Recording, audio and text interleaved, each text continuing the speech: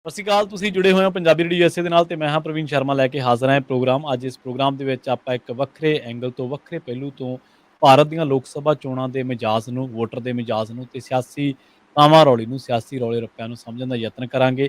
ਭਾਰਤ ਇੱਕ ਬਹੁ ਭਾਸ਼ਾਈ, ਬਹੁ ਭਾਸ਼ਾ ਵਾਲਾ ਤੇ ਬਹੁਤ ਸੱਭਿਅਤਾਵਾਂ ਵਾਲਾ ਦੇਸ਼ ਕਿਹਾ ਜਾਂਦਾ ਹੈ। ਪਰ ਹਾਲਾਂਕਿ ਆਪਾਂ ਦੇਖਦੇ ਹਾਂ ਕਿ ਉੱਥੇ ਇੱਕ ਰਾਸ਼ਟਰ, ਇੱਕ ਦੇਸ਼, ਇੱਕ ਭਾਸ਼ਾ ਵਾਲੀ ਗੱਲ ਜਿਹੜੀ ਚੱਲਦੀ ਹੈ ਸੱਤਾ ਵੱਲੋਂ। ਪਰ ਫਿਰ ਵੀ ਸਮਝਣਾ ਬੜਾ ਔਖਾ ਹੈ ਕਿਉਂਕਿ ਭਾਸ਼ਾਵਾਂ, ਬੋਲੀਆਂ, ਸਾਰਾ ਕੁਛ ਇਲਾਕੇ ਅਲੱਗ-ਅਲੱਗ ਨੇ, ਖੇਤਰੀ ਪਾਰਟੀਆਂ ਦੀ ਆਪਣੀ ਇੱਕ ਭੂਮਿਕਾ ਹੈ। ਇਸ ਸੰਬੰਧ ਦੇ ਵਿੱਚ ਲਾਜ਼ਮੀ ਹੋ ਜਾਂਦਾ ਕਿ ਉਸ ਸ਼ਖਸ ਦੇ ਨਾਲ, ਉਸ ਆਦਮੀ ਦੇ ਨਾਲ, ਕਿਸੇ ਵੀ ਜਰਨਲਿਸਟ ਦੇ ਨਾਲ ਗੱਲਬਾਤ ਕੀਤੀ ਜਾਵੇ, ਜਿਹਨੇ ਇਹਨਾਂ ਸਾਰੇ ਇਲਾਕਿਆਂ ਨੂੰ ਘੁੰਮ ਕੇ, ਫਿਰ ਕੇ ਜਾਣਿਆ ਹੋਵੇ ਤੇ ਵੋਟਰ ਦੇ ਮਿਜਾਜ਼ ਨੂੰ ਨੇੜੇ ਤੋਂ ਜਾਣਨ ਦੀ ਕੋਸ਼ਿਸ਼ ਕੀਤੀ ਹੋਵੇ। ਹਾਲਾਂਕਿ ਜੋ ਸੋਸ਼ਲ ਮੀਡੀਆ ਤੇ ਦਿਖਾਇਆ ਜਾਂਦਾ, ਜੋ ਟੀਵੀ ਤੇ ਦਿਖਾਇਆ ਜਾਂਦਾ ਹੈ ਔਰ ਸੱਤਾ ਦੇ ਬਾਰੇ ਤਾਂ ਕਿਹਾ ਜਾਂਦਾ ਕਿ ਜੋ ਦਿਖਦਾ ਉਹ ਹੁੰਦਾ ਨਹੀਂ ਤੇ ਜੋ ਹੁੰਦਾ ਉਹ ਕਦੇ ਦਿਖਦਾ ਨਹੀਂਗਾ। ਮੇਰੇ ਨਾਲ ਜੁੜ ਚੁੱਕੇ ਨੇ ਰਾਜਕਰਨਵੀਰ ਸਿੰਘ ਜੀ। ਰਾਜਕਰਨਵੀਰ ਸਿੰਘ ਜੀ, ਸਤਿ ਸ਼੍ਰੀ ਅਕਾਲ, ਸਵਾਗਤ ਹੈ ਜੀ। ਧੰਨਵਾਦ ਪ੍ਰਵੀਨ ਸ਼ਰਮਾ ਜੀ। ਜੀ। Punjabi radio USA, Punjabi TV USA ਦੇ ਵੀ ਸਾਰੇ ਹੀ ਸਤਿਕਾਰਤ ਸਰੋਤੇ ਅਤੇ ਦਰਸ਼ਕਾਂ ਨੂੰ ਜੀ ਆਇਆਂ ਨੂੰ ਪਿਆਰ ਭਰੀ ਸਤਿ ਸ਼੍ਰੀ ਅਕਾਲ। ਜੀ। ਸੋ ਬਿਲਕੁਲ ਹਾਂਜੀ। ਚੋਣਾਂ ਸਿਰ ਤੇ ਅਖੀਰਲਾ ਗੇੜ ਹੂੰ, ਹੋ ਹੂੰ। ਰਿਹਾ ਆ।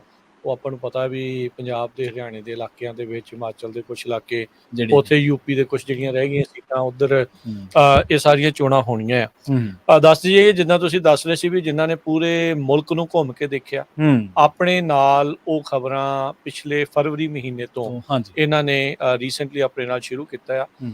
ਆ। ਫਾਰਮਰ ਪ੍ਰੋਟੈਸਟ ਦੇ ਦੌਰਾਨ ਕਹਿ ਲਓ ਵੀ ਫੇਮ ਦੇ ਵਿੱਚ ਜਾਂ ਚਰਚਾ ਦੇ ਵਿੱਚ ਆਏ, ਹਾਂਜੀ। ਜਿਹੜੀ ਗਰਾਊਂਡ ਰਿਪੋਰਟਿੰਗ ਦੇ ਲਈ ਚਰਚਾ 'ਚ ਆਏ, ਹੂੰ। ਮਨਦੀਪ ਪੂਨੀਆ, ਪੂਨੀਆ, ਹਾਂਜੀ। ਉਹਨਾਂ ਦੇ ਨਾਲ ਜਿਹੜੀ ਉਹ ਅੱਜ ਆਪਣੀ ਗੱਲਬਾਤ ਹੋਊਗੀ। ਹੂੰ। ਉਹਨਾਂ ਤੋਂ ਜਿਹੜਾ ਮੁਲਕ ਦਾ ਭ੍ਰਮਣ ਵੀ ਕਰਾਂਗੇ, ਹਾਂ, ਹਾਂ। ਘੁੰਮਾਂਗੇ ਵੀ, ਹਾਂਜੀ। ਦੇਖਾਂਗੇ ਵੀ ਕਿਹੜੇ ਇਲਾਕੇ ਦੇ ਵਿੱਚ ਕੀ ਕੁਛ ਜਿਹੜਾ ਉਹ ਚੱਲ ਰਿਹਾ। ਹੂੰ। ਬਿਯੋਂਡ ਦਾ ਹੈਡਲਾਈਨ ਦੇ ਵਿੱਚ ਉਹ ਰੋਜ਼ਾਨਾ ਆਪਣੇ ਨਾਲ ਰਿਪੋਰਟ ਵੀ ਸਾਂਝੀ ਕਰਦੇ ਆ। ਸਵੇਰੇ ਜਿਹੜੇ ਉਹ 8 ਤੋਂ 8:30 ਵਜੇ ਵਾਲੇ ਜਿਹੜੇ ਪ੍ਰੋਗਰਾਮ ਦੇ ਵਿੱਚ। ਜੀ। ਤੇ ਸਭ ਤੋਂ ਪਹਿਲਾਂ ਜੀ ਆਇਆਂ ਨੂੰ ਆਖਦੇ ਮਨਦੀਪ, ਜੀ ਆਇਆਂ ਨੂੰ ਸਵਾਗਤ ਹੈ। ਸਤਿ ਸ਼੍ਰੀ ਅਕਾਲ ਜੀ।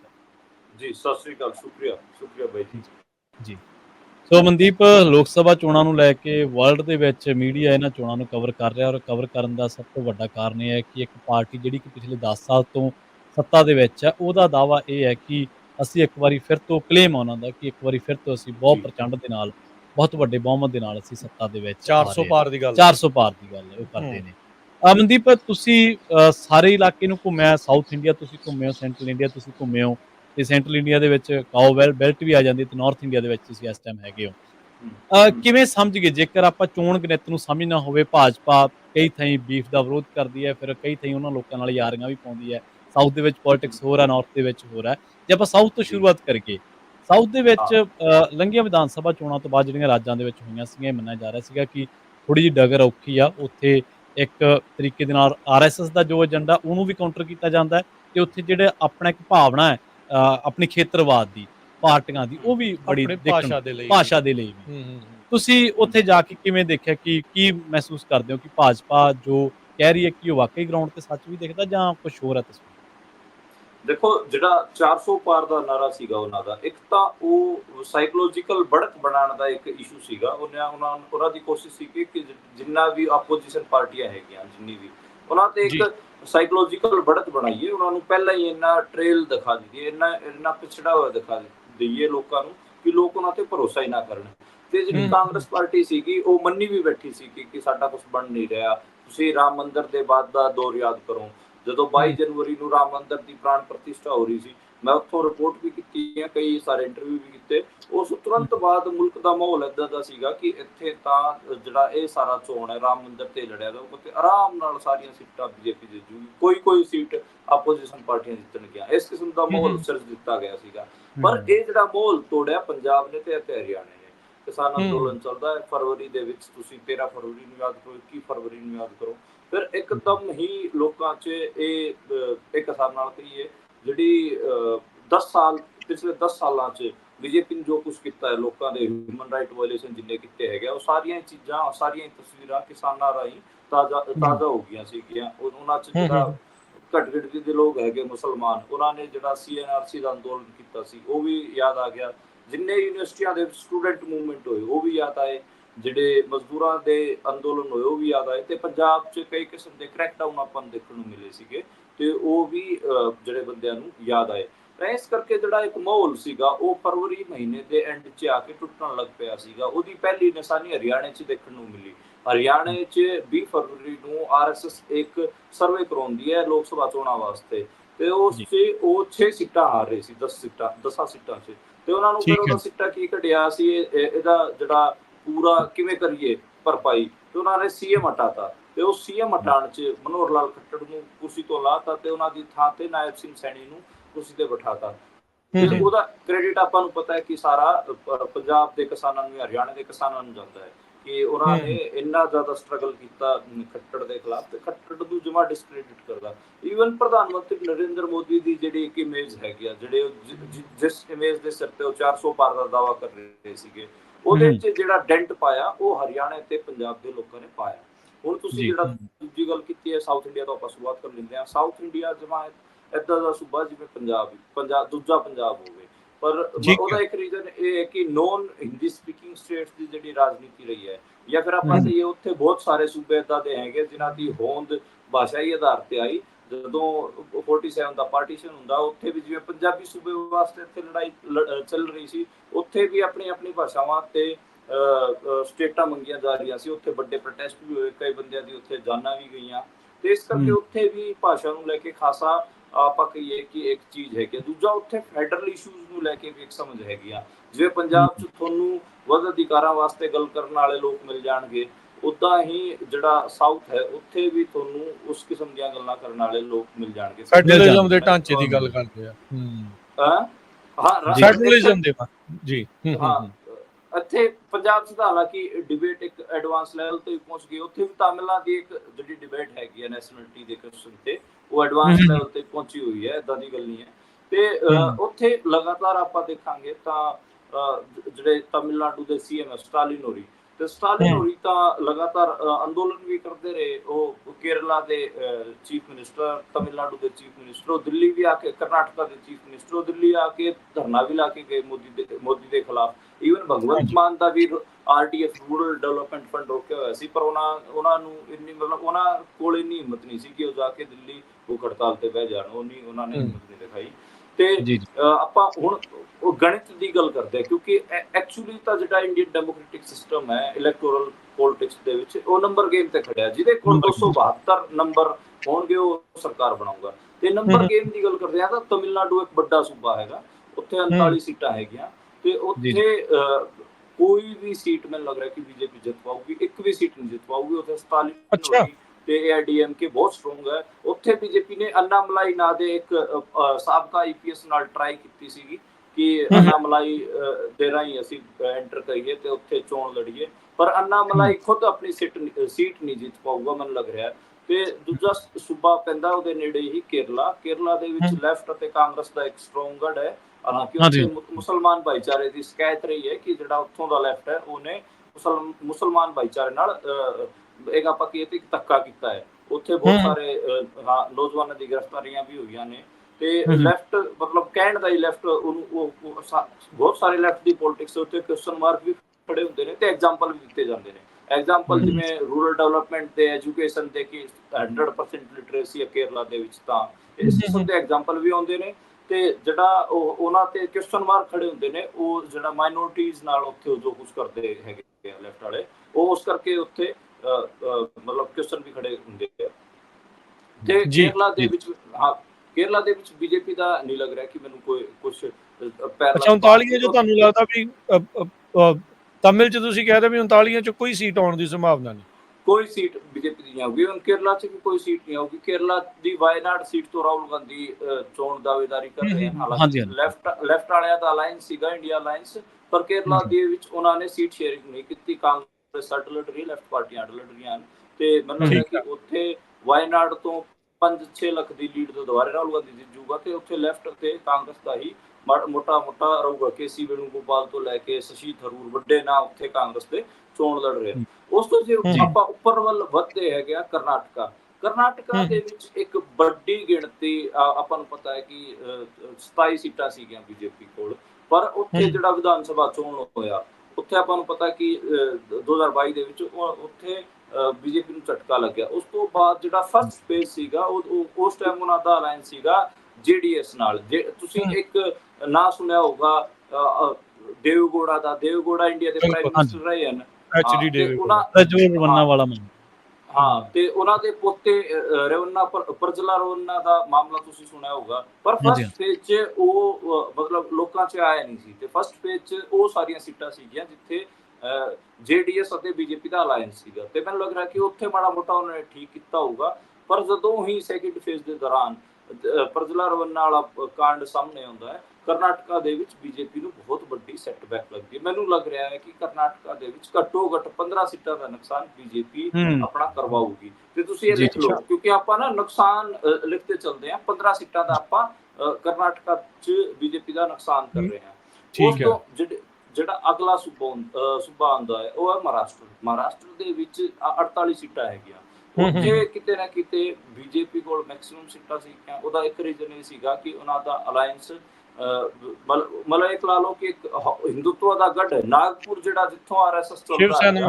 ਹੈ, ਹਾਂ ਉਹ ਮਹਾਰਾਸ਼ਟਰ 'ਚ ਹੀ ਪੈਂਦਾ ਹੈ ਤੇ ਉਹਨਾਂ ਦੀ ਪੋਲਿਟਿਕਸ ਦਾ ਗੜ ਹੈ ਉੱਥੇ। ਤੇ ਸ਼ਿਵ ਸੈਨਾ ਉਹਨਾਂ ਤੋਂ ਅੱਡ ਹੋਈ ਸੀ, ਆਪਾਂ ਨੂੰ ਪਤਾ ਵਿਧਾਨ ਸਭਾ ਚੋਣਾਂ ਦੌਰਾਨ, ਪਰ ਲੋਕ ਸਭਾ ਚੋਣਾਂ ਦੌਰਾਨ ਤਾਂ ਉਹਨਾਂ ਨਾਲ ਹੀ ਸੀ। ਵਿਧਾਨ ਸਭਾ ਚੋਣਾਂ ਦੌਰਾਨ ਉਹ ਅੱਡ ਹੋਈ ਤੇ ਉਸ ਤੋਂ ਬਾਅਦ ਉद्धਵ ਠਾਕਰੇ ਨੇ ਕਾਂਗਰਸ ਦੀ ਮਦਦ ਨਾਲ ਸਰਕਾਰ ਬਣਾਈ ਉੱਥੇ, ਤੇ ਸ਼ਰਦ ਪਵਾਰ ਵੀ ਸ਼ਾਮਿਲ ਹੋਏ NCP ਵਾਲੇ। ਪਰ ਉੱਥੇ ਉਹਨਾਂ ਨੇ ਸ਼ਰਦ ਪਵਾਰ ਦੀ ਪਾਰਟੀ ਦੇ ਅਤੇ ਸ਼ਿਵ ਸੈਨਾ ਦੇ ਦੋ ਟੋਟੇ ਕਰਾਤੇ। ਏਕਨਾਥ ਸਿੰਘ ਦੇ ਅੱਡ ਹੋਏ ਉद्धਵ ਠਾਕਰੇ ਹੋਣਾ ਤੋਂ, ਤੇ ਏਦਾਂ ਹੀ ਸ਼ਰਦ ਪਵਾਰ ਤੋਂ ਉਹਨਾਂ ਦੇ ਭਤੀਜੇ ਅਜੀਤ ਪਵਾਰ ਅੱਡ ਹੋਏ। ਤੇ ਉਹ ਅੱਜ ਦੇ ਟਾਈਮ ਜਿਹੜੀ NDA ਉੱਥੇ ਫੋਰਮ ਹੋਈ ਹੈ, ਮਤਲਬ ਜਿਹੜੀ BJP ਵਾਲੇ ਅਲਾਇੰਸ ਗਰੁੱਪ ਹੈਗੇ ਆ, ਉਹ ਏਕਨਾਥ ਸਿੰਘ ਦੇ plus Ajit Pawar plus BJP ਉੱਤੇ ਚੋਣ ਲੜ ਰਹੀ ਹੈ।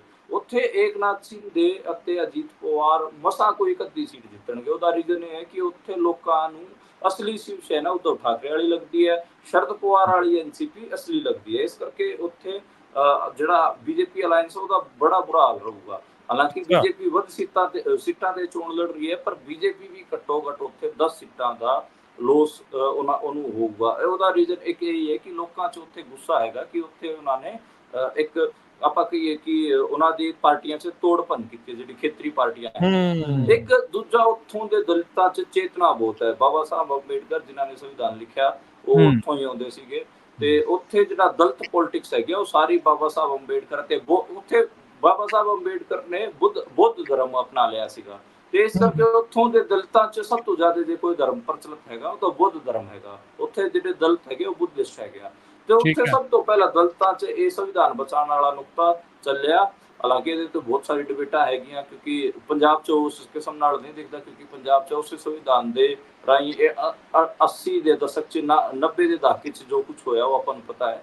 ਪਰ ਮਹਾਰਾਸ਼ਟਰ ਦੇ ਦਲਿਤਾਂ 'ਚ ਇਹਦੀ ਚੇਤਨਾ ਹੈਗੀ ਕਿ ਉਹਨਾਂ ਨੂੰ ਜਿੰਨੇ ਵੀ ਰਾਈਟ ਮਿਲੇ ਹੈ ਉਹ ਇਸ ਸੰਵਿਧਾਨ ਕਰਕੇ ਮਿਲੇ। ਤੇ ਉੱਥੇ ਸਭ ਤੋਂ ਪਹਿਲਾਂ ਉਹ ਦਲਿਤਾਂ 'ਚ ਸੰਵਿਧਾਨ ਬਚਾਉਣ ਦੀ, ਰਿਜ਼ਰਵੇਸ਼ਨ ਬਚਾਉਣ ਦੀ ਲੜਾਈ ਸ਼ੁਰੂ ਹੁੰਦੀ ਹੈ, ਤੇ ਉਹਦਾ ਅਸਰ ਵੀ ਆਪਾਂ ਨੂੰ ਮਹਾਰਾਸ਼ਟਰ ਪੋਲਿਟਿਕਸ ਦੇ ਵਿੱਚ ਦੇਖਣ ਨੂੰ ਮਿਲੂਗਾ। ਹਾਲਾਂਕਿ ਜਿਹੜਾ ਇੰਡੀਆ ਅਲਾਇੰਸ ਸੀਗਾ ਉਹ ਜਿਹੜਾ ਮਹਾਦਲਿਤ ਵਿਕਾਸ ਅਘਾੜੀ ਜਿਹੜਾ ਸੰਗਠਨ ਸੀ ਉਹਨਾਂ ਨਾਲ ਅਲਾਇੰਸ ਨਹੀਂ ਕਰ ਸਕਿਆ, ਪਰ ਫਿਰ ਵੀ ਇੱਕ ਵੱਡਾ ਹਿੱਸਾ ਜਿਹੜਾ ਇੰਡੀਆ ਅਲਾਇੰਸ ਨੂੰ ਵੋਟਾਂ ਦਾ ਦਲਿਤਾਂ ਦਾ ਖਿੱਚਿਆ ਜਾਊਗਾ। ਤੇ ਉੱਥੇ ਮੈਂ ਜਿਵੇਂ ਪਹਿਲਾਂ ਕਿਹਾ ਜਿਹੜੇ 24 ਸੀਟਾਂ ਤੇ ਜੇ ਆਪਾਂ ਸਿੱਧੀ ਫਾਈਟ ਮੰਨੀਏ ਜਿਹੜੇ ਅਲਾਇੰਸ ਵਾਲੇ ਜਿਹੜੇ ਜਿੰਨੇ ਵੀ ਹੈਗੇ ਆ ਏਕਨਾਥ ਸਿੰਘ ਦੇ ਪਲੱਸ ਅਜੀਤ ਪਵਾਰ, ਤੇ ਉੱਥੇ ਘੱਟੋ ਘੱਟ 14 ਤੋਂ 15 ਸੀਟਾਂ ਦਾ ਨੁਕਸਾਨ ਜਿਹੜੇ ਅਲਾਇੰਸ ਗਰੁੱਪ ਨਾਲ ਇੰਡੀਆ ਅਲਾਇੰਸ ਦੀ ਲੜਾਈ ਹੈਗੀ ਆ ਉੱਥੇ ਉਹਨਾਂ ਨੂੰ ਹੁੰਦਾ ਦਿਖ ਰਿਹਾ। BJP ਦੀ ਘੱਟੋ ਘੱਟ ਆਪਾਂ 10 ਸੀਟਾਂ ਦਾ ਨੁਕਸਾਨ ਆਪਾਂ ਮੰਨ ਰਹੇ ਹਾਂ। ਤੇ ਇਸ ਨੰਬਰ ਨੂੰ ਤੁਸੀਂ ਜੇ ਆਪਾਂ ਕੰਜ਼ਰਵੇਟਿਵ ਪੀਰੀਅਡ ਤਾਂ ਇਹਨੂੰ 20 ਦਾ ਰੱਖ ਕੇ ਚੱਲੋ ਕਿ 20 ਸੀਟਾਂ ਦਾ ਨੁਕਸਾਨ ਉੱਥੇ ਘੱਟੋ ਘੱਟ ਮਤਲਬ BJP ਅਤੇ ਅਲਾਇੰਸ ਗਰੁੱਪ ਨੂੰ ਹੋ ਸਕਦਾ ਹੈਗਾ। 15 ਦਾ ਤੁਸੀਂ ਕਰਨਾਟਕਾ 'ਚ ਕਹਿੰਦੇ ਆ ਤੇ ਮਹਾਰਾਸ਼ਟਰ 'ਚ 20 ਸੀਟਾਂ ਦਾ ਤੁਸੀਂ ਕਹਿ ਰਹੇ ਆ ਨੁਕਸਾਨ ਕਹਿੰਦੇ ਆ। ਪਰ ਹੁਣ ਕੁਝ ਏਦਾਂ ਦੇ ਸੂਬੇ ਵੀ ਹੈਗੇ ਆ ਸਾਊਥ 'ਚ ਜਿੱਥੇ BJP ਗਰੋ ਕਰੂਗੀ। ਉਹ ਇੱਕ ਸੂਬਾ ਹੈਗਾ ਜੇ ਆਪਾਂ ਗੱਲ ਕਰੀਏ ਤੇ ਉੜੀਸਾ ਦਾ। ਉੜੀਸਾ ਦੇ ਵਿੱਚ BJP ਦੇ ਪੈਰ ਬੀਜੂ ਜਨਤਾ ਦਲ ਨੇ ਕਦੇ ਲੱਗਣ ਨਹੀਂ ਦਿੱਤੇ ਸੀਗੇ, ਪਰ ਇਸ ਵਾਰ ਉਹਨਾਂ ਨੇ ਜਿਹੜਾ ਇਲੈਕਸ਼ਨ ਹੈ ਉਹ ਬੀਜੂ ਜਨਤਾ ਦਲ ਯਾਨੀ ਕਿ ਨਵੀਨ ਪਟਨਾਇਕ ਦੇ ਖਿਲਾਫ ਹੋ ਕੇ ਲੜਿਆ।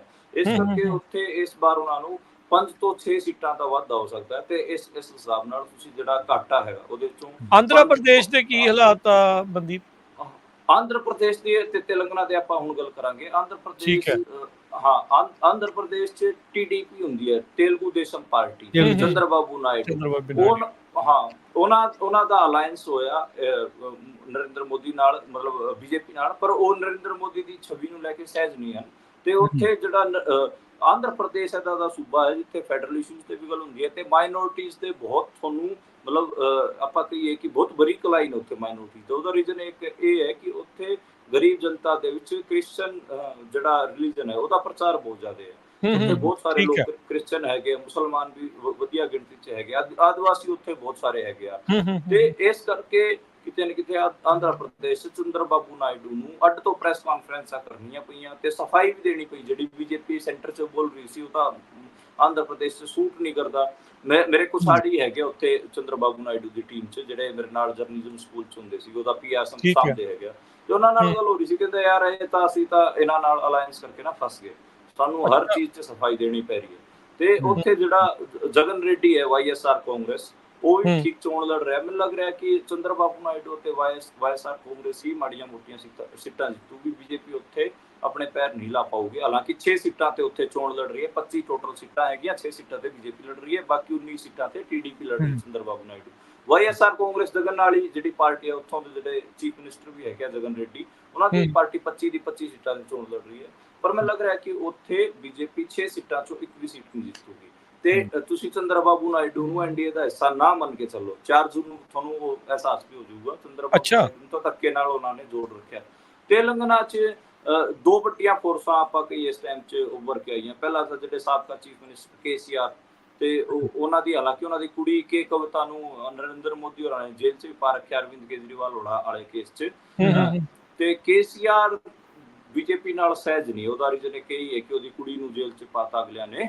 ਤੇ ਦੂਜਾ ਧੜਾ ਕਾਂਗਰਸ ਦਾ ਹੈ। ਕਾਂਗਰਸ ਅੱਜ ਦੇ ਟਾਈਮ ਮੌਕੇ ਤੇ ਸਰਕਾਰ ਚਲਾ ਰਹੀ ਹੈ ਤੇ ਆਪਾਂ ਕਹੀਏ ਕਿ ਜਿਹੜਾ ਰੇਵੰਤ ਰੈੱਡੀ ਹੈ, ਰੇਵੰਤ ਰੈੱਡੀ ਉੱਥੇ ਠੀਕ ਠਾਕ ਕ੍ਰੈਡੀਬਿਲਿਟੀ ਗੇਨ ਕਰ ਰੱਖਿਆ। ਮਤਲਬ ਤੇਲੰਗਾਨਾ ਦਾ ਸਟੇਟ ਹੈ ਜਿੱਥੇ ਕਾਂਗਰਸ ਘੱਟੋ ਘੱਟ 10 ਸੀਟਾਂ ਤੇ ਰਾਈਜ਼ ਕਰੂਗੀ।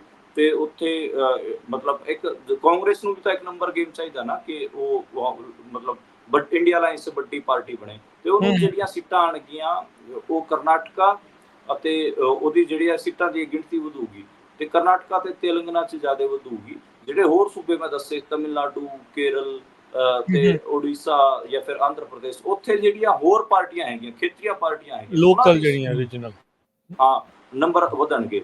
ਤਾਂ ਇਹ ਮੋਟਾ ਮੋਟਾ ਰਹੂਗਾ ਤੇ ਸਾਊਥ ਮੇਰੇ ਹਿਸਾਬ ਨਾਲ ਇਹ ਸਾਰਾ ਕਵਰ ਹੀ ਕਰ ਦਿੰਦਾ ਹੈ। ਗੋਆ ਰਹਿ ਗਿਆ, ਗੋਆ ਦੀਆਂ ਮਾੜੀਆਂ ਮੋਟੀਆਂ ਸੀਟਾਂ ਹੈਗੀਆਂ। ਓਵੈਸੀ ਵੀ ਜਿਹੜਾ ਉਹ ਤੇਲੰਗਾਨਾ ਹੈਦਰਾਬਾਦ ਵਾਲੀ ਪਾਸ ਜਿੱਤ ਜੂਗਾ। ਹਾਂ, ਉਹਦੇ ਉੱਥੇ ਜਿਹੜਾ ਬੀਜੇਪੀ ਦੀ ਨਵਨੀਤ ਰਾਣਾ ਹੋ ਰਹੇ ਸੀਗੇ, ਜਿਹੜੀ ਉਹ ਮਹਿਲਾ ਦੀ ਵੀਡੀਓਜ਼ ਵੀ ਦੇਖਿਆ, ਉਹ ਮਸਜਿਦ ਤੇ ਐ ਤੀਰ ਚਲਾਉਂਦੀ ਸੀਗੀ ਮਸਜਿਦ ਤੇ ਉਹਦੇ ਬਹੁਤ ਗਲਤ ਮੈਸੇਜ ਗਏ ਹੈਗੇ ਆ। ਸਾਊਥ ਦੇ ਵਿੱਚ ਜਿਹੜਾ ਇਹ ਕਮਿਊਨਲਾਈਜੇਸ਼ਨ ਹੈਗਾ, ਜਿਹਨੂੰ ਆਪਾਂ ਕਹੀਏ ਕਿ ਫਿਰਕਾ ਪ੍ਰਸਤੀ ਹੈਗੀ ਆ, ਬਹੁਗਿਣਤੀ ਦੀ ਫਿਰਕਾ ਪ੍ਰਸਤੀ ਸਾਊਥ 'ਚ ਉਸ ਹਿਸਾਬ ਨਾਲ ਨਹੀਂ ਚੱਲਦੀ ਜਿਵੇਂ ਨਾਰਥ ਇੰਡੀਆ 'ਚ ਚੱਲ ਜਾਂਦੀ ਹੈ, ਜਿਹਦਾ ਕਾਓ ਬੈਲਟ ਦੇ ਵਿੱਚ ਜਿੱਥੇ ਜ਼ਿਆਦਾ ਚੱਲਦੀ ਹੈ। ਅੱਛਾ, ਇੱਥੇ ਜਿਹੜੀ ਮਨਦੀਪ ਆਪਾਂ ਤੇਲੰਗਾਨਾ ਦੀ ਗੱਲ ਕਰ ਰਹੇ ਸੀ, ਇੱਥੇ ਇੱਕ ਜਸੂਸੀ ਕਾਂਡ ਵਾਪਰਿਆ, ਉਹਦਾ ਵੀ ਇਹਦੇ ਤੇ KCR ਰਾਓ ਤੇ ਕੋਈ ਪੈ ਸਕਦਾ ਸਰ? ਹਾਂ, ਦੇਖੋ ਅਸਰ ਤਾਂ ਪਊਗਾ KCR ਰਾਓ ਤੇ। KCR ਰਾਓ ਦਾ ਅਸਲ 'ਚ 10 ਸਾਲ ਉਹਨੇ ਸਰਕਾਰ ਚਲਾਈ ਹੈ ਤੇ KCR ਰਾਓ ਜਿਹੜਾ ਤੇਲੰਗਾਨਾ ਦਾ ਪੂਰਾ ਮੂਵਮੈਂਟ ਸੀਗਾ ਉਹਦਾ ਇੱਕ ਆਗੂ ਵੀ ਰਿਹਾ ਹੈ। KCR ਰਾਓ ਨੇ ਸਰਕਾਰ ਉਦਾਂ ਤਾਂ ਠੀਕ ਚਲਾਈ ਹੈ, ਪਰ ਉਹਦੇ 'ਚ ਮਤਲਬ ਇਹ ਸੀਗਾ ਉਹਨੇ ਸਖਤੀ ਬਾਹਲੀ ਕੀਤੀ ਹੈ ਲੋਕਾਂ ਨਾਲ ਉੱਥੇ, ਤੇ ਅਲੱਗ-ਅਲੱਗ ਕਿਸਮ ਦੇ ਆਂਧਰਾ ਪ੍ਰਦੇਸ਼ ਦੀ ਅਤੇ ਤੇਲੰਗਾਨਾ ਦੀ ਜਿਹੜੀ ਪੁਲਿਸ ਹੈ ਉਹ ਆਪਣੇ ਇੰਟੈਲੀਜੈਂਸ, ਕਿਉਂਕਿ ਉੱਥੇ ਨਾ ਮੂਵਮੈਂਟ ਰਿਹਾ ਲੈਫਟ ਦਾ, ਜਿਹੜਾ ਮਾਓਇਸਟ ਮੂਵਮੈਂਟ ਜਿਹਨੂੰ ਆਪਾਂ ਕਹਿੰਦੇ ਆ, ਹਥਿਆਰਬੰਦ ਜਿਹੜਾ ਮੂਵਮੈਂਟ ਰਿਹਾ, ਇਸ ਕਰਕੇ ਉੱਥੋਂ ਦੀ ਜਿਹੜੀ ਪੁਲਿਸ ਹੈਗੀ ਆ ਉਹ ਸਭ ਤੋਂ ਇਸ ਮਾਮਲੇ 'ਚ ਉਹ ਮੰਨੀ ਜਾਂਦੀ ਹੈ ਕਿ ਉਹ ਹਰੇਕ ਥਾਂ ਤੇ ਨਜ਼ਰ ਰੱਖਦੀ ਹੈ। ਪੰਜਾਬ ਤੱਕ ਆਂਧਰਾ ਪ੍ਰਦੇਸ਼ ਪੁਲਿਸ ਅਤੇ ਤੇਲੰਗਾਨਾ ਪੁਲਿਸ ਹੁੰਦੀ ਹੈਗੀ ਆ ਲੋਕਾਂ ਦੀ ਰੇਕੀ ਕਰਨ ਵਾਸਤੇ ਕਿ ਇੱਥੇ ਤਾਂ ਕੋਈ ਉਸ ਮੂਵਮੈਂਟ ਨਾਲ ਜੁੜੇ ਲੋਕ ਨਹੀਂ ਹੈ। ਤੇ ਉਹ ਜਦੋਂ ਕਿਸਾਨ ਅੰਦੋਲਨ ਚੱਲ ਰਿਹਾ ਸੀ ਉਸ 'ਚ ਵੀ ਆਂਧਰਾ ਪ੍ਰਦੇਸ਼ ਪੁਲਿਸ ਅਤੇ ਤੇਲੰਗਾਨਾ ਪੁਲਿਸ ਫਿਰਦੀ ਸੀਗੀ, ਜਿੰਨੀ ਪੰਜਾਬ ਪੁਲਿਸ ਨਹੀਂ ਫਿਰਦੀ ਸੀ ਜਿੰਨੀ ਉਹ ਫਿਰਦੀ ਸੀ। ਤਾਂ ਉਹਦਾ ਬਾਹਲੇ ਡਰਦੇ ਨੇ ਇਸ ਮਾਮਲੇ ਤੋਂ। ਤੇ ਇਹ ਸਾਊਥ ਇੰਡੀਆ ਦੇ ਵਿੱਚ ਆਪਾਂ ਨੂੰ ਜੇ ਸੰਭਵ ਕਰਨਾ ਹੋਵੇ ਸਾਰੇ ਚੀਜ਼ਾਂ ਨੂੰ, ਤੇ ਸਾਊਥ ਇੰਡੀਆ ਦੇ ਵਿੱਚ ਮੈਨੂੰ ਨਹੀਂ ਲੱਗ ਰਿਹਾ ਕਿ ਬੀਜੇਪੀ ਆਪਣੇ ਪੈਰ ਜਮਾ ਪਾਊਗੀ। ਉਹਨੂੰ ਜਿੰਨਾ ਕਿ ਤੁਸੀਂ ਦੱਸਿਆ ਵੀ ਓਵਰਆਲ 30 ਸੀਟਾਂ ਲੂਜ਼ ਕਰ ਰਹੇ ਆ ਸਾਊਥ ਦੇ ਵਿੱਚ ਕਿ ਜ਼ਿਆਦਾ? 30 ਸੀਟਾਂ ਲੂਜ਼ ਕਰ ਰਹੇ ਹਨ ਤੇ 5 ਸੀਟਾਂ ਉੜੀਸਾ 'ਚ ਗੇਨ ਕਰ ਰਹੇ ਹਨ ਮੈਨੂੰ ਲੱਗ ਰਿਹਾ। ਤੇ ਜਿਹੜੀ ਇੰਡੀਆ ਅਲਾਈਅੰਸ ਆ ਉਹਦੀ ਕੋਈ ਸੰਭਾਵਨਾ ਹੈ, ਜਾਂ ਉਹ ਅਲਾਈਅੰਸ ਦੇ ਹਿਸਾਬ ਦੇ ਨਾਲ ਕੁਝ ਪੋਜ਼ਿਟਿਵ ਉਹਨਾਂ ਦਾ ਹੈਗਾ ਹੈ, ਜਾਂ ਹਰ ਇੱਕ ਜਣਾ ਕਰਨਾਟਕਾ ਦੇ ਵਿੱਚ, ਕਰਨਾਟਕਾ ਅਤੇ ਤੇਲੰਗਾਨਾ ਦੇ ਵਿੱਚ ਕਾਂਗਰਸ ਦਾ ਪੋਜ਼ਿਟਿਵ ਹੈ। ਬਾਕੀ ਜਿਹੜੀ ਤਮਿਲਨਾਡੂ, ਕੇਰਲਾ, ਇਹ ਆਂਧਰਾ ਪ੍ਰਦੇਸ਼, ਇਹ ਤਾਂ ਜਿਹੜੇ ਸੂਬੇ ਹੈਗੇ ਉੱਥੇ ਤਾਂ ਖੇਤਰੀਆਂ ਪਾਰਟੀਆਂ, ਉਹਨਾਂ ਦਾ ਤਾਂ 4 ਜੂਨ ਦੀ ਰਾਤ ਨੂੰ ਵੀ ਪਤਾ ਲੱਗੂਗਾ ਕਿ ਉਹ ਐਨਡੀਏ 'ਚ ਜਾਣਗੇ ਜਾਂ ਫਿਰ ਇੰਡੀਆ ਅਲਾਈਅੰਸ ਨਾਲ ਜਾਣਗੇ। ਉਹਨਾਂ 'ਚ ਹਾਲਾਂਕਿ ਜਿਹੜਾ ਸਟਾਲਿਨ ਹੈ ਤਮਿਲਨਾਡੂ ਦੇ ਵਿੱਚ, ਉਹਨੇ ਕੀਤਾ ਹੋਇਆ ਕਿ ਮੈਂ ਇੰਡੀਆ ਅਲਾਈਅੰਸ ਦਾ ਹਿੱਸਾ ਹੈਗਾ, ਤੇ ਇਦਾਂ ਹੀ ਹਾਂ ਡਿਪੈਂਡ ਕਰਦਾ ਫਿਰ ਹਰ ਇੱਕ ਨੇ ਦਾ ਲਾਉਣਾ ਹੁੰਦਾ ਨਾ ਉਦੋਂ। ਹਾਂਜੀ ਬਿਲਕੁਲ ਉਸ ਟਾਈਮ ਦੇ ਉੱਤੇ। ਮਨਦੀਪ, ਮੈਂ ਇੱਕ ਹੋਰ ਥੋੜਾ ਜਿਹਾ ਫੈਕਟ ਪੜ੍ਹ ਰਿਹਾ ਸੀਗਾ ਹਿਸਟਰੀ, ਸਾਊਥ ਇੰਡੀਆ ਦੀ ਹਿਸਟਰੀ ਨੂੰ ਲੈ ਕੇ। ਆਂਧਰਾ ਪ੍ਰਦੇਸ਼, ਤਾਮਿਲਨਾਡੂ, ਕੇਰਲਾ ਦੇ ਵਿੱਚ ਕਹਿੰਦੇ ਕਿ 2019 ਦੇ ਵਿੱਚ ਜਦੋਂ ਇਹਨਾਂ ਦੀ ਪੂਰੀ ਲਹਿਰ ਸੀਗੀ, ਬਹੁਤ ਵੱਡੀ ਜਿੱਤ ਮਿਲੀ ਸੀ, ਉਦੋਂ ਵੀ ਬੀਜੇਪੀ ਨੇ ਤੇਲੰਗਾਨਾ, ਆਂਧਰਾ ਪ੍ਰਦੇਸ਼, ਤਾਮਿਲਨਾਡੂ ਤੇ ਕੇਰਲਾ ਤੇ ਕਰਨਾਟਕਾ, ਇਹਦੇ ਚ 129 ਸੀਟਾਂ ਬਣਦੀਆਂ ਜੀ ਆਪਾਂ ਇਹਨਾਂ ਨੂੰ ਜੋੜ ਲੈਂਦੇ ਹਾਂ ਸਾਰਿਆਂ ਨੂੰ। ਹਾਂਜੀ 29 ਸੀਟਾਂ ਜਿੱਤੀ ਸੀ, ਤੇ ਕਹਿੰਦੇ ਕਿ ਪਾਰਟੀ ਕੇਰਲਾ ਤੇ ਤਾਮਿਲਨਾਡੂ ਤੇ ਆਂਧਰਾ ਪ੍ਰਦੇਸ਼ ਦੇ ਵਿੱਚ ਇੱਕ ਸਿੰਗਲ ਸੀਟ ਵੀ ਨਹੀਂ ਆਈ ਸੀ ਬੀਜੇਪੀ। ਹਾਂ ਇਹ ਤਾਂ ਹੈ ਯਾਰ ਬਾਈ, ਬਹੁਤ ਔਖਾ ਉੱਥੇ ਇੱਕ ਏਦਾਂ ਦੀ ਪਾਰਟੀ ਦੇ ਪੈਰ ਲੱਗਣੇ ਜਿਹੜੇ ਕਿ ਸੈਂਟਰਲਾਈਜੇਸ਼ਨ ਦੀ ਗੱਲ ਕਰ ਰਹੀ ਹੈ, ਜਿਹੜੀ ਕਹਿ ਰਹੀ ਹੈ ਕਿ ਇੱਕ ਦੇਸ਼ ਹੋਵੇ, ਚੋਣ ਹੋਵੇ, ਜਿਹੜੀ ਕੀ ਕਹਿ ਰਹੀ ਹੈ ਕਿ ਹਿੰਦੀ ਹਿੰਦੁਸਤਾਨ ਹੋਵੇ, ਉਹ ਤਾਂ ਮਤਲਬ ਜਿਹੜਾ ਹਿੰਦੀ ਲੈਂਗੁਏਜ ਹੋਵੇ। ਹਾਂ ਤਾਂ ਇਸ ਕਰਕੇ ਉੱਥੇ ਉੱਥੇ ਤਾਂ ਇੱਕ ਟਰਮ ਹੈ ਪੋਲੀਟੀਕਲ ਸਾਇੰਸ ਦੀ, ਰਾਈਟ ਨੈਸ਼ਨਲਿਟੀਜ਼। ਦੇਖੋ ਤੁਸੀਂ, ਯਾਨੀ ਕਿ ਪੱਕੀ ਹੋਈ ਰਾਸ਼ਟਰੀਅਤਾਵਾਂ, ਜਿਨ੍ਹਾਂ ਕੋਲ ਆਪਣੀ ਲੈਂਗੁਏਜ ਹੁੰਦੀ ਹੈ, ਆਪਣਾ ਲਿਟਰੇਚਰ ਹੁੰਦਾ ਹੈ, ਆਪਣਾ ਇੱਕ ਹਿਸਾਬ ਨਾਲ ਆਪਣਾ ਪਿਛੋਕੜ ਹੁੰਦਾ, ਆਪਣਾ ਹਿਸਟਰੀ ਹੁੰਦੀ ਹੈ ਇੱਕ, ਉਹ ਰਾਈਟ ਨੈਸ਼ਨਲਿਟੀਜ਼ ਹੁੰਦੀਆਂ ਨੇ। ਉਹਨਾਂ ਨੂੰ ਕੋਈ ਦੂਜਾ ਜਿਹੜਾ ਆਪਾਂ ਕਹੀਏ ਕੋਲੋਨੀਅਲ ਮਾਈਂਡ ਸੈਟ ਤੋਂ ਆ ਕੇ ਕੋਈ ਉਹਨਾਂ ਤੇ ਜੇ ਕਬਜ਼ਾ ਕਰਨਾ ਚਾਹੂਗਾ ਤੇ ਉਹ ਰਿਐਕਟ ਕਰਨਗੇ। ਉਹੀ ਪੰਜਾਬ ਨਾਲ, ਇਸੇ ਕਰਕੇ ਪੰਜਾਬ 'ਚ ਵੀ ਨਾ ਕਿ ਪੰਜਾਬ 'ਚ ਆਪਣੀ ਬੋਲੀ ਵੀ ਹੈ, ਆਪਣਾ ਇੱਕ ਹਿਸਟਰੀ, ਆਪਣਾ ਮੁਲਕ ਰਿਹਾ ਆ, ਉਹ ਸਾਰੀਆਂ ਚੀਜ਼ਾਂ ਕਰਦਾ ਤੋਂ ਇੱਕ ਸੈਂਸ ਮਤਲਬ ਉਹ ਸਾਰਾ ਜੁੜਦਾ ਹੈ। ਇੱਥੇ ਕੋਈ ਆ ਕੇ ਕਹੂਗਾ ਕਿ ਅਸੀਂ ਪੰਜਾਬੀਆਂ ਤੇ ਰਾਜ ਕਰਾਂਗੇ, ਤੇ ਪੰਜਾਬੀ ਫਿਰ ਤੁਹਾਨੂੰ ਪਤਾ ਕਿ ਕਿਵੇਂ ਰਿਐਕਟ ਕਰਨਗੇ। ਅੱਛਾ, ਸਾਊਥ ਇੰਡੀਆ ਦੇ ਵਿੱਚ ਵੀ ਹੁੰਦਾ ਹੈ। ਤੁਸੀਂ ਨੈਸ਼ਨਲਿਸਟ ਮੂਵਮੈਂਟ ਦੀ ਵੀ ਗੱਲ ਕੀਤੀ ਸੀ, ਇਸ ਟਾਈਮ ਕਿੰਨੀ ਕੁ ਉੱਥੇ ਪ੍ਰਭਾਵ ਦੇ ਵਿੱਚ ਹੈਗੀ ਆ? ਜਿੱਦਾਂ ਹੁਣ ਆਪਾਂ ਵਨ ਨੇਸ਼ਨ ਵਨ ਲੈਂਗੁਏਜ ਜਾਂ ਵਨ ਕਰਕੇ ਬਹੁਤ ਕੁਛ ਉਹ ਕਰਦੇ ਆ। ਤੁਸੀਂ ਕਿਹਾ ਵੀ ਉਹਨਾਂ ਦੇ ਤਿੱਖੀ ਪ੍ਰਤੀਕਰਨ ਉਹਨਾਂ ਦੇ ਉਲਟ ਜਿਹੜਾ ਉਹ ਦੇਖਣ ਨੂੰ ਲੱਗਦਾ ਆ। ਕੀ ਅਜੇ ਵੀ ਰਹਿ ਕਿ ਉੱਥੇ ਉਹ ਗੱਲ ਹੈਗੀ ਆ ਵੀ ਸਾਡਾ ਆਪਣਾ ਵੱਖਰਾ ਹੋਣਾ ਚਾਹੀਦਾ ਆ, ਜਾਂ ਹੋਰ ਅਧਿਕਾਰਾਂ ਨੂੰ ਲੈ ਕੇ ਵੀ ਆਪਾਂ ਦੇਖਦੇ ਹਾਂ ਵੀ ਉਹ ਲੜਾਈ ਤਾਂ ਉਹਨਾਂ ਦੀ ਚੱਲਦੀ ਰਹਿੰਦੀ ਮਾੜੀ ਮਾੜੀ? ਫੈਡਰਲਿਜ਼ਮ ਵਾਲੇ ਕੁਐਸਚਨ ਤੇ ਹੈਗਾ ਉਹਨਾਂ ਦਾ ਜਿਆਦਾ ਫਾਈਟ ਵਿੜ ਰਹੇ ਹਨ ਉੱਥੇ ਨਾ।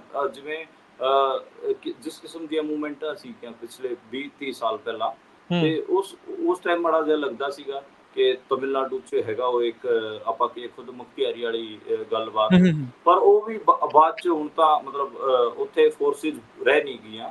ਜ਼ਿਆਦਾਤਰ ਉੱਥੇ ਜਿਹੜੀ ਗੱਲ ਹੁੰਦੀ ਹੈ ਉਹ ਡੈਮੋਕ੍ਰੇਟਿਕ ਸਫਿਆਂ 'ਚ ਆਪਾਂ ਕੀ ਡੈਮੋਕ੍ਰੇਟਿਕ ਹਲਕਿਆਂ 'ਚ ਫੈਡਰਲਿਜ਼ਮ ਦੀ ਜ਼ਿਆਦਾ ਹੁੰਦੀ ਹੈ ਕਿ ਸੂਬਿਆਂ ਨੂੰ ਵੱਧ ਅਧਿਕਾਰ ਅਤੇ ਇਸੇ ਕਰਕੇ ਸ਼ਾਇਦ ਉੱਥੇ ਜਿਹੜੀਆਂ ਖੇਤਰੀ ਪਾਰਟੀਆਂ ਉਹ ਜ਼ਿਆਦਾ ਡੋਮੀਨੇਟ ਕਰਦੀਆਂ ਬਜਾਏ ਸੈਂਟਰ ਪਾਰਟੀ। ਹਾਂਜੀ ਤੇ ਇੱਕ ਮਿੰਟ, ਇੱਕ ਹੋਰ ਗੱਲ ਜਿਹੜੀ ਤੁਸੀਂ ਮਹਾਰਾਸ਼ਟਰ ਦੇ ਵਿੱਚ ਦਲਿਤ ਭਾਈਚਾਰੇ ਦੀ ਗੱਲ ਕਰ ਰਹੇ ਸੀਗੇ ਮਨਦੀਪ, ਤੇ ਇਹਦੇ ਨਾਲ ਕਰਨਾਟਕਾ ਦੇ ਵਿੱਚ ਆਪਾਂ ਦੇਖਿਆ ਕਿ ਜਿਹੜਾ ਹਜਾਬ ਦਾ ਮੁੱਦਾ ਸੀਗਾ, ਦਾ ਕੇਰਲ ਸਟੋਰੀ ਬਾਅਦ ਦੇ ਵਿੱਚ ਫਿਲਮਾਂ 'ਚ ਦੇਖੀਆਂ ਨਾ, ਉਹਨਾਂ ਮੁੱਦਿਆਂ ਨੂੰ ਵੀ ਉੱਥੇ ਖਾਸਾ ਰਿਐਕਟ ਕਰਦੇ ਰਹੇ ਲੋਕ, ਜਾਂ ਕਾਊਂਟਰ ਹੋ ਰਿਹਾ, ਜਾਂ ਉਹਦਾ ਪ੍ਰਭਾਵ ਹੈਗਾ ਕਿਵੇਂ ਮੰਨਦੇ ਹੋ ਪ੍ਰੋਪਗੈਂਡੇ ਦਾ? ਕਰਨਾਟਕਾ ਐਕਸੈਪਸ਼ਨਲ ਸਟੇਟ ਹੈ ਜਿੱਥੇ ਇਹਨਾਂ ਨੇ ਕਮਿਊਨਲਾਈਜੇਸ਼ਨ ਕਰਨ ਦੀ ਕੋਸ਼ਿਸ਼ ਕੀਤੀ, ਤਾਂ ਉਹਦੇ ਪ੍ਰਭਾਵ 'ਚ ਇੱਕ ਏਰੀਆ ਆਇਆ ਸੀਗਾ। ਲੇਕਿਨ ਜਦੋਂ ਇਲੈਕਸ਼ਨ ਹੋਇਆ ਵਿਧਾਨ ਸਭਾ ਦਾ, ਉੱਥੇ ਨਰਿੰਦਰ ਮੋਦੀ ਨੂੰ ਲੱਗਿਆ ਕਿ ਉਹ ਜਿਹੜਾ ਇੱਕ ਏਰੀਆ ਨਹੀਂ, ਉਹ ਤਾਂ ਪੂਰਾ ਕਰਨਾਟਕਾ ਹੀ ਹੈ, ਤੇ ਉੱਥੇ ਉਹਨਾਂ ਨੇ ਹਨੂੰਮਾਨ ਔਰ ਪਤਾ ਨਹੀਂ ਕੀ ਜਾ ਕੇ ਚਲਾਉਣ ਦੀ ਕੋਸ਼ਿਸ਼ ਕੀਤੀ ਸੀਗੀ, ਤੇ ਉਹ ਚੱਲਿਆ ਨਹੀਂ ਉਹਨਾਂ ਦਾ, ਉਹ ਤਾਂ ਬੈਕ ਫਾਇਰ ਕਰ ਗਿਆ ਸੀਗਾ। ਕਰਨਾਟਕਾ ਦੇ ਵਿੱਚ ਫਿਰ ਇੱਕ ਵੱਡਾ ਸੈਕਸ਼ਨ ਏਦਾਂ ਦਾ ਵੀ ਹੈਗਾ ਜਿਹਨੇ ਮਤਲਬ ਪੂਰਾ ਕੰਮ ਕੀਤਾ ਕਿ ਇਸ ਕਿਸਮ ਦੀ ਕਮਿਊਨਲ ਰੈਡੀਕਲਾਈਜੇਸ਼ਨ ਨਾ ਹੋਵੇ ਹਿੰਦੂਤਵਾ ਪੋਲਿਟਿਕਸ ਦੀ, ਤੇ ਉਹ ਹਿੰਦੂਤਵਾ ਪੋਲਿਟਿਕਸ ਉੱਥੇ ਬੈਕ ਸਟੈਪ ਤੇ ਗਈ ਹੈਗੀ ਆ। ਉਹਦਾ ਇੱਕ ਰੀਜ਼ਨ ਇਹ ਵੀ ਰਿਹਾ ਕਿ ਨਜਾਇਜ਼ ਜਿਹੜਾ ਨਰਿੰਦਰ ਮੋਦੀ ਹੋਰਾਂ ਨੇ ਉਹ ਸਕੂਲ ਦੀ ਬੱਚੀਆਂ ਦੇ ਹਿਜਾਬ ਤੇ ਜਿਹੜੇ ਉੱਥੇ ਉਹਨਾਂ ਨੇ ਕੁਐਸਚਨ ਖੜੇ ਕਰਾਤੇ। ਦੇਖੋ ਯਾਰ, ਬੱਚੀਆਂ ਤਾਂ ਸਾਰੀਆਂ ਦੀਆਂ ਸਾਂਝੀਆਂ ਹੈਗੀਆਂ, ਤੁਸੀਂ ਹੁਣ 7ਵੀਂ 8ਵੀਂ ਦੀ ਬੱਚੀਆਂ ਤੇ ਥੋੜੀ ਨਾ ਪੋਲਿਟਿਕਸ ਕਰਨ ਲੱਗ ਜਾਓਗੇ, ਤਾਂ ਇਹ ਤਾਂ ਬਹੁਤ ਉੱਥੇ ਇਹਦਾ ਬਹੁਤ ਵਿਰੋਧ ਹੋਇਆ ਕਿ ਇਹ ਬੀਜੇਪੀ ਵਾਲੇ ਕਰੀ ਕੀ ਜਾਂਦੇ ਆ। ਸਕੂਲ ਗੋਇੰਗ ਜਿਹੜੀ ਬੱਚੀਆਂ ਹੈਗੀਆਂ ਉਹਨਾਂ ਨੂੰ ਲੈ ਕੇ ਉਹ ਨੈਸ਼ਨਲ ਇਸ਼ੂ ਕ੍ਰੀਏਟ ਕਰ ਰਹੇ ਨੇ। ਇਹ ਤਾਂ ਮਤਲਬ ਬਾਲੇ ਬਹੁਤ ਘਟੀਆ ਉਹ ਸੀਗਾ। ਮਤਲਬ ਜੇ ਕੋਈ ਹੁੰਦਾ ਕਿ ਵੱਡੀ ਉਮਰ ਦੀ ਔਰਤਾਂ ਹੁੰਦੀਆਂ, ਉਹਦਾ ਜਿਹੜਾ ਜਿਵੇਂ ਨਰਿੰਦਰ ਮੋਦੀ ਨੂੰ ਨਾ ਇੱਕ ਫੋਬੀਆ ਵੀ ਹੈ, ਉਹ ਰਕਸ਼ਕ ਬਣਨ ਦੀ ਭੂਮਿਕਾ ਚਾਹਣਾ ਚਾਹੁੰਦਾ ਹੈ ਕਿ ਸਾਰਿਆਂ ਨੂੰ ਮੈਂ ਬਚਾਵਾਂ, ਚੌਕੀਦਾਰ ਵਾਲਾ ਗੱਲ। ਹਾਂ, ਟ੍ਰਿਪਲ ਤਲਾਕ ਵਾਲਾ ਮਾਮਲਾ ਸੀਗਾ, ਉਦੋਂ ਦੇਖੋ ਉਹਨੇ ਮੁਸਲਿਮ ਮਹਿਲਾਵਾਂ ਦਾ ਆਪਣੇ ਆਪ ਨੂੰ ਰਕਸ਼ਕ ਬਣਨ ਦੀ ਕੋਸ਼ਿਸ਼ ਕੀਤੀ। ਦੇਖੋ ਮੁਸਲਿਮ ਮਹਿਲਾਵਾਂ ਨੂੰ ਅਤਿਆਚਾਰ ਤੋਂ ਮੈਂ ਬਚਾਇਆ ਟਾਈਪ ਇਸ ਕਿਸਮ ਦੀ ਉਹਨੇ ਉਹ ਆਦਤ ਹੈ, ਤੇ ਇਸ ਕਰਕੇ ਉਹ ਕਈ ਵਾਰ ਬੈਕਫਾਇਰ ਵੀ ਕਰ ਜਾਂਦੀ ਹੈ। ਅਗਲਾ ਕਹਿੰਦਾ ਤੂੰ ਕੌਣ ਯਾਰ, ਮੈਨੂੰ ਤਾਂ ਕੋਈ ਦਿੱਕਤ ਹੀ ਨਹੀਂ ਹੈ, ਜਿਹੜੀ ਚੀਜ਼ ਤੂੰ ਮੈਨੂੰ ਇਹ ਕਹਿ ਕੇ ਪ੍ਰੋਬਲਮੈਟਿਕ ਹੈ। ਤੇ ਮੈਨੂੰ ਇਹ ਲੱਗਦਾ ਕਿ ਤੇ ਧੱਕੇ ਨਾਲ ਤੁਸੀਂ ਮੰਨ ਲਓ ਕਿ ਕੋਈ ਚੀਜ਼ ਹੈਗੀ ਜਿਹੜੀ ਕਿ ਪ੍ਰੋਬਲਮੈਟਿਕ ਹੈ। ਮੰਨ ਲਓ ਕਿ ਪੰਜਾਬ ਅਤੇ ਹਰਿਆਣੇ 'ਚ ਇੱਕ ਟਾਈਮ ਆਪਾਂ ਦੇਖਦੇ ਸੀਗੇ ਭਰੂਣ ਹੱਤਿਆ ਹੋਣ ਲੱਗ ਪਈ ਸੀਗੀ, ਤੇ ਉਹਨੂੰ ਆਪਾਂ ਨੂੰ ਪਤਾ ਹੈ ਕਿ ਉਸ ਚੀਜ਼ ਨਾਲ ਡੀਲ ਆਪਾਂ ਨੇ ਕਿਵੇਂ ਕੀਤਾ। ਆਪਾਂ ਨੇ ਗਾਣੇ ਵੀ ਉਸ ਕਿਸਮ ਦੇ ਕੱਢੇ ਹੈਗੇ ਆ, ਤੇ ਏਦਾਂ ਦੇ ਲੋਕਾਂ ਨੂੰ ਮਿਹੜੇ ਵੀ ਮਾਰਨਾ ਸ਼ੁਰੂ ਕਰਤਾ ਸੀਗਾ। ਉਹਨਾਂ ਦਾ ਸੋਸ਼ਲ ਬਾਈਕਾਟ ਵੀ ਹੋਇਆ ਏਦਾਂ ਦੇ ਲੋਕਾਂ ਦਾ, ਜਿਹੜੀ ਸਰਕਾਰ ਨੇ ਵੀ ਜ਼ੋਰ ਲਾਇਆ, ਸਮਾਜ ਨੇ ਵੀ ਜ਼ੋਰ ਲਾਇਆ, ਪਰ ਜ਼ਿਆਦਾ ਸਮਾਜ ਨੇ ਜ਼ੋਰ ਲਾਇਆ ਆਪਾਂ ਨੂੰ ਪਤਾ ਹੈ। ਤੇ ਹਾਂ ਕੋਈ ਸਮੱਸਿਆ ਆ ਜਾਂਦੀ ਹੈ, ਜਿਵੇਂ ਏਦਾਂ ਤਾਂ ਆਪਣਾ ਸਮਾਜ ਇੱਕਦਮ ਓਕੇ ਤਾਂ ਹੈ ਨਹੀਂ, ਉਹਦੇ 'ਚ ਦਿੱਕਤਾਂ ਹੁੰਦੀਆਂ ਨੇ। ਦਹੇਜ ਵਾਲੀ ਹੈ, ਜਿਵੇਂ ਦਹੇਜ ਪ੍ਰਥਾ ਕਿੰਨੀ ਮਾੜੀ ਹੋ ਰੱਖੀ ਹੈ। ਹੁਣ ਜਿਹੜੇ ਪੰਜਾਬ ਅਤੇ ਹਰਿਆਣੇ 'ਚ ਜਿਹੜੇ ਨਜਾਇਜ਼ ਮਹਿੰਗੇ ਵਿਆਹ ਹੋ ਰਹੇ ਹਨ, ਉਹਦੇ ਚੱਕਰ 'ਚ ਜਿਹੜੇ ਗਰੀਬ ਆਦਮੀ ਪਿਸ ਰਹੇ ਹਨ, ਤੇ ਉਹ ਆਪਾਂ ਨੂੰ ਪਤਾ ਹੈ। ਤੇ ਇਹ ਦੇਖੋ ਬੁਰਾਈਆਂ ਹੁੰਦੀਆਂ ਨੇ, ਹਰ ਸਮਾਜ 'ਚ ਹੁੰਦੀਆਂ ਨੇ, ਪਰ ਉਹਨਾਂ ਨੂੰ ਇਹ ਥੋੜੀ ਨਾ ਹੋਊਗਾ ਕਿ ਸਟੇਟ ਆ ਕੇ ਕਹੂਗਾ ਕਿ ਅਸੀਂ ਪਹਿਲਾਂ ਤੁਹਾਡੀ ਬੁਰਾਈਆਂ ਦਾ ਮਖੌਲ ਉਡਾਵਾਂਗੇ, ਫਿਰ ਤੁਹਾਡੇ ਤੇ ਬਹਿ ਕੇ ਅਸੀਂ ਪੋਲਿਟਿਕਸ ਕਰਾਂਗੇ। ਹੁਣ ਜੇ ਹਾਂ ਜਿਵੇਂ ਦੇਖੋ ਇੱਕ ਮੈਨੂੰ ਵੀ ਲੱਗਦਾ ਕਿ ਪੰਜਾਬ 'ਚ ਇਹ ਨਜਾਇਜ਼ ਮਹਿੰਗੀਆਂ ਗੱਡੀਆਂ, ਮਹਿੰਗੇ ਫੋਨਾਂ ਵਾਲਾ ਜਿਹੜਾ ਕਲਚਰ ਹੈਗਾ ਹੀ, ਪਰ ਜਦੋਂ ਕਿਸਾਨ ਅੰਦੋਲਨ 'ਚ ਉਹਨਾਂ ਨੇ ਉਹ ਕਿਸਾਨਾਂ ਦੇ ਉਲਟ ਵਰਤਣ ਦੀ ਕੋਸ਼ਿਸ਼ ਕੀਤੀ, ਤਾਂ ਫਿਰ ਕਿਸਾਨਾਂ ਨੇ ਹੋਰ ਕਿਸਮ ਨਾਲ ਰਿਐਕਟ ਕੀਤਾ। ਮਹਿੰਗੀਆਂ ਗੱਡੀਆਂ ਨੇ, ਮਹਿੰਗੇ ਫੋਨ ਨੇ, ਤੇ ਕਿਸਾਨਾਂ ਨੇ ਕਿਹਾ ਹਾਂ ਹੈਗੇ ਆ, ਅਸੀਂ ਕਮਾਉਂਦੇ ਆ ਤਾਂ ਹੈ ਸਾਡੇ ਕੋਲ। ਤਾਂ ਕਿਤੇ ਨਾ ਕਿਤੇ ਉਹ ਬੈਕਫਾਇਰ ਕੀਤਾ, ਹਾਲਾਂਕਿ ਉਹ ਆਪਾਂ ਨੂੰ ਪਤਾ ਕਿ ਉਹ ਹੈ ਇੱਕ ਕਮਜ਼ੋਰੀ, ਪਰ ਫਿਰ ਵੀ ਉਹ ਸਟੇਟ ਨੂੰ ਬੈਕਫਾਇਰ ਕੀਤਾ। ਇਸ ਕਰਕੇ ਉਹ ਜਿਹੜਾ ਹਿਜਾਬ ਵਾਲਾ ਮੁੱਦਾ ਸੀਗਾ ਜਾਂ ਟ੍ਰਿਪਲ ਤਲਾਕ ਵਾਲਾ ਮੁੱਦਾ ਸੀਗਾ, ਉਹ ਬੈਕਫਾਇਰ ਕੀਤਾ ਉਹਨਾਂ ਨੇ ਓਵਰਆਲ। ਹਾਂਜੀ। ਸੋ ਓਵਰਆਲ ਮੈਂ ਇੱਕ ਚੀਜ਼ ਜਿਹੜੀ ਆਪਾਂ ਇਸ ਪੂਰੀ ਗੱਲਬਾਤ ਦੇ ਵਿੱਚ ਜਿਹੜੀ ਸਾਊਥ ਇੰਡੀਆ ਦੀ ਪੋਲਿਟਿਕਸ ਚੋਂ ਜਿਹੜੀ ਦੇਖੀ, ਜੋ ਮੈਂ ਵੀ 3 ਸਾਲ ਬੈਂਗਲੌਰ ਕੰਮ ਕੀਤਾ, IT ਦੀ ਕੰਪਨੀ 'ਚ ਉੱਥੇ ਮੈਂ ਕੰਮ ਕਰਦਾ ਸੀ। ਜਦੋਂ ਤੁਸੀਂ ਉੱਥੇ ਧੱਕੇ ਨਾਲ ਹਿੰਦੀ ਬੋਲਣ ਦੀ ਗੱਲ ਕਰਦੇ ਆ ਨਾ, ਉਹ ਉਸ ਚੀਜ਼ ਦਾ ਬਹੁਤ ਬੁਰਾ ਮਨਾਉਂਦੇ ਆ। ਲਿਟਰੇਚਰ ਦੇ ਵਿੱਚ ਜਿਹੜੇ ਕੰਨੜ ਆ, ਕਰਨਾਟਕਾ ਵਾਲੇ ਆ, ਉਹਨਾਂ ਨੂੰ ਸਭ ਤੋਂ ਜ਼ਿਆਦਾ ਇਨਾਮ ਮਿਲੇ ਆ। ਉਹ ਕਹਿੰਦੇ ਜਦੋਂ ਤੁਸੀਂ ਹਿੰਦੀ ਥੋਪਦੇ ਆ, ਤੇ ਤੁਸੀਂ ਦੇਖੋ ਵੀ ਕਮਿਊਨਲ ਕੰਮ ਸਭ ਤੋਂ ਜ਼ਿਆਦਾ ਉੱਥੇ ਹੀ ਹੁੰਦਾ ਆ ਜਿੱਥੇ ਹਿੰਦੀ ਆ, ਤੇ ਜਿੱਥੇ ਹਿੰਦੀ ਥੋਪਣ ਦੀ ਗੱਲ ਹੁੰਦੀ ਆ, ਉਹ ਹਮੇਸ਼ਾ ਉੱਥੇ ਬੈਕਫਾਇਰ ਜਿਹੜਾ ਉਹ ਹੁੰਦਾ ਆ। ਤੇ ਮਨਦੀਪ, ਹੁਣ ਆਪਾਂ ਜੇ ਸੈਂਟਰਲ ਇੰਡੀਆ ਦੇ ਵਿੱਚ ਆਈਏ, ਉੱਥੇ ਦਾ ਜਿਹੜਾ ਦੌਰਾ ਤੁਸੀਂ ਦੇਖੋ, ਸਭ ਤੋਂ ਪਹਿਲਾਂ ਅੱਛਾ ਸੈਂਟਰਲ ਇੰਡੀਆ ਵੱਲ ਆਉਣ ਤੋਂ ਪਹਿਲਾਂ ਜਿਹੜਾ ਆਪਾਂ ਸੋਸ਼ਲ ਮੀਡੀਆ ਤੇ ਸਾਊਥ ਇੰਡੀਆ ਦੇਖਦੇ ਆ ਜਾਂ ਜਾਣਦੇ ਆ, ਤੁਸੀਂ ਜਿਹੜਾ ਇਹ ਦੌਰਾ ਕੀਤਾ, ਇਸ ਦੇ ਵਿੱਚ ਘੁੰਮੇ ਆ, ਲੋਕਾਂ ਨਾਲ ਗੱਲ ਕੀਤੀ ਆ, ਕਿੰਨਾ ਫਰਕ ਆ ਉਹਦੇ ਨਾਲ? ਦੇਖੋ ਸਾਊਥ ਇੰਡੀਆ ਦੇ ਵਿੱਚ ਨਾ ਮਤਲਬ ਲੋਕ ਹਜੇ ਵੀ ਸਿੰਪਲ ਹੈਗੇ ਆ। ਮਤਲਬ ਅਗਲਾ ਬੰਦਾ ਜੇ ਵਧੀਆ ਪੈਸੇ ਵੀ ਕਮਾ ਰਿਹਾ ਹੋਵੇ ਤਾਂ ਵੀ ਉਹ ਤੁਹਾਨੂੰ ਬਹੁਤ ਸਿੰਪਲ ਮਿਲੂਗਾ। ਤੇ ਇੱਕ ਹਿਸਾਬ ਨਾਲ ਆਪਾਂ ਕਹੀਏ ਕਿ ਉੱਥੇ ਉਤਸ਼ਾਹਪਣ ਨਹੀਂ ਹੈ ਲੋਕਾਂ 'ਚ, ਤੇ ਇਹ ਮੈਨੂੰ ਦੇਖਣ 'ਚ ਮਿਲਿਆ। ਤੇ ਉੱਥੇ ਇੱਕ ਚੀਜ਼ ਹੋਰ ਮੈਨੂੰ ਦੇਖਣ ਨੂੰ ਮਿਲੀ, ਉਹ ਇਹ ਦੇਖਣ ਨੂੰ ਮਿਲੀ ਕਿ ਉੱਥੇ ਪੜ੍ਹਨ ਦਾ ਖਾਸਾ ਰਿਵਾਜ ਹੈ। ਉੱਥੇ ਤੁਸੀਂ ਪਬਲਿਕ ਟਰਾਂਸਪੋਰਟ 'ਚ ਜਦੋਂ ਜਾ ਰਹੇ ਹੁੰਦੇ ਹੋ, ਉਦੋਂ ਤੁਹਾਨੂੰ ਦਿਖਦਾ ਹੈਗਾ ਕਿ ਲੋਕਾਂ ਦੇ ਹੱਥਾਂ 'ਚ ਕਿਤਾਬ ਹੁੰਦੀ ਹੈ। ਤੇ ਉਸ ਤੋਂ ਇਲਾਵਾ ਜਿਹੜੇ ਮਤਲਬ ਇਹ ਕੁਝ ਚੀਜ਼ਾਂ ਹੈਗੀਆਂ, ਹਾਲਾਂਕਿ ਉੱਥੇ ਲੋਕਾਂ ਦਾ ਇਹ ਵੀ ਮੰਨਣਾ ਹੈ ਕਿ ਪਿਛਲੇ ਕੁਝ ਸਾਲ 'ਚ ਜਿਹੜੀ ਲੋਕਾਂ ਦੀਆਂ ਮੂਵਮੈਂਟਾਂ ਹੈ, ਪੀਪਲਸ ਮੂਵਮੈਂਟ ਹੈਗੀਆਂ, ਉਹ ਕਮਜ਼ੋਰ ਹੋਈਆਂ ਨੇ। ਤੇ ਉੱਥੇ ਇੱਕ ਦੋ ਇਹਨਾਂ ਨੇ ਜਿਹੜਾ ਸੈਕਟਰੀਜ਼ਮ ਹੈਗਾ ਉੱਥੇ ਅੱਡ ਕਿਸਮ ਨਾਲ ਛੇੜਨ ਦੀ ਕੋਸ਼ਿਸ਼ ਕੀਤੀ ਹੈ। ਜਿਵੇਂ ਉੱਥੇ ਰਿਵਰਸ ਦੇ ਜਿਹੜੇ ਪਾਣੀ ਤੇ ਉੱਤੇ ਜਿਵੇਂ ਪੰਜਾਬ ਹਰਿਆਣੇ ਦਾ ਚਲਵਾ ਰੱਖਿਆ ਨਾ, ਇੱਦਾਂ ਸਾਊਥ ਇੰਡੀਆ ਦੇ ਵਿੱਚ ਵੀ ਉਹਨਾਂ ਨੇ ਚਲਵਾ ਰੱਖਿਆ। ਇਹ ਦੇਖਣ ਨੂੰ ਮਿਲਿਆ। ਮਤਲਬ ਸੋਹਣਾ ਹੈ ਸਾਊਥ ਇੰਡੀਆ। ਮੈਨੂੰ ਤਾਂ ਲੱਗਦਾ ਹੈ ਕਿ ਕੇਰਲਾ, ਤਮਿਲਨਾਡੂ ਲੋਕਾਂ ਨੂੰ ਜਾਣਾ, ਦੇਖੋ ਟੂਰਿਜ਼ਮ ਇਹ ਨਹੀਂ ਹੈ ਕਿ ਤੁਸੀਂ ਤਾਜ ਮਹਿਲ ਜਾਓ ਤੇ ਫੋਟੋ ਖਿਚਾ ਕੇ ਆ ਜਾਓ। ਮੈਨੂੰ ਤਾਂ ਇਹ ਲੱਗਦਾ ਕਿ ਸਾਊਥ ਇੰਡੀਆ ਘੁੰਮੋ ਜਾਂ ਫਿਰ ਪਿੰਡਾਂ 'ਚ ਘੁੰਮੋ ਯਾਰ, ਬਿਹਾਰ, ਸੈਂਟਰਲ ਇੰਡੀਆ ਦੇ, ਜਾਂ ਫਿਰ ਇਹ ਤੁਹਾਨੂੰ ਅੱਡ ਤੋਂ ਚੀਜ਼ਾਂ। ਹਾਂ ਬਾਕੀ ਆਪਾਂ ਇਹਨੂੰ ਥੋੜਾ ਬਾਅਦ ਦੇ ਵਿੱਚ ਆਪਾਂ ਹੋਰ ਇੱਥੇ ਵਿਸਤਾਰ 'ਚ ਗੱਲਬਾਤ ਕਰਾਂਗੇ। ਸੈਂਟਰਲ ਇੰਡੀਆ ਵੱਲ ਚਲੀਏ ਫਿਰ ਹੁਣ ਸੈਂਟਰਲ ਇੰਡੀਆ ਦੇ ਵਿੱਚ ਕੀ ਗਣਿਤ ਕਹਿੰਦਾ ਆ, ਉੱਥੇ ਕਿਹੜੇ ਸੂਬਿਆਂ ਦੇ ਉੱਤੇ ਜਿਹੜੀ ਆਪਾਂ ਚਰਚਾ ਜਿਹੜੀ ਹੁਣ ਕਰਦੇ ਹਾਂ। ਅੱਛਾ, ਆਪਾਂ ਸੈਂਟਰਲ ਇੰਡੀਆ ਦੇ ਵਿੱਚ ਜੇ ਆਪਾਂ ਝਾਰਖੰਡ, ਛੱਤੀਸਗੜ੍ਹ, ਉਹਦਾ ਪੱਛਮੀ ਬੰਗਾਲ ਆਪਾਂ ਛੱਡ ਰਹੇ ਹਾਂ। ਪੱਛਮੀ ਬੰਗਾਲ ਬਾਰੇ ਵੀ ਆਪਾਂ ਪਹਿਲਾਂ ਗੱਲ ਕਰ ਲੈਂਦੇ ਹਾਂ। ਪੱਛਮੀ ਬੰਗਾਲ 'ਚ ਮਮਤਾ ਬੈਨਰਜੀ ਇੱਕ ਸਟਰੋਂਗ ਫੋਰਸ ਹੈਗੀ ਆ, ਆਪਾਂ ਨੂੰ ਪਤਾ ਹੈ। ਉੱਥੇ ਇੰਡੀਆ ਸੈਂਟਰ ਦੇ ਵਿੱਚ ਉਹ ਇੰਡੀਆ ਅਲਾਇੰਸ 'ਚ ਹੈਗੀ ਆ, ਪਰ ਉੱਥੇ ਉਹਨੇ ਕੋਈ ਸੀਟ ਸ਼ੇਅਰਿੰਗ ਨਹੀਂ ਕੀਤੀ, ਨਾ ਕਾਂਗਰਸ ਨੂੰ ਕੋਈ ਸੀਟ ਦਿੱਤੀ, ਨਾ CPM ਨੂੰ ਉੱਥੇ ਸੀਟ ਦਿੱਤੀ। CPM ਉੱਤੇ ਅਤੇ ਕਾਂਗਰਸ ਇੱਕ ਟਾਈਮ ਵੱਡੀ ਫੋਰਸ ਉੱਥੇ ਰਹੀ। ਆਪਾਂ ਨੂੰ ਪਤਾ CPM ਨੇ ਤਾਂ ਸਰਕਾਰ ਚਲਾਈ 1978 ਤੋਂ ਲੈ ਕੇ 2010 ਤੱਕ।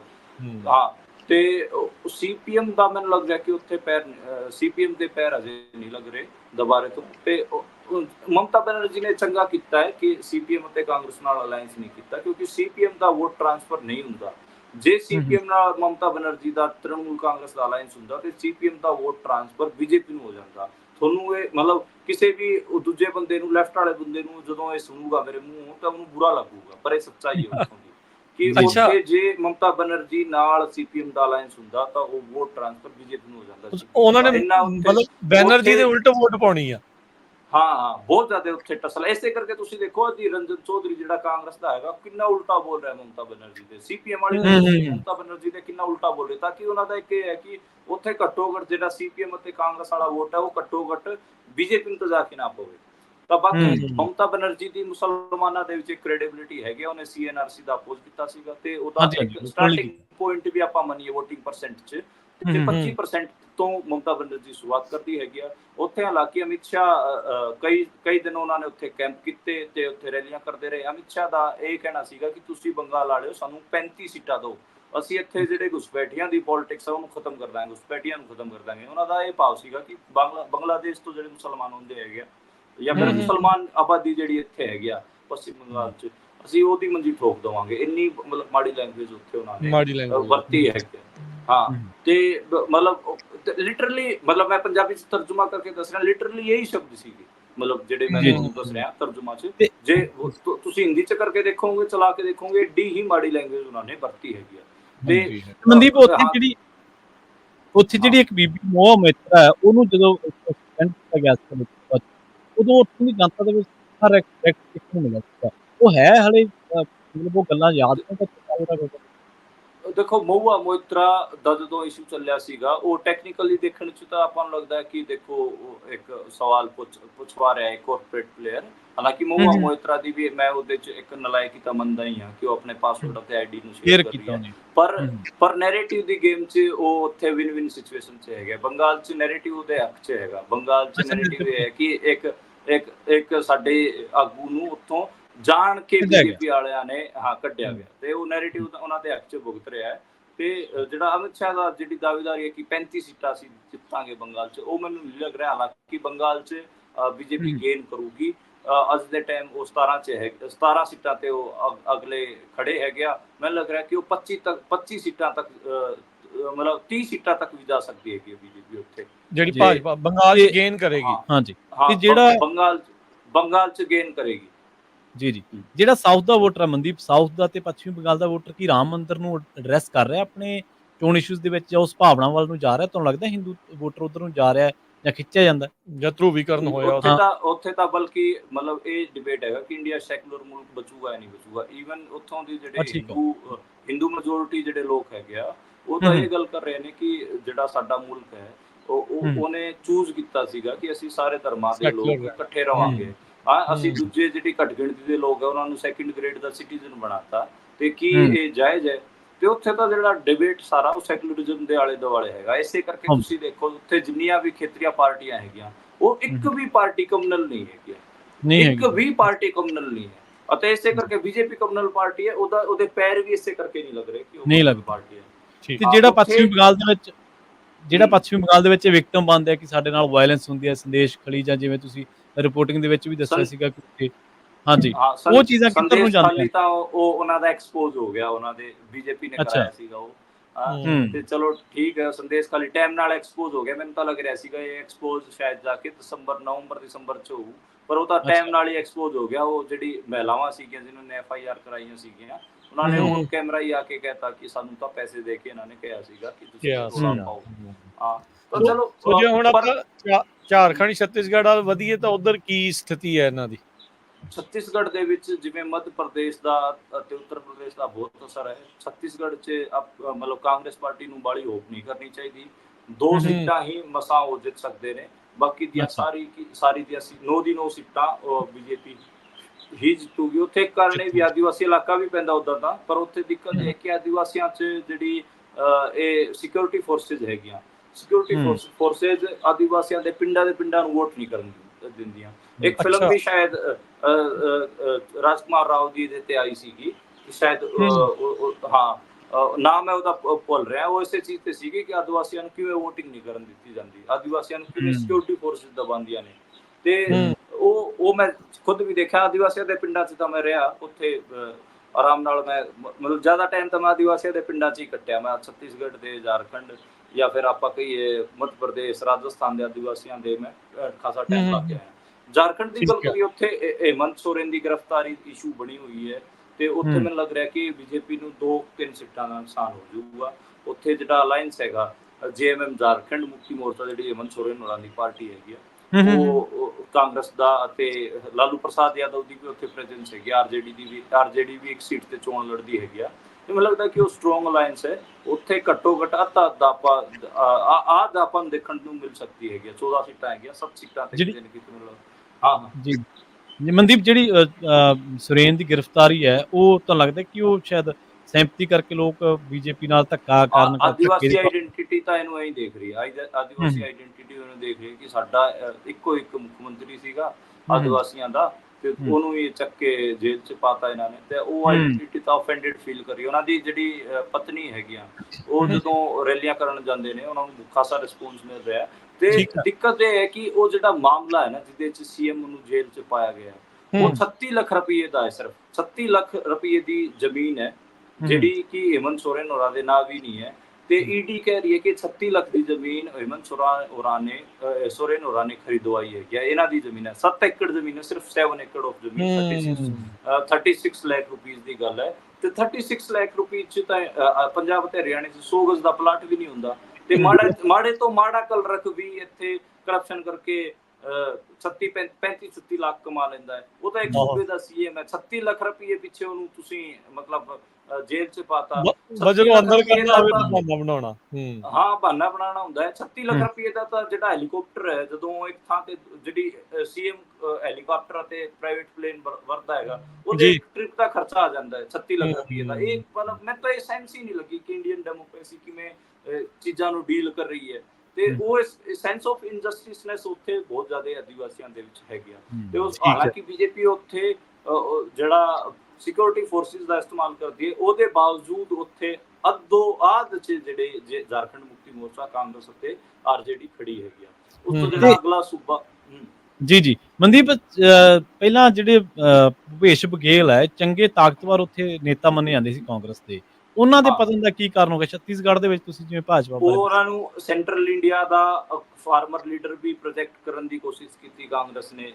ਮੈਨੂੰ ਵੀ ਇੱਕ ਵਾਰ ਕਿਹਾ ਸੀਗਾ ਉਹਨਾਂ ਨੇ ਕਿ ਤੁਸੀਂ ਭੁਪੇਸ਼ ਬਘੇਲ ਦਾ ਇੰਟਰਵਿਊ ਕਰੋ, ਅਸੀਂ ਤੁਹਾਡਾ ਫਲਾਈਟ ਦਾ ਖਰਚਾ ਅਰੇਂਜ ਕਰ ਦੇਵਾਂਗੇ। ਤੇ ਮੈਂ ਕਿਹਾ ਕਿ ਕਿਸ ਨੁਕਤੇ ਤੇ ਉਹਨਾਂ ਦਾ ਇੰਟਰਵਿਊ ਤੁਸੀਂ ਚਾਹੁੰਦੇ ਹੋ? ਉਹਨਾਂ ਨੇ ਕਿਹਾ ਕਿ ਤੁਸੀਂ ਸਰਕਾਰ ਬਾਰੇ ਕੋਈ ਸਵਾਲ ਨਾ ਪੁੱਛੋ, ਉਹਨਾਂ ਨੂੰ ਐਜ਼ ਏ ਫਾਰਮਰ ਲੀਡਰ ਤੁਸੀਂ ਪ੍ਰੋਜੈਕਟ ਕਰੋ ਕਿ ਸੈਂਟਰਲ ਇੰਡੀਆ ਦਾ ਵੱਡਾ ਕਿਸਾਨ ਆਗੂ CM ਬਣ ਗਿਆ। ਦੇਖੋ, ਕਾਂਗਰਸ ਨੇ CM ਬਣਾਤਾ। ਮੈਂ ਮਨਾ ਕਰਤਾ ਸੀਗਾ। ਮੈਂ ਛੱਤੀਸਗੜ੍ਹ, ਹਾਲਾਂਕਿ ਬਾਹਰ ਜੋੜੋ ਯਾਤਰਾ ਜਦੋਂ ਚੱਲ ਰਹੀ ਸੀ ਰਾਹੁਲ ਗਾਂਧੀ ਦੀ, ਤੇ ਮੈਂ ਇੱਕ ਸਵਾਲ ਪੁੱਛਿਆ ਸੀ, ਉਹ ਛੱਤੀਸਗੜ੍ਹ ਬਾਰੇ ਹੀ ਪੁੱਛਿਆ ਸੀਗਾ। ਛੱਤੀਸਗੜ੍ਹ 'ਚ ਉਸ ਟਾਈਮ ਕ੍ਰਿਸਚਨਾਂ ਤੇ ਹਮਲੇ ਹੋ ਰਹੇ ਸੀਗੇ, ਕ੍ਰਿਸਚਨ ਮਾਈਨੋਰਿਟੀ ਤੇ ਆਪਾਂ ਨੂੰ ਦੇਖਣ ਨੂੰ ਮਿਲਿਆ ਸੀ ਇੱਕ ਆਦੀਵਾਸੀ ਦਾ ਐਨਕਾਊਂਟਰ ਵੀ ਉੱਥੇ ਹੋਇਆ ਸੀਗਾ।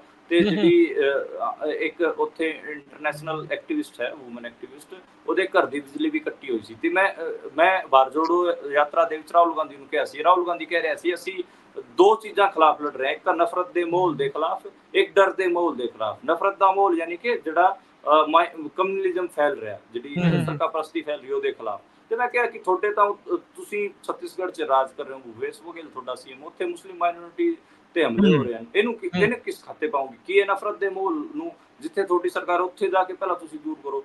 ਦੂਜਾ, ਉਹਨਾਂ ਨੇ ਕਿਹਾ ਸੀ ਡਰ ਦਾ ਮਾਹੌਲ, ਯਾਨੀ ਕਿ ਸਟੇਟ ਜਿਹੜਾ ਲੋਕਾਂ ਦੇ ਤਸੱਦਦ ਕਰਦਾ। ਮੈਂ ਕਿਹਾ ਕਿ ਤੁਸੀਂ ਇੱਕ ਨਾਬਾਲਿਗ ਆਦੀਵਾਸੀ ਮੁੰਡੇ ਦਾ ਤੁਸੀਂ ਐਨਕਾਊਂਟਰ ਕਰਤਾ, ਤੁਸੀਂ ਫਿਰ ਕਹਿ ਰਹੇ ਹੋ ਕਿ ਡਰ ਦਾ ਮਾਹੌਲ। ਫਿਰ ਜੇ ਤੁਹਾਡੀ ਮੁਲਕ 'ਚ ਸਰਕਾਰ ਆ ਗਈ, ਫਿਰ ਤੁਸੀਂ ਕਿਵੇਂ ਕਰੋਗੇ?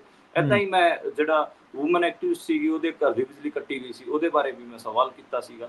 ਤੇ ਉਹ ਇੱਕ ਸਵਾਲ ਸੀਗਾ, ਉਹ ਖਾਸਾ ਵਾਇਰਲ ਹੋਇਆ। ਉਸ ਤੋਂ ਬਾਅਦ ਰਾਹੁਲ ਗਾਂਧੀ ਨੇ ਬੜਾ ਏਦਾਂ ਗੁੱਸੇ 'ਚ ਜਵਾਬ ਦਿੱਤਾ ਸੀਗਾ ਕਿ ਤੂੰ ਇਹ ਸਵਾਲ ਨਰਿੰਦਰ ਮੋਦੀ ਨੂੰ ਕਰ ਸਕਦਾ ਹੈਗਾ, ਤੂੰ ਮੈਨੂੰ ਕਰ ਰਿਹਾ, ਇਹ ਬਹੁਤ ਵੱਡੀ ਗੱਲ ਹੈ। ਇਸ ਕਿਸਮ ਨਾਲ ਉਹਨੇ ਗੱਲ ਨੂੰ ਘੁਮਾਉਣ ਦੀ ਕੋਸ਼ਿਸ਼ ਕੀਤੀ ਸੀਗੀ।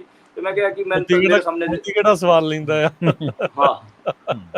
ਤੇ ਹਾਂ, ਤਾਂ ਇਸ ਕਰਕੇ ਭੁਪੇਸ਼ ਬਘੇਲ ਨੇ ਜਿਵੇਂ ਸਰਕਾਰ ਚਲਾਉਣ ਦੀ, ਦੇਖੋ ਛੱਤੀਸਗੜ੍ਹ ਅਤੇ ਝਾਰਖੰਡ 'ਚ ਜਿਹੜਾ ਇੰਡੀਅਨ ਡੀਪ ਸਟੇਟ ਹੈ, ਉਹ ਖਾਸਾ ਕੰਮ ਕਰਦਾ, ਕਿਉਂਕਿ ਆਪਾਂ ਨੂੰ ਉੱਥੇ ਪਤਾ ਹੈ ਕਿ ਉੱਥੇ ਇੱਕ ਹਥਿਆਰਬੰਦ ਮੂਵਮੈਂਟ ਆਦੀਵਾਸੀਆਂ ਦੀ ਹੈਗੀ ਆ, ਜਿਹਨੂੰ ਮਾਓਇਸਟ ਮੂਵਮੈਂਟ ਕਹਿੰਦੇ ਆ। ਤੇ ਇਸ ਕਰਕੇ ਤੇ ਉੱਥੇ ਜਿਹੜੇ ਨੈਚੁਰਲ ਰਿਸੋਰਸਿਸ ਹੈਗੇ, ਮਾਈਨਿੰਗ ਉੱਥੇ ਜਿੰਨੀ ਜ਼ਿਆਦਾ ਹੈਗੀ ਆ, ਉੱਥੇ ਤਾਂ ਮਤਲਬ ਆਪਾਂ ਕੀ ਆਦੀਵਾਸੀਆਂ ਨੂੰ ਲੁੱਟਣ ਦੀ ਪੂਰੀ ਫੈਕਟਰੀ ਇੰਡੀਅਨ ਸਟੇਟ ਨੇ ਖੋਲੀ ਹੋਈ ਹੈ। ਵੀ ਉਹਨਾਂ ਦੇ ਜਿਹੜੇ ਰਿਸੋਰਸ ਆ ਲੈ ਲਓ। ਹਾਂ, ਤਾਂ ਇਸ ਕਰਕੇ ਉੱਥੇ ਤਾਂ ਜਿਹੜੇ ਕਾਂਗਰਸ ਸਰਕਾਰ ਵੀ ਬਣਾ ਰਹੀ ਸੀ, ਭੁਪੇਸ਼ ਬਘੇਲ ਚਲਾ ਵੀ ਰਿਹਾ ਸੀ, ਫਿਰ ਵੀ ਮੋਦੀ ਹੋਰਾਂ ਦੀ ਬਹੁਤ ਜ਼ਿਆਦਾ ਦਖਲਅੰਦਾਜ਼ੀ ਸੀ। ਇਸੇ ਕਰਕੇ ਸਰਕਾਰ ਚੋਣ ਵੀ ਆ ਰਹੇ ਕਿ ਜੇ ਤੁਸੀਂ ਵੀ ਬੀਜੇਪੀ ਵਰਗੀ ਸਰਕਾਰ ਚਲਾਉਣੀ ਤਾਂ ਫਿਰ ਅਸੀਂ ਬੀਜੇਪੀ ਨੂੰ ਚੁਣ ਲੈਂਦੇ। ਬੀਜੇਪੀ ਨੂੰ ਹੀ ਚਾਹੁੰਦੇ, ਬਿਲਕੁਲ। ਸੋ ਸੈਂਟਰਲ ਇੰਡੀਆ 'ਚ ਕੀ ਗਣਿਤ ਕਹਿੰਦਾ ਹੈ, ਕੀ ਕੌਣ ਪੋਜ਼ਿਟਿਵ 'ਚ ਆ, ਕੌਣ ਨੈਗੇਟਿਵ 'ਚ ਆ ਪਿਛਲੀ ਵਾਰ ਦੇ? ਬੀਜੇਪੀ ਨੂੰ ਕੋਈ ਵੱਡਾ ਡੈਂਟ ਨਹੀਂ ਪੈ ਰਿਹਾ। ਮੱਧ ਪ੍ਰਦੇਸ਼ ਵੀ ਉਹਦੇ 'ਚ ਆਪਾਂ ਗਿਣ ਲੈਂਦੇ ਹਾਂ, ਮੱਧ ਪ੍ਰਦੇਸ਼ ਨੂੰ ਵੀ ਆਪਾਂ ਸੈਂਟਰਲ ਇੰਡੀਆ 'ਚ ਹੀ ਗਿਣਦੇ ਹਾਂ। ਉੱਥੇ 29 ਸੀਟਾਂ ਹੈਗੀਆਂ, ਪਿਛਲੀ ਵਾਰ ਸਿਰਫ ਇੱਕ ਸੀਟ ਨਕੂਲ ਨਾਥ ਵਾਲੀ ਜਿਹੜੀ ਸੀਟ ਹੈਗੀ ਆ ਉਹ ਕਾਂਗਰਸ ਕੋਲ ਸੀਗੀ, 28 ਸੀਟਾਂ ਬੀਜੇਪੀ ਕੋਲ ਸੀਗੀਆਂ। ਇਸ ਵਾਰ ਵੀ ਤੁਸੀਂ ਉਸ ਗਣਿਤ ਨੂੰ ਏਦਾਂ ਹੀ ਮੰਨ ਕੇ ਚੱਲੋ, ਮੱਧ ਪ੍ਰਦੇਸ਼ ਸਾਫ਼, ਮੱਧ ਪ੍ਰਦੇਸ਼ 'ਚ ਕਾਂਗਰਸ ਕੋਈ ਮਸਾਂ ਇੱਕ ਅੱਧੀ ਸੀਟ ਜਿੱਤ ਸਕਦੀ ਹੈ, ਜਾਂ ਨਹੀਂ ਤਾਂ ਨਹੀਂ ਜਿੱਤਦੀ ਕੋਈ ਵੀ ਸੀਟ। ਤਾਂ ਇਸ ਕਰਕੇ ਜਿਹੜਾ ਸੈਂਟਰਲ ਇੰਡੀਆ ਬਣਦਾ ਹੈਗਾ, ਮਤਲਬ ਛੱਤੀਸਗੜ੍ਹ ਝਾਰਖੰਡ 'ਚ ਕੋਈ ਨੁਕਸਾਨ ਨਹੀਂ ਹੈ। ਹੁਣ ਆਪਾਂ ਮਤਲਬ ਬਿਹਾਰ, ਆਪਾਂ ਇਹਨੂੰ ਨਾ ਹਿੰਦੀ ਪੱਟੀ ਕਹਿ ਲੈਂਦੇ ਹਾਂ। ਸੈਂਟਰਲ ਇੰਡੀਆ ਲੋਕ ਕਨਫਿਊਜ਼ ਕਰਨਗੇ, ਜ਼ਿਆਦਾ ਕਾਊ ਬੈਲਟ ਜਾਂ ਹਿੰਦੀ ਪੱਟੀ ਆਪਾਂ ਇਹਨੂੰ ਕਹਿ ਲੈਂਦੇ ਹਾਂ। ਤੇ ਮੈਨੂੰ ਲੱਗਦਾ ਕਿ ਕੋਈ ਨੁਕਸਾਨ ਜਿਹੜਾ ਉੱਥੇ ਹੋ ਰਿਹਾ ਉਹਨਾਂ ਨੂੰ, ਉਹ ਬਿਹਾਰ 'ਚ ਹੋ ਰਿਹਾ। ਬਿਹਾਰ 'ਚ ਜਿਹੜਾ ਨਿਤਿਸ਼ ਦੇ ਨਾਲ ਗੱਠਜੋੜ ਕਰਕੇ ਨਿਤਿਸ਼ ਦੀ ਜਿਹੜੀ ਕ੍ਰੈਡੀਬਿਲਿਟੀ ਉਹ ਵੀ ਡਾਊਨ ਹੈ, ਅਤੇ ਲਾਲੂ ਪ੍ਰਸਾਦ ਮੌਸਮ ਵਿਗਿਆਨੀ ਫਿਰ ਸਭ ਤੋਂ ਵੱਡੇ ਹਨ ਨਿਤਿਸ਼ ਕੁਮਾਰ, ਜਿਹੜੀ ਹਵਾ ਚੱਲ ਰਹੀ ਰਾਮ ਵਿਲਾਸ ਪਾਸਵਾਨ ਹੁੰਦੇ ਸੀਗੇ, ਉਹ ਵਿਚਾਰੇ ਅੱਜ ਕੱਲ ਨਹੀਂ ਬਚੇ ਦੁਨੀਆ 'ਚ। ਉਹਨਾਂ ਦਾ ਮੁੰਡਾ ਇਹਦਾ ਫਿਰ ਫਾਇਦਾ ਕਿਹਨੂੰ ਹੋ ਰਿਹਾ ਮਨਦੀਪ, ਜੇ ਇਹਨਾਂ ਨੂੰ ਨੁਕਸਾਨ ਹੋ ਰਿਹਾ ਬਿਹਾਰ ਦੇ ਵਿੱਚ? ਤੇਜਸਵੀ ਯਾਦਵ ਬਹੁਤ ਗਰੋ ਕਰੂਗਾ। ਤੇਜਸਵੀ ਯਾਦਵ ਦਾ ਕਾਂਗਰਸ ਨਾਲ ਅਲਾਇੰਸ ਹੈ, ਤੇ ਲੈਫਟ ਦੀਆਂ ਪਾਰਟੀਆਂ ਨਾਲ ਵੀ ਅਲਾਇੰਸ ਹੈ, ਤੇ ਉੱਥੇ ਇੱਕ ਮੁਕੇਸ਼ ਸੈਣੀ ਨਾਂ ਦਾ ਦਲਿਤ ਲੀਡਰ ਹੈ, ਉਹਦੇ ਨਾਲ ਵੀ ਅਲਾਇੰਸ ਹੈ, ਮੁਕੇਸ਼ ਸੈਣੀ ਨਾਲ। ਤੇ ਮੁਕੇਸ਼ ਸੈਣੀ ਨੂੰ, ਹਾਲਾਂਕਿ ਉਹ ਕਾਂਗਰਸੀਆਂ ਨੂੰ ਆਪਣੇ ਨਾਲ ਲੈ ਕੇ ਨਹੀਂ ਫਿਰਦੇ, ਤੇਜਸਵੀ ਯਾਦਵ ਮੁਕੇਸ਼ ਸੈਣੀ ਨੂੰ ਨਾਲ ਲੈ ਕੇ ਫਿਰਦੇ ਨੇ। ਉਹਨਾਂ ਨੂੰ ਪਤਾ ਹੈ, ਉਹ ਤਾਂ ਮਤਲਬ ਇੱਕ ਚੁਟਕਲਾ ਵੀ ਚੱਲਿਆ ਸੀਗਾ ਆਰਜੇਡੀ 'ਚ। ਆਰਜੇਡੀ ਨੇ ਕਿਹਾ ਕਿ ਕਾਂਗਰਸ ਵਾਲਿਆਂ ਨੂੰ, ਠੀਕ ਹੈ ਤੁਹਾਨੂੰ ਅਸੀਂ ਸੀਟਾਂ ਦੇਤੀਆਂ, ਤੁਸੀਂ ਲੜੋ, ਜਹਾਂ ਪੈਰ ਪੜੇ ਸੰਤਨ ਦੇ ਉੱਥੇ ਉੱਥੇ ਬੰਟਾ ਧਾਰ, ਤੇ ਤੁਸੀਂ ਸੰਤੋਂ ਸਾਡੀ ਸੀਟਾਂ ਤੇ ਪੈਰ ਨਾ ਪਾਇਓ। ਉਹ ਕਹਿੰਦੇ ਅਸੀਂ ਆਪਣੇ ਲੋਕਲ ਏਜੰਡਿਆਂ 'ਚ ਚੋਣ ਲੜ ਦਾਂਗੇ। ਕਾਂਗਰਸ ਬਾਰੇ ਜਿਹੜਾ ਇਹ ਚੁਟਕਲਾ ਤੇਜਸਵੀ ਯਾਦਵ ਹੋਰਾਂ ਨੇ ਕਿਹਾ ਸੀਗਾ, ਉਹਦਾ ਇੱਕ ਰੀਜ਼ਨ ਇਹ ਸੀਗਾ ਕਿ ਦੇਖੋ, ਜਿੱਥੇ ਵੀ ਕਾਂਗਰਸ ਕੱਲੀ ਫੋਰਸ ਹੈਗੀ ਆ, ਜਿੱਥੇ ਉਹਨਾਂ ਦਾ ਖੇਤਰੀ ਪਾਰਟੀ ਨਾਲ ਅਲਾਇੰਸ ਨਹੀਂ ਹੈ, ਉੱਥੇ ਉਹ ਬਹੁਤ ਮਾੜਾ ਪਰਫਾਰਮ ਕਰ ਰਹੀ ਹੈ। ਮੱਧ ਪ੍ਰਦੇਸ਼ ਦੇਖੋ, ਉਹਨਾਂ ਦਾ ਕਿਸੇ ਮਤਲਬ ਕੋਈ ਖੇਤਰੀ ਪਾਰਟੀ ਨਾਲ ਉਹਨਾਂ ਨੇ ਅਲਾਇੰਸ ਕੀਤਾ ਹੀ ਨਹੀਂ, ਤਾਂ ਦੇਖੋ ਉਹਨਾਂ ਦੀ ਕੀ ਹਾਲਤ ਹੈ, ਇੱਕ ਵੀ ਸੀਟ ਨਹੀਂ ਜਿੱਤ ਰਹੇ। ਤੇ ਗੁਜਰਾਤ ਦੇਖ ਲਓ, ਉਹਨਾਂ ਦਾ ਕਿਸੇ ਨਾਲ ਅਲਾਇੰਸ ਨਹੀਂ ਹੈ, ਤੇ ਉਹਨਾਂ ਦਾ ਹਾਲ ਕੀ ਹੈ, ਉੱਥੇ ਇੱਕ ਸੀਟ ਨਹੀਂ ਜਿੱਤ ਰਹੇ। ਤੇ ਬਿਹਾਰ 'ਚ ਉਹਨਾਂ ਦਾ ਇਸ ਗਣਿਤ 'ਚ ਕਿਸੇ ਹੈਗੇ ਆ, ਤੇ ਉਹ ਤੇਜਸਵੀ ਯਾਦਵ ਕਰਕੇ ਹੈਗੇ ਆ। ਉੱਥੇ ਉੱਤਰ ਪ੍ਰਦੇਸ਼ 'ਚ ਸਮਾਜਵਾਦੀ ਪਾਰਟੀ ਕਰਕੇ ਕਿਸੇ 'ਚ ਆਪਾਂ ਨੂੰ ਨਜ਼ਰ ਆਉਂਦੇ ਆ। ਤੇ ਇਹ ਕਾਊ ਬੈਲਟ 'ਚ ਜਿੱਥੇ ਜਿੱਥੇ ਕਾਂਗਰਸ ਕੱਲੀ ਹੈਗੀ, ਉੱਥੇ ਕੁਛ ਨਹੀਂ ਹੈ। ਤਾਂ ਬਿਹਾਰ 'ਚ ਦੇਖੋ, ਸਿਰਫ ਇੱਕ ਸੀਟ ਇਹਦੇ ਕੋਲ ਸੀਗੀ, ਆਪਾਂ ਕਹੀਏ ਕਿ ਤੇਜਸਵੀ ਯਾਦਵ ਹੋਰਾਂ ਕੋਲ ਸੀਗੀ, ਬਾਕੀ ਸਾਰੀ ਦੀਆਂ 39 ਸੀਟਾਂ ਉਹਨਾਂ ਕੋਲ ਸੀਗੀਆਂ। ਤੇ ਇਸ ਵਾਰ ਮੈਨੂੰ ਲੱਗ ਰਿਹਾ ਕਿ ਜਿਹੜੀ ਸੀਟਾਂ ਤੇ JDU ਲੜ ਰਹੀ ਹੈ, ਯਾਨੀ ਕਿ ਨਿਤਿਸ਼ ਕੁਮਾਰ ਦੀ ਪਾਰਟੀ ਲੜ ਰਹੀ ਹੈ, ਉਹਨਾਂ ਚੋਂ ਘੱਟੋ ਘੱਟ 70% ਸੀਟਾਂ ਟਰਨ ਆਊਟ ਕਰਨਗੀਆਂ RJD ਵੱਲ।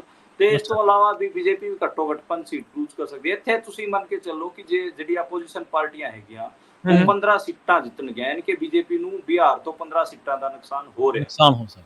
ਸੋ 15 ਉਦਾਂ ਦੀਆਂ ਬੰਗਾਲ 'ਚ ਵੱਧ ਗਈਆਂ, 15 ਇੱਧਰ ਘਟ ਗਈਆਂ, ਸੋ ਉੱਥੇ ਕੀ ਰਹਿ ਗਏ? ਨਹੀਂ, ਪਰ ਬੰਗਾਲ 'ਚ ਉਹਨਾਂ ਦੇ 8 ਸੀਟਾਂ ਵਧਣਗੀਆਂ, 8 ਸੀਟਾਂ ਬੰਗਾਲ 'ਚ, ਤੇ 5 ਸੀਟਾਂ ਆਪਾਂ ਕਹਿ ਰਹੇ ਸੀਗੇ ਕਿ ਉੜੀਸਾ 'ਚ ਵਧਣਗੀਆਂ। ਉੜੀਸਾ ਦੇ ਵਿੱਚ ਮਤਲਬ ਉੜੀਸਾ ਤੇ ਬੰਗਾਲ ਨੂੰ ਬਿਹਾਰ ਉਹ ਕਰ ਲੂਗਾ, ਬੈਲੈਂਸ ਜਿਹੜਾ ਉਹ ਕਰ ਲਊਗਾ। ਸੋ ਫਾਰ ਜਿਹੜਾ ਆਪਾਂ ਸਾਊਥ ਦੇ ਵਿੱਚ ਹੀ ਦੇਖ ਰਹੇ ਹਾਂ ਵੀ ਉੱਥੇ ਨੈਗੇਟਿਵ ਦੇ ਵਿੱਚ ਆ। ਸੈਂਟਰਲ ਇੰਡੀਆ ਦੇ ਵਿੱਚ ਗਣਿਤ ਇਹਨਾਂ ਦਾ ਉੱਥੇ ਕੀ ਰਹਿਣਾ ਆ, ਕਿਸੇ ਪਾਸੋਂ ਕੁਝ ਲੂਜ਼ ਕਰ ਲਈਆਂ, ਕਿਸੇ ਪਾਸੋਂ ਜਿਹੜੀਆਂ ਕੁਝ। ਉੱਤਰ ਪ੍ਰਦੇਸ਼ ਉੱਤਰ ਪ੍ਰਦੇਸ਼ ਇੰਟਰਸਟਿੰਗ ਸੂਬਾ ਹੈ। ਮੈਨੂੰ ਪਤਾ ਕਿ ਪ੍ਰਵੀਨ ਵੀ ਚਾਹ ਰਿਹਾ ਸੀ ਉੱਤਰ ਪ੍ਰਦੇਸ਼ ਬਾਰੇ ਇਹ ਗੱਲ ਹੋਵੇ। ਜੋਗੀ ਦਾ ਪਤਾ ਕਰੀਏ ਕੀ ਕਰਦਾ, ਬਲਡੋਜ਼ਰ ਕਿੱਥੇ ਆ। ਤੇ 80 ਸੀਟਾਂ ਹੈਗੀਆਂ, 80 ਸੀਟਸ ਹੈਗੀਆਂ, ਉਹਨਾਂ ਚੋਂ 62 ਸੀਟਸ ਆਪਾਂ ਨੂੰ ਪਤਾ ਹੈ ਕਿ ਬੀਜੇਪੀ ਕੋਲ ਹੈਗੀਆਂ। ਪਿਛਲੇ ਵਾਰ ਬਸਪਾ ਤੇ ਸਮਾਜਵਾਦੀ ਪਾਰਟੀ ਅਤੇ ਬਹਿਨ ਮਾਇਆਵਤੀ ਦੀ ਜਿਹੜੀ ਪਾਰਟੀ ਹੈ BSP, ਉਹਦਾ ਅਲਾਇੰਸ ਸੀਗਾ। ਇਸ ਕਰਕੇ ਜਿਹੜਾ ਇੱਕ ਨੰਬਰ ਸੀਗਾ, 8 ਸੀਟਾਂ ਦਾ ਡੈਂਟ ਬੀਜੇਪੀ ਨੂੰ ਪਿਆ ਸੀ। 2014 ਦੇ ਵਿੱਚ ਬੀਜੇਪੀ ਕੋਲ ਉੱਥੇ 70 ਸੀਟਾਂ ਸੀਗੀਆਂ, ਤੇ 8 ਸੀਟਾਂ ਘਟ ਕੇ 2019 ਚ ਹੋਰ ਰਹਿ ਗਈਆਂ ਸੀਗੀਆਂ 62 ਸੀਟਾਂ।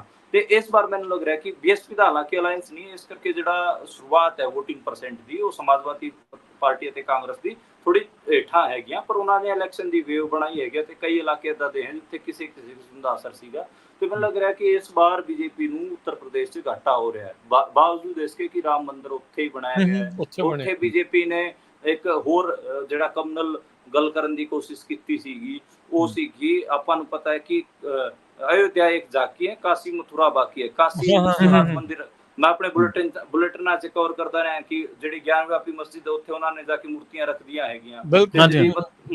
ਮਥੁਰਾ ਦੇ ਵਿੱਚ ਜਿਹੜਾ ਕ੍ਰਿਸ਼ਨ ਦੀ ਜਨਮ ਭੂਮੀ ਹੈ, ਉੱਥੇ ਵੀ ਜਿਹੜੀ ਇੱਕ ਮਸਜਿਦ ਪੈਂਦੀ ਹੈ ਉਹਦੇ ਆਲੇ ਦੁਆਲੇ ਹੀ ਉਹਨੂੰ ਤੋੜਨ ਦੀ ਗੱਲ ਕਰ ਰਹੇ ਨੇ। ਤੇ ਮੈਨੂੰ ਲੱਗ ਰਿਹਾ ਕਿ ਇਹ ਪੂਰਾ ਕਿਤੇ ਨਾ ਕਿਤੇ ਜਿਹੜਾ ਕਮਿਊਨਲ ਆਈਡੀਆ ਹੈਗਾ ਉੱਤਰ ਪ੍ਰਦੇਸ਼ 'ਚ ਪ੍ਰੋਪੇਗੇਟ ਕਰ ਰਿਹਾ। ਇੱਕ ਸੈਕਸ਼ਨ ਹੈਗਾ ਉਸ ਕਮਿਊਨਲ ਆਈਡੀਆ ਦੇ ਵਿੱਚ ਬਹਿੰਦਾ ਹੈਗਾ, ਇਸ ਬੈਂਡ 'ਚ ਬਹਿੰਦਾ ਹੈਗਾ, ਪਰ ਉੱਤਰ ਪ੍ਰਦੇਸ਼ 'ਚ ਪੋਲਿਟਿਕਸ ਕਈ ਲੇਅਰ ਦੀ ਰਹੀ ਹੈ। ਜਿਵੇਂ ਉੱਥੇ ਦਲਿਤ ਆਈਡੈਂਟੀਟੀ ਨੂੰ ਲੈ ਕੇ ਕਾਸ਼ੀ ਰਾਮ ਹੋਰਾਂ ਨੇ, ਬਹਿਨ ਮਾਇਆਵਤੀ ਹੋਰਾਂ ਨੇ ਬਹੁਤ ਕੰਮ ਕੀਤਾ, ਤੇ ਅੰਬੇਡਕਰਾਈਟ ਸੈਕਸ਼ਨ ਵੀ ਹੈਗਾ।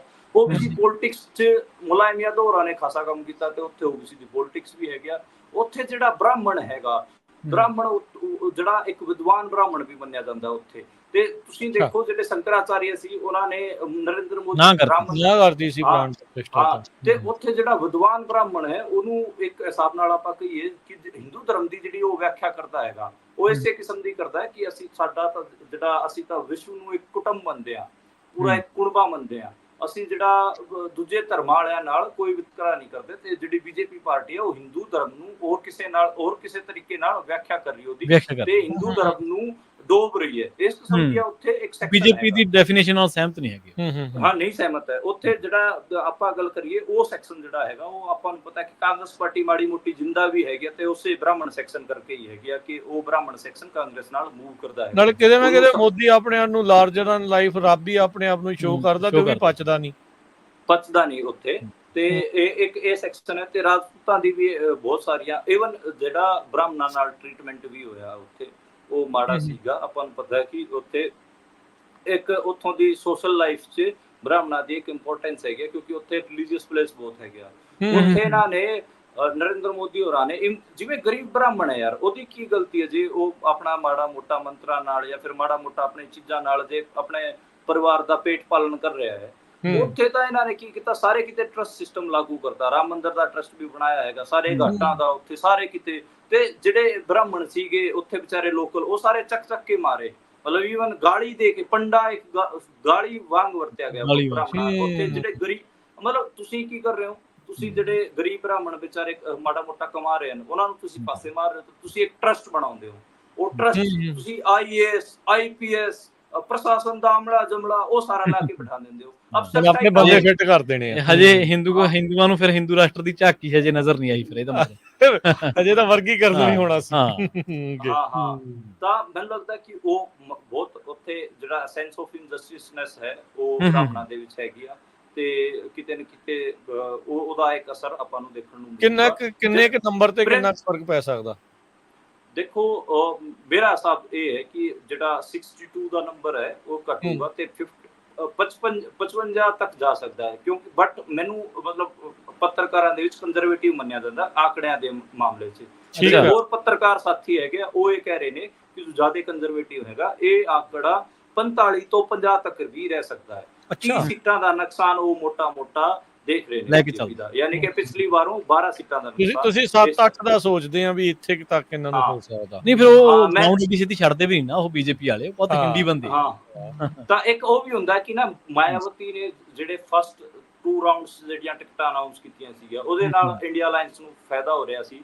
ਪਰ ਜਦੋਂ ਹੀ ਉਹਦੇ ਭਤੀਜੇ ਆਕਾਸ਼ ਆਨੰਦ ਤੇ ਉਹਨਾਂ ਨੇ FIR ਦਰਜ ਕੀਤੀ ਤਾਂ ਉਸ ਤੋਂ ਬਾਅਦ ਮਾਇਆਵਤੀ ਨੇ ਉੱਥੇ 12 ਟਿਕਟਾਂ ਬਦਲ ਦਿੱਤੀਆਂ ਜਿਹੜੇ ਕਿ ਚੌਥੇ ਤੇ ਪੰਜਵੇਂ ਫੇਸ ਸੀ। ਤੇ ਫਿਰ ਉਹਨਾਂ ਨੇ ਇਸ ਕਿਸਮ ਦੀਆਂ ਟਿਕਟਾਂ ਦੇ ਦਿੱਤੀਆਂ ਜਿਹਦੇ ਕਰਕੇ ਸਮਾਜਵਾਦੀ ਪਾਰਟੀ ਅਤੇ ਕਾਂਗਰਸ ਨੂੰ ਨੁਕਸਾਨ ਹੋ ਰਿਹਾ ਹੈ। ਬਲਕਿ ਉੱਥੇ ਇਹ ਵੀ ਬੀਜੇਪੀ ਦੀ ਮਜਬੂਰੀ ਦਾ ਇੱਥੋਂ ਵੀ ਤੁਸੀਂ ਅੰਦਾਜ਼ਾ ਲਾ ਸਕਦੇ ਹੋ ਨਾ, ਬ੍ਰਿਜ ਭੂਸ਼ਣ ਦੇ ਮੁੰਡੇ ਨੂੰ ਟਿਕਟ ਦੇਣੀ ਪਈ ਉਹਨਾਂ ਨੂੰ।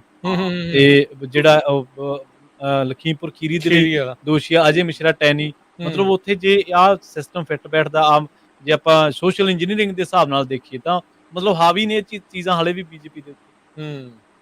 ਅੱਛਾ, ਤੇ ਇਹ ਤੁਸੀਂ ਸਹੀ ਆਇਡੈਂਟੀਫਾਈ ਕੀਤਾ ਸਰ, ਕਿਉਂਕਿ ਉੱਥੇ ਕਿਤੇ ਨਾ ਕਿਤੇ ਲਖੀਮਪੁਰ ਖੀਰੀ ਵਾਲੀ ਗੱਲ ਆਪਾਂ ਨੂੰ ਬ੍ਰਿਜ ਭੂਸ਼ਣ ਵਾਲੀ ਗੱਲ ਕਰਨੀ ਪਊਗੀ। ਪਰ ਉੱਥੇ ਇੱਕ ਕੰਟਰਾਡਿਕਸ਼ਨ, ਬ੍ਰਿਜ ਭੂਸ਼ਣ ਨੇ ਰਾਜਦੀਪ ਸਰਦੇਸਾਈ ਨੂੰ ਇੱਕ ਇੰਟਰਵਿਊ ਦਿੱਤਾ ਤੇ ਰਾਜਦੀਪ ਸਰਦੇਸਾਈ ਨੇ ਉਹਨਾਂ ਨੂੰ ਕਿਹਾ ਕਿ ਫਿਰ ਤੁਹਾਡਾ ਯੋਗੀ ਨਾਲ ਠੀਕ ਨਹੀਂ ਹੈ ਤੇ ਉਹਨਾਂ ਨੇ ਕਿਹਾ ਕਿ ਤੁਸੀਂ ਕੁਝ ਵੀ ਮੰਨੋ, ਮੈਂ ਯੋਗੀ, ਤੇ ਉਹਨਾਂ ਨੇ ਕੋਈ ਸਟੇਟਮੈਂਟ ਨਹੀਂ ਦਿੱਤੀ ਤੇ ਅਮਿਤ ਸ਼ਾਹ ਤੇ ਯੋਗੀ ਦਾ ਕਨਫਲਿਕਟ ਚੱਲ ਰਿਹਾ, ਯੋਗੀ ਆਦਿੱਤਿਆਨਾਥ। ਉਹਦਾ ਫਾਇਦਾ ਵੀ ਕਿਤੇ ਨਾ ਕਿਤੇ ਆਪਾਂ ਕਹੀਏ ਕਿ ਕਾਂਗਰਸ ਅਤੇ ਸਮਾਜਵਾਦੀ ਪਾਰਟੀ ਨੂੰ ਮਿਲੂਗਾ ਤੇ ਉਸ ਕਨਫਲਿਕਟ 'ਚ ਯੋਗੀ ਆਦਿੱਤਿਆਨਾਥ ਨੇ ਕਈ ਥਾਵਾਂ ਤੇ ਈਵਨ ਜਿਵੇਂ ਇਹ ਰਾਜਾ ਭਈਆ ਵਰਗੇ ਸੀਗੇ ਗੁੰਡੇ ਜਾਂ ਬਰਜੇਸ਼ ਵਰਗੇ ਸੀਗੇ ਜਿਹੜੇ ਕਿ ਯੋਗੀ ਆਦਿੱਤਿਆਨਾਥ ਦੇ ਚੇਲੇ ਸੀਗੇ, ਚੇਲੇ ਚਪਾਟੇ, ਉਹਨਾਂ ਨੂੰ ਖੁੱਲਾ ਹੱਥ ਦੇ ਕੇ ਰੱਖਿਆ, ਖੁੱਲਾ ਹੱਥ ਦੇ ਰੱਖਿਆ ਯੋਗੀ ਆਦਿੱਤਿਆਨਾਥ ਨੇ। ਬੁਲਡੋਜ਼ਰ ਦਾ ਕਿੰਨਾ ਕੁ ਅਸਰ ਆ? ਬੁਲਡੋਜ਼ਰ ਦੇ ਨਾਲ ਇਹਨਾਂ ਦੀਆਂ ਸੀਟਾਂ ਤੇ ਬੁਲਡੋਜ਼ਰ ਤਾਂ ਨਹੀਂ ਫਿਰੂਗਾ, ਜਾਂ ਕਿੱਦਾਂ ਦੇਖਦੇ ਹੋ? ਦੇਖੋ, ਬੁਲਡੋਜ਼ਰ ਨੈਸ਼ਨਲਿਜ਼ਮ ਮੁੱਦਾ ਤਾਂ ਮਾੜਾ ਹੈ ਇਹਨਾਂ ਦਾ। ਤੁਸੀਂ ਇਹ ਦੇਖੋ ਕਿ ਤੁਸੀਂ ਘੱਟ ਗਿਣਤੀ ਦੇ ਲੋਕਾਂ ਤੇ ਬੁਲਡੋਜ਼ਰ ਚਲਾ ਦਿੰਦੇ ਹੋ ਤਾਂ ਕਿ ਵੱਧ ਗਿਣਤੀ ਦੇ ਲੋਕਾਂ ਦੀ ਵੋਟਾਂ ਹਾਸਲ ਕਰ ਸਕੋ। ਉਹਦਾ ਅਸਰ ਉਹਦਾ ਦੇਖੋ, ਉਹਨੂੰ ਜਿਹੜਾ ਯੂਪੀ 'ਚ ਜਿਹੜਾ ਇੱਕ ਕਮਿਊਨਲ ਐਲੀਮੈਂਟ ਹੈਗਾ, ਯਾਨੀ ਕਿ ਆਪਾਂ ਕਹੀਏ ਫਰਕਾ ਪ੍ਰਸਤੀ ਵਾਲਾ ਜਿਹੜਾ ਐਲੀਮੈਂਟ ਹੈ, ਉਹਨੂੰ ਤਾਂ ਉਹ ਇਹ ਕਹਿ ਕੇ ਜਸਟੀਫਾਈ ਕਰਦਾ ਕਿ ਦੇਖੋ ਇੱਥੇ ਤਾਂ ਲੋ ਐਂਡ ਆਰਡਰ ਦੀ ਬਹੁਤ ਜ਼ਿਆਦਾ ਸਮੱਸਿਆ ਸੀ ਤੇ ਉਹ ਯੋਗੀ ਆਦਿੱਤਿਆਨਾਥ ਨੇ ਆ ਕੇ ਸੁਧਾਰਤੀ। ਯੋਗੀ ਆਦਿੱਤਿਆਨਾਥ ਨੇ ਇੰਨਾ ਹੀ ਨਹੀਂ, ਯੋਗੀ ਆਦਿੱਤਿਆਨਾਥ ਨੇ ਘੱਟੋ ਘੱਟ 3500 ਇਨਕਾਊਂਟਰ ਕੀਤੇ ਹਨ ਤੇ ਉਹਨਾਂ ਚੋਂ ਜਿੰਨੇ ਵੀ ਜ਼ਿਆਦਾ ਸ਼ਿਕਾਰ ਹੋਏ ਉਹ ਸਾਰੇ ਘੱਟ ਗਿਣਤੀ ਦੇ ਲੋਕ ਹੈਗੇ ਆ ਤੇ ਕਿਤੇ ਨਾ ਕਿਤੇ ਉਹ ਜਿਹੜਾ ਲਾਅ ਐਂਡ ਆਰਡਰ ਦੇ ਨਾਂ ਤੇ ਜੋ ਕੁਝ ਕਰਦਾ ਹੈ, ਜਿਹੜੀ ਹਿਊਮਨ ਰਾਈਟ ਦੀ ਵਾਇਲੇਸ਼ਨ ਉਹਦੇ ਉਹ ਇੱਕ ਗੱਲ ਤਾਂ ਹੈਗੀ ਆ, ਪਰ ਉੱਥੇ ਕ੍ਰਿਮੀਨਲ ਐਲੀਮੈਂਟ ਉਹਨੂੰ ਲਾਅ ਐਂਡ ਆਰਡਰ ਬਣਾ ਕੇ ਵਰਤ ਜਾਂਦਾ ਤੇ ਜਿਹੜੇ ਮਹਿਲਾ ਵੋਟਰ ਹੈਗੀਆਂ ਉਹ ਕਿਤੇ ਨਾ ਕਿਤੇ ਲਾਅ ਐਂਡ ਆਰਡਰ ਮਾਮਲੇ ਨੂੰ ਇਹ ਦੇਖਦੀਆਂ ਨੇ ਕਿ ਹਾਂ ਸਟਰੋਂਗ ਹੋਣਾ ਚਾਹੀਦਾ ਉਹਨਾਂ ਨੂੰ, ਮਤਲਬ ਕਿਤੇ ਨਾ ਕਿਤੇ ਉਹਨਾਂ ਨੂੰ ਇਹ ਨਹੀਂ ਨਾ ਪਤਾ ਲੱਗ ਰਿਹਾ ਵੀ ਲਾਅ ਐਂਡ ਆਰਡਰ ਡਿਲੀਵਰ ਕਿਵੇਂ ਹੋ ਰਿਹਾ, ਵੀ ਉਹਦੀ ਆੜ ਦੇ ਵਿੱਚ ਕੀ ਹੋ ਰਿਹਾ, ਆੜ 'ਚ ਕੀ ਹਾਂ। ਤਾਂ ਉਹ ਮੈਨੂੰ ਲੱਗਦਾ ਕਿ ਇੱਕ ਫਾਇਦਾ ਬੀਜੇਪੀ ਨੂੰ ਹੁੰਦਾ ਹੀ ਹੈ ਉਸ ਚੀਜ਼ ਦਾ। ਬੁਲਡੋਜ਼ਰ ਨੈਸ਼ਨਲ ਬ੍ਰਿਜ ਭੂਸ਼ਣ ਦੀ ਮਾੜੀ ਚੀਜ਼ ਹੈ, ਫਿਰ ਵੀ ਫਾਇਦਾ ਹੋ ਜਾਂਦਾ। ਲਖੀਮਪੁਰ ਖੀਰੀ ਦੀ ਗੱਲ ਕਰਦੇ ਸੀ, ਆ ਉਹਦੇ ਮੁੰਡੇ ਦੇ ਐਸਯੂਵੀ ਨੇ ਹੁਣ 2 ਬੰਦੇ ਹੋਰ ਰਗੜਤੇ ਜਿਹੜੇ ਆ ਰਗੜਤੇ। ਇਹ ਤਾਂ ਦੇਖੋ, ਤੁਹਾਨੂੰ ਜ਼ਿਆਦਾ ਦੁੱਖ ਇਸ ਕਰਕੇ ਹੋਊਗਾ ਜੇ ਤੁਸੀਂ ਉਹਨਾਂ ਇਲਾਕਿਆਂ 'ਚ ਚਲੇ ਜਾਓਗੇ। ਤੁਸੀਂ ਇੱਕ ਪਾਸੇ ਗਰੀਬੀ ਦੇਖੋਗੇ, ਇੱਕ ਪਾਸੇ ਇਹਨਾਂ ਬ੍ਰਿਜ ਭੂਸ਼ਣ ਵਰਗਿਆਂ ਦਾ, ਰਾਜਾ ਭਈਆ ਵਰਗਿਆਂ ਦਾ, ਜਾਂ ਫਿਰ ਬ੍ਰਜੇਸ਼ ਵਰਗਿਆਂ ਦਾ, ਜਾਂ ਅਜੇ ਮਿਸਰਾ ਟੈਣੀ ਵਰਗਿਆਂ ਦਾ ਤੁਸੀਂ ਦਬਦਬਾ ਦੇਖੋਗੇ, ਲੈਂਡ ਕਰੂਜ਼ਰਾਂ, ਫਾਰਮ ਹਾਊਸਿਸ, ਤੇ ਉੱਥੇ ਜਮਾ ਉਹ ਰਾਜੇ ਹੋਣ, ਬਾਕੀ ਸਾਰੇ ਉੱਥੇ ਪ੍ਰਜਾ ਹੋਵੇ ਤੇ ਰਾਜੇ ਅਤੇ ਪ੍ਰਜਾ ਦੀ ਕਿਤੇ ਨਾ ਕਿਤੇ ਇਹ ਤੰਤਰ ਚੱਲਦਾ ਹੈ। ਜਿੱਦਾਂ ਮੂਵੀਆਂ 'ਚ ਆਪਾਂ ਦੇਖਦੇ ਵੀ ਮਾਲਿਕ ਨੇ ਜੋ ਕਰਤਾ ਬਸ ਉਹੀ ਕਨਸੈਪਟ ਉੱਥੇ ਚੱਲ ਰਿਹਾ ਹੈ, ਉਹ ਉੱਥੇ ਚੱਲ ਰਿਹਾ। ਤੇ ਹਾਲਾਂਕਿ ਜਿਹੜਾ ਮੈਨੂੰ ਲੱਗ ਰਿਹਾ ਕਿ ਤਰਾਈ ਵਾਲਾ ਜਿਹੜਾ ਰੀਜਨ ਹੈ ਉੱਥੇ ਆਪਣੇ ਜਿਹੜੇ ਜਾਟ ਤੇ ਸਿੱਖ ਉੱਥੇ ਜਿਹੜੇ ਗਏ ਹੈਗੇ ਆ, ਮਤਲਬ ਹਰਿਆਣੇ ਤੋਂ ਜਾਟ ਵੀ ਉੱਥੇ ਖਾਸੇ ਹੈਗੇ ਆ ਕਿਉਂਕਿ ਉਹ ਗੈਲੈਂਟਰੀ ਵਾਲੀ ਜ਼ਮੀਨਾਂ ਹੈਗੀਆਂ ਉੱਥੇ। ਤਰਾਈ ਜਿੰਨਾ ਵੀ ਸਿੱਖ ਬੈਠਿਆ ਹੋਇਆ ਫਿਰ ਜਾਟ ਬੈਠਿਆ ਹੋਇਆ, ਉਹਨਾਂ ਨੂੰ ਆਰਮੀ 'ਚ ਹੁੰਦੇ ਸੀਗੇ, ਗੈਲੈਂਟਰੀ ਅਵਾਰਡ ਮਿਲੇ ਹੋਏ ਨੇ ਜ਼ਿਆਦਾਤਰ, ਮਰੱਬੇ ਜਿਹਨੂੰ ਆਪਾਂ ਕਹਿੰਦੇ ਆ। ਉਹਨਾਂ ਨਾਲ ਮਾੜਾ ਫਰਕ ਤਾਂ ਪਿਆ ਹੈ, ਪਰ ਉੱਥੇ ਉਹ ਇੱਕ ਸਾਈਜ਼ੇਬਲ ਪੋਪੂਲੇਸ਼ਨ ਨਹੀਂ ਹੈ ਕਿ ਉਹਦੀ ਕੋਈ ਗਿਣਤੀ ਮਿਣਤੀ ਹੋਵੇ, ਇਸ ਕਰਕੇ ਥੋੜਾ ਉਹ ਦਿਖਦਾ ਨਹੀਂ ਮਤਲਬ ਅਸਰ। ਤੇ ਇੱਕ ਸੈਂਸ ਆਫ ਇਨਜਸਟਿਸਨੈਸ ਹੈਗੀ ਆ। ਅਸੀਂ ਇਸ ਵਾਰ ਲਖੀਮਪੁਰ ਖੀਰੀ 'ਚ ਗੱਲ ਕਰ ਰਹੇ ਸੀਗੇ, ਲਖੀਮਪੁਰ ਖੀਰੀ 'ਚ ਉਸ ਹਿਸਾਬ ਦਾ ਚੋਣ ਰਿਜ਼ਲਟ ਨਹੀਂ ਰਹੂਗਾ ਜਿਵੇਂ ਵਿਧਾਨ ਸਭਾ 'ਚ ਰਿਹਾ ਸੀਗਾ। ਉੱਥੇ ਫਰਕ ਪੈ ਸਕਦਾ ਹੈ, ਉੱਥੇ ਸਾਈਕਲ ਬਾਲੀ ਚੱਲੀ ਹੈ, ਮਤਲਬ ਆਪਾਂ ਕਹੀਏ ਕਿ ਅਖਿਲੇਸ਼ ਯਾਦਵ ਨੂੰ ਠੀਕ ਠਾਕ ਵੋਟਾਂ ਪੈ ਰਹੀਆਂ ਤੇ ਨਾਰਥ ਈਸਟ ਦੇ ਵਿੱਚ ਆਪਾਂ ਕਿੱਦਾਂ ਦੇਖ ਰਹੇ ਹਾਂ? ਉੱਥੇ ਨਾਰਥ ਈਸਟ ਦੇ ਵਿੱਚ ਤਾਂ ਸੇਮ ਤੁਸੀਂ ਮੰਨ ਕੇ ਚੱਲੋ, ਉੱਥੇ ਇੱਕ ਤਾਂ ਸੀਟਾਂ ਬਹੁਤ ਘੱਟ ਨੇ, ਕਿਸੇ ਸੂਬੇ 'ਚ 1 ਸੀਟ ਹੈ, ਕਿਸੇ ਸੂਬੇ 'ਚ 2 ਸੀਟ ਹੈ, ਉੱਥੇ ਮੋਰ ਔਰ ਲੈਸ ਜਿਹੜਾ ਹੈਗਾ ਬੀਜੇਪੀ, ਕਿਉਂਕਿ ਉੱਥੇ ਵੀ ਸਿਕਿਉਰਿਟੀ ਫੋਰਸਿਸ ਵਾਲਾ ਮਾਮਲਾ ਹੈ ਨਾ, ਉੱਥੇ ਵੀ ਸਿਕਿਉਰਿਟੀ ਫੋਰਸਿਸ ਡੋਮਿਨੇਟ ਕਰਦੀਆਂ ਨੇ। ਹਾਂ, ਅਸਮ ਇੱਕ ਏਦਾਂ ਦਾ ਸੂਬਾ ਹੈਗਾ ਜਿੱਥੇ ਜ਼ਿਆਦਾ ਸੀਟਾਂ ਹੈਗੀਆਂ। ਅਸਮ ਦੇ ਵਿੱਚ ਇੱਕ ਵਾਰ ਲੱਗ ਰਿਹਾ ਸੀਗਾ ਕਿ ਜਿਵੇਂ ਅਖਿਲ ਗੋਗੋਈ ਹੋਰੀ ਟਰਾਈ ਕਰ ਰਹੇ ਸੀਗੇ ਤੇ 4 ਸੀਟਾਂ ਉੱਥੇ ਏਦਾਂ ਦੀਆਂ ਹੈਗੀਆਂ ਜਿੱਥੇ ਮੁਸਲਿਮ ਮੈਜੋਰਿਟੀ ਹੈਗੀ ਆ ਤੇ ਏਦਾਂ ਲੱਗ ਰਿਹਾ ਸੀਗਾ ਕਿ ਉੱਥੇ ਇੱਕ ਇਲੈਕਸ਼ਨ ਬਣੂਗਾ, ਪਰ ਉੱਥੇ CANRC ਦਾ ਵੱਡਾ ਮੁੱਦਾ, ਉੱਥੇ ਡਿਟੈਂਸ਼ਨ ਕੈਂਪ ਵੀ ਬਣਾ ਰੱਖੇ ਨੇ ਬੀਜੇਪੀ ਨੇ। ਤੇ ਉੱਥੇ ਜਿਹੜਾ ਹਿਮੰਤ ਬਿਸਵਾ ਸ਼ਰਮਾ ਹੈਗਾ ਬੀਜੇਪੀ ਦਾ ਤੇ ਉੱਥੋਂ ਦਾ ਮੁੱਖ ਮੰਤਰੀ, ਉਹ ਅੱਡ ਕਿਸਮ ਦੀ ਪੋਲਿਟਿਕਸ ਕਰਦਾ, ਇਸ ਕਰਕੇ ਉਹਨੇ ਚੀਜ਼ਾਂ ਬੈਲੈਂਸ ਕੀਤੀਆਂ ਨੇ ਤੇ ਬੀਜੇਪੀ ਨੂੰ ਓਡਾ ਨੁਕਸਾਨ ਅਸਮ ਤੋਂ ਨਹੀਂ ਦਿਖ ਰਿਹਾ ਜਿੰਨਾ ਆਪਾਂ ਅਹਿਸਾਸ ਕਰ ਰਹੇ ਸੀਗੇ। ਆਪਾਂ ਸਾਨੂੰ ਵੀ ਲੱਗ ਰਿਹਾ ਸੀਗਾ ਕਿ ਘੱਟੋ ਘੱਟ 6 ਸੀਟਾਂ ਦਾ ਨੁਕਸਾਨ ਅਸਮ 'ਚ ਆਪਾਂ ਨੂੰ ਦੇਖਣ ਨੂੰ ਮਿਲੂਗਾ ਬੀਜੇਪੀ ਦਾ, ਪਰ ਮੇਰੀ ਜਿਹੜੀ ਰੀਸੈਂਟ ਗੱਲ ਹੋਈ ਹੈ ਉਹਦੇ 'ਚ ਇਹ ਨਿਕਲ ਕੇ ਆ ਰਿਹਾ ਕਿ ਉਹ ਨੁਕਸਾਨ ਮਸਾ 2 ਜਾਂ 3 ਸੀਟਾਂ ਦਾ ਹੀ ਰਹੂਗਾ। ਉੱਥੇ ਉਹਨਾਂ ਨੇ ਚੀਜ਼ਾਂ ਬੈਲੈਂਸ ਕੀਤੀਆਂ ਨੇ, ਮੈਨੇਜ ਕੀਤੀਆਂ ਨੇ। ਅੱਛਾ ਮਨਦੀਪ, ਇੱਕ ਗੱਲ ਨੂੰ ਹੋਰ ਤੇਜ਼ ਕੀਤਾ ਹੈ ਜੀ। ਮਨਦੀਪ, ਇੱਕ ਗੱਲ ਹੋਰ ਜ਼ਰੂਰ ਕਲੀਅਰ ਕਰਿਓ ਵੀ ਜਿਹੜੀ CA ਦੀ ਸਿਟੀਜ਼ਨ ਅਮੈਂਡਮੈਂਟ ਐਕਟ ਦੀ ਜਿਹੜੀ ਪੋਲਿਟਿਕਸ ਹੈ ਬੀਜੇਪੀ ਦੀ, ਇਹ ਜਿਹੜੀ ਸੈਂਟਰਲ ਇੰਡੀਆ ਜਾਂ ਟੌਪ ਬੈਲਟ ਹੈ, ਇਹਦੇ 'ਚ ਹੋਰ ਆ। ਅਸਮ ਦੇ ਵਿੱਚ ਉਹਨਾਂ ਦਾ ਸਟੈਂਸ ਕੁਝ ਹੋਰ ਲੱਗਦਾ ਕਈ ਵਾਰੀ, ਕਿਉਂਕਿ ਉੱਥੇ ਜਿਹੜੇ ਪ੍ਰੋਟੈਸਟ ਹੁੰਦੇ ਆ ਵੀ ਤੁਸੀਂ ਇਹਨੂੰ ਲਾਗੂ ਕਰੋ, ਛੇਤੀ ਕਰੋ, ਜਾਂ ਜਿਵੇਂ ਦੇਖੋ ਜਿਹੜਾ CA ਇਕੱਲਾ ਇੰਨਾ ਖਤਰਨਾਕ ਨਹੀਂ ਲੱਗਦਾ, ਜਿਵੇਂ ਉਹ ਐਕਸਪਲੇਨ ਕਰਦੇ ਨੇ, ਉਹਦੇ ਨਾਲ ਜਿਹੜਾ NRC ਰਜਿਸਟਰ NRC ਜਦੋਂ ਉਹ ਆ ਜਾਂਦਾ ਹੈ, ਉਹ ਖਤਰਨਾਕ ਹੋ ਜਾਂਦਾ। ਮਤਲਬ ਤੁਸੀਂ ਜਿਵੇਂ ਹੁਣ ਮੇਰੇ ਤੋਂ ਕੋਈ ਇਹ ਨਹੀਂ ਪੁੱਛ ਰਿਹਾ ਕਿ ਤੁਸੀਂ ਸਿਟੀਜ਼ਨ ਹੋ ਜਾਂ ਨਹੀਂ ਹੋ, ਠੀਕ ਹੈ, ਇੰਡੀਆ ਦੇ ਵਿੱਚ ਜਦੋਂ NRC ਰਜਿਸਟਰ ਲਾਗੂ ਹੋਊਗਾ ਤੇ ਉਦੋਂ ਪੁੱਛਿਆ ਜਾਊਗਾ ਕਿ ਹਾਂ ਤੇਰੇ ਕਾਗਜ਼ ਕਿੱਥੇ ਨੇ। ਜਦੋਂ ਕਾਗਜ਼ ਮੈਂ ਦਿਖਾ ਨਹੀਂ ਪਾਇਆ ਉਦੋਂ ਫਿਰ ਗੱਲ ਬਣੂਗੀ। ਜੇ ਮੈਂ ਹਿੰਦੂ ਹਾਂ ਫਿਰ ਤਾਂ ਮੇਰੇ ਕੋਈ ਦਿੱਕਤ ਨਹੀਂ, ਉਹ ਕਹਿਣਗੇ ਤੂੰ ਤਾਂ ਹਿੰਦੂ ਹੈ, ਲੈ ਤੇ ਤੂੰ ਲੈ ਲੈ CA ਜਿਹੜਾ ਅਸੀਂ ਕਾਨੂੰਨ ਲੈ ਕੇ ਆਏ ਹਾਂ ਸਿਟੀਜ਼ਨਸ਼ਿਪ ਵਾਲਾ, ਇਹਦੇ ਰਾਹੀਂ ਸਿਟੀਜ਼ਨਸ਼ਿਪ ਆ ਚੱਕ, ਸਿਟੀਜ਼ਨਸ਼ਿਪ ਚੱਕ ਆਪਣੀ ਤੇ ਚੱਲ। ਜੇ ਮੈਂ ਮੁਸਲਮਾਨ ਹੋਇਆ ਫਿਰ ਉੱਥੇ ਕੋਈ ਪੇਚਾ ਪੈ ਜਾਊਗਾ ਤੇ ਉੱਥੇ ਉਹ ਟੈਂਸ਼ਨ ਕੈਂਪਾਂ 'ਚ ਬੰਦ ਕਰ ਦੇਣਗੇ। ਇਹ ਪ੍ਰੋਬਲਮੈਟਿਕ ਇਸ ਕਰਕੇ ਹੈ ਕਿਉਂਕਿ ਘੱਟ ਗਿਣਤੀ ਦੇ ਜਿਹੜੇ ਲੋਕ ਹੈ ਕਿਆ, ਖਾਸ ਕਰ ਮੁਸਲਮਾਨ ਆਈਡੈਂਟੀਟੀ, ਉਹ ਜਿਹੜੀ ਗਰੀਬ ਮੁਸਲਮਾਨ ਆਈਡੈਂਟੀਟੀ ਹੈ ਉਹਦੇ ਉਸ ਤੇ ਅਟੈਕ ਹੋ ਇਸੇ ਕਰਕੇ ਅਸਮ ਦੇ ਵਿੱਚ ਉਹ ਸਾਰਾ ਕੁਝ ਚੱਕਰ ਪੈਂਦਾ ਹੈ। ਉੱਥੇ ਨੋ ਡਾਊਟ ਜਿਹੜਾ ਘੁਸਪੈਠੀਆਂ ਦਾ ਇੱਕ ਮੁੱਦਾ ਹੈਗਾ, ਉਹ ਇੱਦਾਂ ਦਾ ਸੂਬਾ ਹੈਗਾ ਜਿੱਥੋਂ ਬੰਗਲਾਦੇਸ਼ੀ ਮੁਸਲਮਾਨ ਵੀ ਆਪਾਂ ਪਤਾ ਕਿ ਉੱਥੇ ਆਉਂਦੇ ਨੇ, ਜਿਹੜੇ ਬੁੱਧਿਸਟ ਵੀ ਆਉਂਦੇ ਨੇ ਉੱਥੇ, ਜਿਹੜੇ ਤੰਗ ਤੇ ਬੰਗਲਾਦੇਸ਼ ਉਹ ਆਪਣਾ ਜੇ ਦੂਜਾ ਮੁਲਕ ਮਿਆਂਮਾਰ ਤੋਂ ਵੀ ਉੱਥੇ ਲੋਕ ਆਉਂਦੇ ਨੇ ਜਿਹੜੇ ਮੁਸਲਿਮ ਆਈਡੈਂਟੀਟੀ ਦੇ ਹੈਗੇ ਆ, ਤੇ ਰੋਹਿੰਗਿਆ ਜਿਨ੍ਹਾਂ ਨੂੰ ਕਿਹਾ ਜਾਂਦਾ ਰੋਹਿੰਗਿਆ, ਇਸ ਕਰਕੇ ਉੱਥੇ ਰੌਲਾ ਪੈਂਦਾ ਹੈ। ਤੇ ਉੱਥੇ ਜਿਵੇਂ ਅਤੇ ਇੱਕ ਮੈਨੂੰ ਲੱਗਦਾ ਕਿ ਨੌਰਥ ਈਸਟ ਐਡਾ ਕੰਪਲੈਕਸ ਹੈਗਾ ਕਿ ਆਪਾਂ ਮਤਲਬ ਇਹ ਕੱਲੀ ਆਈਡੈਂਟੀਟੀ ਬਾਰੇ ਗੱਲ ਕਰਦੇ, ਜਿਵੇਂ ਬੋਡੋ ਆਈਡੈਂਟੀਟੀ, ਕੁਕੀ, ਮੈਤੇਈ, ਏਦਾਂ ਗੱਲ ਕਰਨੀ ਪੈਂਦੀ ਉੱਥੇ। ਮਨੀਪੁਰ ਦੀ ਹਿੰਸਾ ਦਾ ਕਿੱਦਾਂ ਆਪਾਂ ਦੇਖਦੇ ਹਾਂ, ਉਹਦਾ ਕੋਈ ਅਸਰ ਮਤਲਬ ਕੁਕੀਜ਼ BJP ਨਾਲ ਟੁੱਟ ਚੁੱਕੇ ਨੇ, ਮੈਤੀਜ਼ BJP ਦਾ ਸਪੋਰਟ ਕਰ ਰਹੇ। ਠੀਕ ਹੈ। ਤੇ ਤੁਸੀਂ ਜਦੋਂ ਇੱਕ ਦੀ ਰਿਪੋਰਟ ਕੀਤੀ ਸੀ ਪਿਛਲੇ ਦਿਨਾਂ 'ਚ ਵੀ 6 ਜ਼ਿਲ੍ਹਿਆਂ ਦੇ ਲੋਕ ਉੱਥੇ ਵੋਟ ਹੀ ਨਹੀਂ ਸੀ ਪਾਉਣਗੇ, ਵੱਖਰੇ ਮੁਲਕ ਦੀ ਜਾਂ ਵੱਖਰੇ ਇਲਾਕੇ ਦੀ ਜਿਹੜੀ ਉਹਨਾਂ ਦੀ ਉਹ ਮੰਗ ਸੀ, ਏਦਾਂ ਦੀਆਂ ਚੀਜ਼ਾਂ ਕਿੱਦਾਂ ਆ ਉੱਥੇ? ਨੌਰਥ ਈਸਟ 'ਚ ਬਹੁਤ ਹੈ, ਈਵਨ ਮਤਲਬ ਛੋਟੀ ਟਰਾਈਬਾਂ ਹੈਗੀਆਂ ਉਹ ਵੀ ਲੜਦੀਆਂ ਰਹਿੰਦੀਆਂ ਨੇ ਆਪਣੀ ਪਹਾੜੀਆਂ ਵਾਸਤੇ, ਆਪਣੇ ਚੀਜ਼ਾਂ ਵਾਸਤੇ। ਈਵਨ ਮਤਲਬ ਚੀਨ ਵੀ ਜਿਹੜਾ 32 ਥਾਵਾਂ ਤੇ ਇਹ ਦਾਅਵਾ ਕਰਦਾ ਸੀਗਾ ਕਿ ਇਹ ਚਾਈਨਾ ਦੀਆਂ ਹੈਗੀਆਂ, ਉਹ ਵੀ ਉਹਨਾਂ ਸਿਰ ਤੇ ਹੀ ਕਰੀ ਜਾਂਦਾ ਹੁੰਦਾ ਹੈ। ਤੇ ਅਰੁਣਾਚਲ ਪ੍ਰਦੇਸ਼ 'ਚ ਉਹਨਾਂ ਨੇ ਜਿਹੜਾ ਦਾਅਵਾ ਕੀਤਾ ਸੀ, ਨਾ ਹੀ ਬਦਲਤੇ ਸੀ, ਦਾਅਵਾ ਕੀ ਕੀਤਾ ਸੀ, ਨਾ ਬਦਲਤੇ ਸੀ, ਚਾਈਨੀਜ਼ ਨਾ ਰੱਖਦੇ ਸੀ ਅਗਲਿਆਂ ਨੇ। ਤੇ ਉਹ ਉੱਥੇ ਜਿਵੇਂ ਬੋਡੋਲੈਂਡ ਵਾਲੇ ਉਹ ਲਗਾਤਾਰ ਲੜ ਰਹੇ ਨੇ, ਪਤਾ ਹੈ। ਹਾਂ, ਤੇ ਜਿੰਨਾ ਵੀ ਇਹ ਮਿਆਂਮਾਰ ਬਾਰਡਰ ਵਾਲਾ ਏਰੀਆ ਹੈਗਾ, ਚਾਈਨਾ ਬਾਰਡਰ ਵਾਲਾ ਏਰੀਆ, ਉੱਥੇ ਤਾਂ ਹਰ ਟਰਾਈਬ ਲੜ ਰਹੀ ਹੈ ਖੁਦ ਮੁਖਤਿਆਰੀ ਦੀ ਲੜਾਈ। ਤੇ ਉਹ ਉੱਥੇ ਇਸੇ ਕਰਕੇ ਜਿਹੜਾ ਇੰਡੀਅਨ ਆਰਮੀ ਦੀ ਪ੍ਰੈਜ਼ੈਂਸ ਜ਼ਿਆਦਾ ਹੈਗੀ ਆ ਤੇ ਦਬਾਉਣ ਦੀ ਕੋਸ਼ਿਸ਼ ਵੀ ਉੱਥੇ ਜ਼ਿਆਦਾ ਹੁੰਦੀ ਹੈ ਜੀ। ਤੇ ਹੁਣ ਆਪਾਂ ਅੱਗੇ ਵਧ ਗਏ ਡੈਜ਼ਰਟ ਨੂੰ ਚਲੀਏ ਥੋੜਾ ਜਿਹਾ, ਰਾਜਸਥਾਨ। ਉੱਤਰ ਪ੍ਰਦੇਸ਼ ਬਾਰੇ ਆਪਾਂ ਵੈਸਟਰਨ ਉੱਤਰ ਪ੍ਰਦੇਸ਼ ਆਪਾਂ ਭੁੱਲ ਗਏ ਸਪੈਸ਼ਲੀ, ਉੱਥੇ ਟਿਕੈਤੋਰਾਂ ਦਾ ਅੰਦੋਲਨ ਸੀਗਾ। ਉੱਤਰ ਪ੍ਰਦੇਸ਼ ਫਸਟ 2 ਫੇਜ਼ 'ਚ ਕਵਰ ਹੋ ਗਿਆ ਸੀਗਾ। ਤੇ ਆਪਾਂ ਮੇਰਠ, ਮੁਜ਼ੱਫਰਨਗਰ, ਸਹਾਰਨਪੁਰ, ਆਪਾਂ ਜੇ ਗੱਲ ਕਰੀਏ ਬਾਗਪਤ, ਬੜੌਤ, ਕੈਰਾਨਾ, ਮਥੁਰਾ, ਆਗਰੇ ਤੱਕ ਆਪਾਂ ਕਹਿ ਸਕਦੇ ਹਾਂ। ਤੇ ਇਹ ਸਾਰੇ ਬੈਲਟ 'ਚ ਕਿਤੇ ਨਾ ਕਿਤੇ ਅੱਧ ਰਹੂਗੀ BJP, ਅੱਧੀਆਂ ਸੀਟਾਂ ਜਿੱਤੂਗੀ ਤੇ ਅੱਧੀ ਸੀਟਾਂ ਇੰਡੀਆ ਲਈ। ਉਹ ਇਹ ਟੋਟਲ ਸੀਟਾਂ 23 ਬਣਦੀਆਂ ਨੇ। 23 ਸੀਟਾਂ 'ਚੋਂ ਮੈਨੂੰ ਲੱਗ ਰਿਹਾ ਕਿ ਘੱਟੋ ਘੱਟ 12 ਤੇ 13 ਸੀਟਾਂ 'ਚ ਜਿਹੜੀ ਕੀ ਹੈਗੀ ਆ ਉਹ ਇੰਡੀਆ ਅਲਾਈਅੰਸ ਜਿੱਤੂਗਾ। ਔਰ ਜਿਹੜਾ ਭੀਮ ਆਰਮੀ ਵਾਲਾ ਚੰਦਰ ਸ਼ੇਖਰ ਹੈਗਾ ਮੁੰਡਾ ਨਗੀਨਾ ਤੋਂ, ਉਹ ਵੀ ਜਿੱਤੂਗਾ, ਉਹਦਾ ਵੀ ਵਧੀਆ ਹੈਗਾ। ਓਵਰਆਲ ਜੇ ਆਪਾਂ ਇੱਥੇ ਦੇਖੀਏ, ਜਦੋਂ ਆਪਾਂ ਯੂਪੀ ਦੀ ਗੱਲ ਕਰ ਰਹੇ ਹਾਂ, ਇਸ ਦੇ ਵਿੱਚ ਇੱਥੇ 5-7 ਸੀਟਾਂ, 7 ਸੀਟਾਂ ਲੂਜ਼ ਕਰ ਰਹੀ ਹੈ ਭਾਜਪਾ। 10 ਸੀਟਾਂ ਤੁਸੀਂ ਮੰਨ ਕੇ ਚੱਲੋ, 10 ਸੀਟਾਂ ਜਿਹੜੀਆਂ ਕੰਜ਼ਰਵੇਟਿਵ ਹੋ ਰੱਖਿਆ। ਤੇ ਨਾਰਥ ਈਸਟ ਦੇ ਵਿੱਚ ਬਰਾਬਰ ਹੀ ਰਹੂਗਾ ਜਾਂ ਕਿੱਦਾਂ? ਬਰਾਬਰ ਸਰਾਬਰ। ਤੁਸੀਂ ਜ਼ਿਆਦਾ 3 ਸੀਟਾਂ ਲਿਖ ਲਓ, 3 ਸੀਟਾਂ ਲਓ ਮੈਕਸਿਮਮ ਕਹਿ ਰਿਹਾ। ਅਸਮ ਦੇ ਵਿੱਚ ਕਿਉਂਕਿ ਜ਼ਿਆਦਾ ਸੀਟਾਂ ਹੈਗੀਆਂ, ਉੱਥੇ ਮੇਰੀ ਗੱਲ ਹੋਈ। ਸੋ ਜੇ ਆਪਾਂ ਜਿਹੜੇ ਮਾਡਲ ਨੂੰ ਪੂਰੇ ਮੁਲਕ 'ਚ ਉਹਨਾਂ ਨੇ ਪ੍ਰਚਾਰਿਆ, ਗੁਜਰਾਤ, ਰਾਜਸਥਾਨ, ਇਹ ਵਾਲੇ ਪਾਸੇ, ਇੱਥੇ ਕੀ ਸਥਿਤੀ ਹੈ?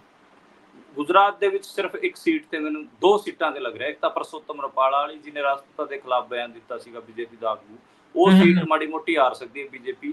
ਇੱਕ ਸੀਟ ਚੇਤਰ ਬਸਾਓ ਵਾਲੀ, ਜਿਹੜਾ ਭੀਲ ਆਦੀਵਾਸੀਆਂ ਵਾਲਾ ਪੂਰਾ ਫਨੋਮਨਾ ਹੈ, ਗੁਜਰਾਤ ਦੇ ਵਿੱਚ ਵੀ ਹੈਗਾ। ਤੇ ਬੜੂਚ ਦੀ ਸੀਟ ਤੋਂ ਚੋਣ ਲੜ ਰਿਹਾ ਮੁੰਡਾ, ਆਮ ਆਦਮੀ ਪਾਰਟੀ ਦੀ ਟਿਕਟ ਲੈ ਆਇਆ ਸੀ। ਹਾਲਾਂਕਿ ਉਹਨਾਂ ਦੀ ਖੁਦ ਦੀ ਪਾਰਟੀ ਸੀ, ਉਹਦੇ ਬਾਪੂ ਦੀ ਪਾਰਟੀ ਹੁੰਦੀ ਸੀ BTP, ਭਾਰਤੀ ਟਰਾਈਬਲ ਪਾਰਟੀ, ਪਰ ਉਹਦੇ ਆਪਣੇ ਬਾਪੂ ਨਾਲ ਕਲੇਸ਼ ਪੈ ਗਿਆ। ਫਿਰ ਉਹ ਕੇਜਰੀਵਾਲ ਨਾਲ ਆ ਗਿਆ। ਉਹ ਚੇਤਰ ਬਸਾਵਾ ਜਿੱਤ ਸਕਦਾ ਹੈਗਾ। ਚੇਤਰ ਬਸਾਵਾ ਇੱਕ ਤੇ 2 ਸੀਟਾਂ ਤੁਸੀਂ ਗੁਜਰਾਤ 'ਚ ਲਿਖ ਸਕਦੇ ਹੋ ਮਤਲਬ। ਬਾਕੀ ਗੁਜਰਾਤ 'ਚ ਤਾਂ ਬਿਨਾਂ ਮੁਕਾਬਲਾ ਕੀਤੇ ਵੀ ਜਿੱਤ ਗਏ ਸੂਰਤ ਵਾਲੀ। ਉਹ ਤਾਂ ਆਪਾਂ ਦੇਖਿਆ ਸੀਗਾ। ਰਾਜਸਥਾਨ ਦੇ ਵਿੱਚ ਕਿਵੇਂ ਦੇਖਦੇ ਹੋ ਮਨਦੀਪ? ਹਾਂਜੀ ਮਨਦੀਪ, ਪਹਿਲਾਂ ਪਿਛਲੀ ਗੱਲ ਕਰ ਲਿਓ ਕੰਪਲੀਟ। हाँ, मध्य प्रदेश से इंदौर भी यही हुआ। इंदौर भी उन्होंने एक कैंਡੀਡੇਟ ड्रॉ करा लिਆ ਸੀਗਾ। ਦੋ ਤਾਂ ਆਲਰੇਡੀ ਜਿੱਤੀਆਂ ਪਈਆਂ। ਹਾਂ ਪਰ ਉੱਥੇ ਨੋਟਾ ਮਤਲਬ ਜਿਵੇਂ ਸੂਰਤ 'ਚ ਇਲੈਕਸ਼ਨ ਨਹੀਂ ਹੋ ਰਿਹਾ ਕਿਉਂਕਿ ਉਹਨਾਂ ਨੇ ਸਾਰੇ ਕੈਂਡੀਡੇਟ ਵਿਡਰੋ ਕਰਾ ਲਏ ਸੀਗੇ। ਮੱਧ ਪ੍ਰਦੇਸ਼ ਦੀ ਇੰਦੌਰ ਸੀਟ 'ਚ ਕੋਈ ਇੱਕ ਕਾਮਰੇਡ ਸੀਗਾ ਐਸਐਸਯੂਆਈ ਦਾ, ਉਹ ਕੀ ਹੋਇਆ, ਉਹ ਪਰਚਾ ਭਰ ਕੇ ਅੰਡਰਗਰਾਉਂਡ ਹੋ ਗਿਆ। ਅੱਛਾ, ਇਸ ਕਰਕੇ ਉਹ ਉਹਨਾਂ ਨੂੰ ਲੱਭਿਆ ਨਹੀਂ, ਉਹਦਾ ਵੀ ਫਾਰਮ ਵਾਪਸ ਕਰਾਉਂਦੇ, ਪਰ ਪਤਾ ਨਹੀਂ ਉਹ ਕਿੱਥੇ ਹੈ ਬੰਦਾ, ਸਾਨੂੰ ਵੀ ਨਹੀਂ ਲੱਭਿਆ। ਅਸੀਂ ਵੀ ਕੋਸ਼ਿਸ਼ ਕੀਤੀ ਉਹਨੂੰ ਲੱਭਣ ਦੀ, ਤੇ ਇੱਕ ਅੱਧੀ ਵੋਟ ਉਹਨੂੰ ਪੈ ਜਾਊਗੀ, ਪਰ ਉੱਥੇ ਨੋਟਾ 2.5 ਲੱਖ ਵੋਟਾਂ ਲੈ ਕੇ ਜਾਊਗਾ। ਅੱਛਾ, ਸਾਰੇ ਦੂਜੇ ਪਾਸੇ ਪੈਣੀ ਹੈ। ਹਾਂ, ਨੋਟੇ ਨੂੰ ਪੈਣੀ ਹੈ। ਤੇ ਪਰ ਨੋਟਾਂ ਦਾ ਕੋਈ ਅਸਰ ਹੁੰਦਾ ਜੀ ਇੰਨੀਆਂ ਪੈ ਵੀ? ਕੁਝ ਨਹੀਂ ਹੁੰਦਾ, ਪਰ ਉਹ ਐਮਪੀ ਉਹੀ ਬਣੂਗਾ ਜਿੱਦੋਂ 2-4 ਵੀ ਪੈ ਗਿਆ। ਨਹੀਂ ਚਲੋ ਇਹ ਇੰਨਾ ਵੀ ਮਨਦੀਪ ਚਰਚਾ ਜ਼ਰੂਰ ਛਿੜਨੀ ਚਾਹੀਦੀ ਹੈ ਨੋਟਾਂ ਤੇ, ਨੋਟਾਂ ਦੀ ਐਗਜ਼ਿਸਟੈਂਸ ਵੀ ਮਤਲਬ ਕੀ ਆ, ਜੇ ਉਹਦਾ ਕੋਈ ਹੈ ਨਹੀਂ। ਇਹ ਤਾਂ ਜਿਹੜਾ ਸੂਰਤ ਵਾਲਾ ਹੋਇਆ ਉਹਦੇ ਚ ਵੀ ਲੋਕਾਂ ਨੇ ਕਿਹਾ ਵੀ ਨੋਟਾਂ ਨੂੰ ਵੀ ਉਮੀਦਵਾਰ ਗਿਣਿਆ ਜਾਵੇ। ਹੁਣ ਉੱਥੇ ਤਾਂ ਨੋਟਾ ਮੰਨਫੀ ਆ ਨਾ, ਜਿੱਥੇ ਨਤੀਜਾ ਹੀ ਐਲਾਨ ਦਿੱਤਾ ਗਿਆ ਉੱਥੇ ਨੋਟਾਂ ਦੀ ਤਾਂ ਅਹਿਮੀਅਤ ਨਹੀਂ ਰਹੀ। ਹਾਂਜੀ, ਸੋ ਆਪਾਂ ਜੇ ਰਾਜਸਥਾਨ ਨਾਲ ਨੂੰ ਆਈਏ, ਹੁਣ ਰਾਜਸਥਾਨ 'ਚ ਦੇਖੋ ਉੱਥੇ ਜ਼ਿਆਦਾ ਚੋਣ ਬਣਿਆ ਜਿੱਥੇ ਕਿਸਾਨ ਅੰਦੋਲਨ ਦਾ ਇੱਕ ਅਸਰ ਸੀਗਾ, ਜਾਂ ਫਿਰ ਉੱਥੇ ਸਿੱਖ ਪਾਪੂਲੇਸ਼ਨ ਸੀ ਜਾਂ ਜਾਟ ਪਾਪੂਲੇਸ਼ਨ ਸੀ, ਜਿਹੜਾ ਹਰਿਆਣਾ ਪੰਜਾਬ ਦੇ ਬਾਰਡਰ ਦੇ ਨਾਲ। ਹਾਂ ਜਿਹੜਾ ਸੈਂਟਰਲ ਰਾਜਸਥਾਨ ਕੀ ਹੈ, ਅਪਰ ਰਾਜਸਥਾਨ ਕੀ ਹੈ, ਜਿੱਥੇ ਮੇਵਾੜ ਜਿਹਨੂੰ ਕਿਹਾ ਜਾਂਦਾ ਬੇਸਿਕਲੀ, ਰਾਜਪੂਤਾਨਾ ਵਾਲਾ ਦਾ ਗੜ, ਉੱਥੇ ਕਾਂਗਰਸ ਦੇ ਕੋਈ ਪੈਰ ਨਹੀਂ ਲੱਗੇ। ਤੇ ਜਿਹੜੇ ਮੈਂ ਕਹਿ ਰਿਹਾ ਕਿ ਜਿੱਥੇ ਕਾਂਗਰਸ ਕੱਲੀ ਫੋਰਸ ਹੈ, ਉਹਦੇ ਨਾਲ ਕੋਈ ਅੰਦੋਲਨ ਅਟੈਚ ਨਹੀਂ ਹੈ ਜਾਂ ਉਹਦੇ ਨਾਲ ਕੋਈ ਫੋਰਸ ਅਟੈਚ ਨਹੀਂ, ਉੱਥੇ ਕਾਂਗਰਸ ਪਰਫਾਰਮ ਨਹੀਂ ਕਰ ਪਾ ਰਹੀ। ਤੁਸੀਂ ਸਮਝੋ, ਜਿਹੜਾ ਇਹ ਇਲਾਕਿਆਂ 'ਚ ਵੀ ਪਰਫਾਰਮ ਕੀਤਾ, ਇੱਥੇ ਉਹਨਾਂ ਨੇ ਜਿਹੜੀ ਕਿਸਾਨ ਸਭਾ ਹੈਗੀ ਆ ਸੀਪੀਐਮ ਨਾਲ ਅਲਾਈਅੰਸ ਉਹਨਾਂ ਨੇ ਕੀਤਾ। ਜਿਹੜੀ ਜੱਟਾਂ ਦੀ ਪਾਰਟੀ ਹੈ ਹਨੂੰਮਾਨ ਬੇਨੀਵਾਲ ਵਾਲੀ RLP, ਉਹਦੇ ਨਾਲ ਉਹਨਾਂ ਨੇ ਅਲਾਈਅੰਸ ਕੀਤਾ। ਤੇ ਜਿਹੜਾ ਉਹ ਬੇਲਾ ਆਦੀਵਾਸੀਆਂ ਦੀ ਡੂੰਗਰਪੁਰ ਬਾਸਵਾੜਾ ਸੀਟ ਹੈ ਭਾਰਤ ਆਦੀਵਾਸੀ ਪਾਰਟੀ ਨਾਲ, ਰਾਜਕੁਮਾਰ ਹੋਤੂਰਾ ਨਾਲ ਉਹਨਾਂ ਨੇ ਅਲਾਈਅੰਸ ਕੀਤਾ। ਇਸ ਕਰਕੇ ਰਾਜਸਥਾਨ 'ਚ ਇੱਕ ਸਰਟੇਨ ਬੈਲਟ 'ਚ ਇਲੈਕਸ਼ਨ ਦਿਖ ਰਿਹਾ ਜਿੱਥੇ ਉਹਨਾਂ ਦਾ ਅਲਾਈਅੰਸ ਹੈਗਾ। ਸੈਂਟਰਲ ਰਾਜਸਥਾਨ ਮੇਵਾੜ ਜਿਹਨੂੰ ਕਹਿੰਦੇ, ਉੱਥੇ ਕਿਸੇ ਵੀ ਨਾਲ ਅਲਾਈਅੰਸ ਨਹੀਂ ਹੈ ਤੇ ਉੱਥੇ ਉਹਨਾਂ ਦਾ ਕੁਝ ਵੀ ਨਹੀਂ ਹੈ। ਜੀ ਸੋ ਇੱਥੇ ਕੁਝ ਨਹੀਂ ਲੂਜ਼ ਕਰ ਰਹੇ, ਇਹ ਉਦਾਂ ਹੀ 28 ਸੀਟਾਂ ਨੇ ਰਾਜਸਥਾਨ ਦੇ ਵਿੱਚ। ਨਹੀਂ 25 ਸੀਟਾਂ ਹੈਗੀਆਂ। 25 ਸੀਟਾਂ ਚੋਂ 8 ਸੀਟਾਂ ਕਾਂਗਰਸ ਜਿੱਤ ਰਹੀ ਹੈ। ਉਹ ਵੀ ਸਾਰੀ ਆਪਾਂ ਸੀਟਾਂ ਵਾਈਜ਼ ਵੀ ਗਿਣ ਲਈਏ, ਗੰਗਾਨਗਰ ਹਨੂੰਮਾਨਗੜ੍ਹ, ਕਿਉਂਕਿ ਆਪਣੇ ਪੰਜਾਬੀ ਬੋਲਦੇ ਇਲਾਕੇ ਹੀ ਹੈ, ਬਿਲਕੁਲ ਗੰਗਾਨਗਰ ਹਨੂੰਮਾਨਗੜ੍ਹ ਇੱਕ ਸੀਟ ਜਾ ਰਹੀ ਉਹਨਾਂ ਦੇ ਹੱਥੋਂ ਹੈ। ਤੇ ਬਿਕਾਨੇਰ ਪੋਸੀਬਿਲਿਟੀ 'ਚ ਹੈਗੇ, ਫਾਈਟ 'ਚ ਹੈਗੀ, ਜਾ ਨਹੀਂ ਰਹੀ ਉਹਨਾਂ ਕੋਲ।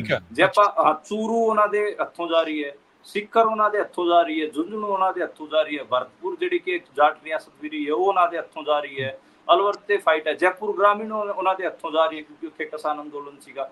ਸਵਾਈ ਮਾਧੋਪੁਰ ਉਹਨਾਂ ਦੇ ਹੱਥੋਂ ਜਾ ਰਹੀ ਹੈ। ਈਵਨ ਜਿਹੜਾ ਇੰਡੀਅਨ ਪਾਰਲੀਮੈਂਟ ਦਾ ਸਪੀਕਰ ਸੀਗਾ ਓਮ ਬਿਰਲਾ, ਉਹਦਾ ਚੋਣ ਵੀ ਕੋਟਾ ਦੇ ਵਿੱਚ ਫਸ ਰਿਹਾ ਹੈ। ਉਹਦਾ ਰੀਜ਼ਨ ਇਹ ਹੈ ਕਿ ਉੱਥੇ ਗੁੱਜਰ ਅਤੇ ਮੀਣਾ ਅਤੇ ਜਾਟ ਅਤੇ ਸਿੱਖ ਉੱਥੇ ਫਾਰਮਰ ਐਜੂਕੇਸ਼ਨ 'ਚ ਐਕਟਿਵ ਸੀਗੇ ਤੇ ਉਹ ਸੀਟ ਵੀ ਫਸ ਰਹੀ ਹੈ ਉਹਨਾਂ ਦੀ। ਮਤਲਬ ਓਮ ਬਿਰਲਾ ਹਾਰ ਸਕਦਾ ਹੈ, ਮੈਂ ਇਹ ਕਹਿ ਰਿਹਾ, ਓਮ ਬਿਰਲਾ ਵੀ ਹਾਰ ਸਕਦਾ। ਤੇ ਇਸ ਕਰਕੇ ਥੋੜਾ ਜਿਹਾ ਕੰਜ਼ਰਵੇਟਿਵ ਹੋ ਕੇ, ਜੇ ਏਦਾਂ ਖੁੱਲੇ ਲਿਬਰਲ ਹੋ ਕੇ ਕਹਾਂ ਤਾਂ 10 ਸੀਟਾਂ ਹੋ ਜਾਂਦੀਆਂ ਨੇ, ਜੇ ਕੰਜ਼ਰਵੇਟਿਵ ਹੋ ਕੇ ਕਹਾਂ ਤੇ 7 ਤੋਂ 8 ਸੀਟਾਂ ਦਾ 8 ਸੀਟਾਂ ਦਾ ਤੁਸੀਂ ਡੈਂਟ ਲਿਖ ਲਓ ਕਿ 8 ਸੀਟਾਂ ਦਾ ਡੈਂਟ ਬੀਜੇਪੀ ਨੂੰ ਰਾਜਸਥਾਨ 'ਚ ਪੈ ਰਿਹਾ। ਰਾਜਸਥਾਨ ਦੇ ਵਿੱਚ ਜਿਹੜਾ ਪੈ ਰਿਹਾ, ਜਿੱਥੇ 370 ਤੋੜੀ ਸੀ ਬਣਾਤੇ ਉਹਨਾਂ ਨੇ ਛੋਟੇ ਛੋਟੇ ਜਿਹੜੇ ਇਲਾਕੇ, ਉੱਥੇ ਕੀ ਸਥਿਤੀ ਆ ਜੰਮੂ ਕਸ਼ਮੀਰ 'ਚ? ਕਸ਼ਮੀਰ ਦੇ ਵਿੱਚ ਦੇਖੋ 3 ਸੀਟਾਂ ਤੇ ਤਾਂ ਅਗਲੇ ਚੋਣ ਲੜੀ ਨਹੀਂ ਪਈ, ਠੀਕ ਹੈ, ਬੀਜੇਪੀ ਚੋਣ ਨਹੀਂ ਲੜ ਰਹੀ। ਉੱਥੇ ਪਹਿਲਾਂ ਇੰਡੀਆ ਅਲਾਈਅੰਸ ਦੇ ਵਿੱਚ ਸ਼ਾਮਿਲ ਵੀ ਹੋਏ ਸੀਗੇ। ਉਹਦਾ ਤਾਂ ਕਸ਼ਮੀਰ ਨੂੰ ਮੈਂ 1 ਮਿੰਟ ਥੋੜਾ ਵੱਧ ਲਵਾਂਗਾ। ਕਸ਼ਮੀਰ ਜਦੋਂ 2019 ਦਾ ਦੌਰ ਹੈਗਾ, ਕਸ਼ਮੀਰ ਦੇ ਵਿੱਚ ਜਦੋਂ 370 ਟੁੱਟਦੀ ਹੈ ਤੇ ਉੱਥੇ ਇੱਕ ਗੁਪਕਰ ਅਲਾਈਅੰਸ ਬਣਦਾ। ਗੁਪਕਰ ਬੇਸਿਕਲੀ ਜਿਹੜਾ ਫਾਰੂਕ ਅਬਦੁੱਲੇ ਹੋਰਾਂ ਦਾ ਜਿਹੜਾ ਘਰ ਹੈਗਾ ਉਹਦਾ ਨਾਂ ਹੈਗਾ, ਤੇ ਗੁਪਕਰ ਅਲਾਈਅੰਸ ਬਣਦਾ। ਗੁਪਕਰ ਅਲਾਈਅੰਸ ਇਹ ਨਾਮ ਦਾ ਸੀਗਾ ਕਿ ਅਸੀਂ ਨਾ ਇੱਕ ਮੂਵਮੈਂਟ ਵਿੱਢਾਂਗੇ ਤੇ ਜਿੰਨੀਆਂ ਬਾਕੀਆਂ ਫੋਰਸਿਸ ਹੈਗੀਆਂ ਉਹਨਾਂ ਨੂੰ ਵੀ ਨਾਲ ਲਵਾਂਗੇ। ਇਹਨਾਂ ਨੇ ਪਰਚਾ ਵੀ ਕੱਢਿਆ, ਪੈਂਪਲੇਟ ਵੀ ਕੱਢਿਆ, ਪਰ ਪਤਾ ਨਹੀਂ 1 ਸਾਲ ਦੇ ਵਿੱਚ ਇਹਨਾਂ ਦੀ ਹਵਾ ਨਿਕਲ ਗਈ, ਇਹਨਾਂ ਨੇ ਕੋਈ ਮੂਵਮੈਂਟ ਨਹੀਂ ਵਿੱਢੀ। ਤੇ ਇਹ ਤਾਂ ਉਹ ਲੋਕ ਨੇ, ਮਤਲਬ ਫਾਰੂਕ ਅਬਦੁੱਲਾ ਤਾਂ ਉਸ ਸਰਕਾਰ ਦਾ ਹਿੱਸਾ ਵੀ ਸੀਗਾ ਜਿਹਨੇ UAPA ਬਣਾਇਆ, ਤੇ ਅੱਜ ਉਸ ਟਾਈਮ ਉਸ ਤੋਂ ਉੱਤੇ ਉਹ ਜਿਹੜਾ UAPA ਬਾਅਦ 'ਚ ਫਾਰੂਕ ਅਬਦੁੱਲਾ ਤੇ ਲਾ ਦਿੱਤਾ ਗਿਆ। ਤੇ ਜਿਹੜਾ ਇਲੈਕਟੋਰਲ ਪੋਲਿਟਿਕਸ ਦੇ ਵਿੱਚ ਜਿਹੜੇ ਕਸ਼ਮੀਰੀ ਹੈਗੇ, ਭਾਵੇਂ ਮਹਿਬੂਬਾ ਮੁਫਤੀ ਹੋਵੇ, ਫਾਰੂਕ ਅਬਦੁੱਲੇ ਦਾ ਪਰਿਵਾਰ ਹੋਵੇ, ਉਹਨਾਂ ਦੀ ਕ੍ਰੈਡੀਬਿਲਿਟੀ ਉਨੀ ਨਹੀਂ ਹੈਗੀ। ਪਰ ਇਹ ਚੋਣ ਐਕਸਟਰਾਆਰਡੀਨਰੀ ਕੰਡੀਸ਼ਨਸ 'ਚ ਹੋ ਰਿਹਾ, ਇਸ ਕਰਕੇ ਉਹਨਾਂ ਨੂੰ ਮਾੜਾ ਮੋਟਾ ਸਾਥ ਮਿਲ ਜੂਗਾ। ਨਹੀਂ ਤਾਂ ਉੱਥੇ ਚੋਣ ਬਾਈਕਾਟ ਦੀ ਕੋਲ ਵੀ ਦਿੱਤੀ ਗਈ ਹੈ ਮਿਲੀਟੈਂਟਾਂ ਵੱਲੋਂ, ਪਰ ਉਹ ਇੰਨੀ ਲਾਗੂ ਨਹੀਂ ਹੋ ਸਕੀ ਕਿਉਂਕਿ ਉੱਥੇ ਇੰਡੀਅਨ ਆਰਮੀ ਦੀ ਜ਼ਿਆਦਾ ਪ੍ਰੈਜ਼ੈਂਸ ਹੈ ਤੇ ਕ੍ਰਸ਼ ਕੀਤੀ ਗਈ ਹੈਗੀ ਮੂਵਮੈਂਟ ਬਹੁਤ ਜ਼ਿਆਦਾ। ਤਾਂ ਇਸ ਕਰਕੇ ਉੱਥੇ ਜਿਹੜਾ PDP ਹੈਗਾ, ਜਿਹੜੀ ਮਹਿਬੂਬਾ ਮੁਫਤੀ ਦੀ ਪਾਰਟੀ ਹੈ ਉਹ ਵੀ ਸੀਟ ਜਿੱਤ ਜੂਗੀ ਤੇ ਇਹ ਵੀ ਸੀਟ ਇੱਕ ਜਿੱਤ ਜਾਣਗੇ ਨੈਸ਼ਨਲ ਕਾਨਫਰੰਸ ਜਿਹੜੀ ਫਾਰੂਕ ਅਬਦੁੱਲਾ ਹੋਰਾਂ ਦੀ ਪਾਰਟੀ ਹੈ। ਬੀਜੇਪੀ ਉੱਤੇ 3 ਸੀਟਾਂ ਦੀ ਚੋਣ ਨਹੀਂ ਲੜ ਰਹੀ। ਲੱਦਾਖ ਦੇ ਵਿੱਚ ਵੀ ਇੱਕ ਸੀਟ ਦਾ ਨੁਕਸਾਨ ਹੈ। ਲੱਦਾਖ ਦੀ ਸੀਟ ਬੀਜੇਪੀ ਕੋਲ ਸੀਗੀ ਪਰ ਇਸ ਵਾਰ ਬੀਜੇਪੀ ਹਾਰ ਰਹੀ ਉੱਥੇ, ਤਾਂ ਇੱਕ ਸੀਟ ਤੁਸੀਂ ਲਿਖ ਲਓ। ਤੇ ਜੰਮੂ ਦੀ ਵੀ ਇੱਕ ਸੀਟ ਕਹਿ ਰਹੇ ਹੈ ਕਿ ਲੋਕ ਕਿ ਉੱਥੇ ਬੀਜੇਪੀ ਲੂਜ਼ ਕਰ ਸਕਦੀ ਹੈ।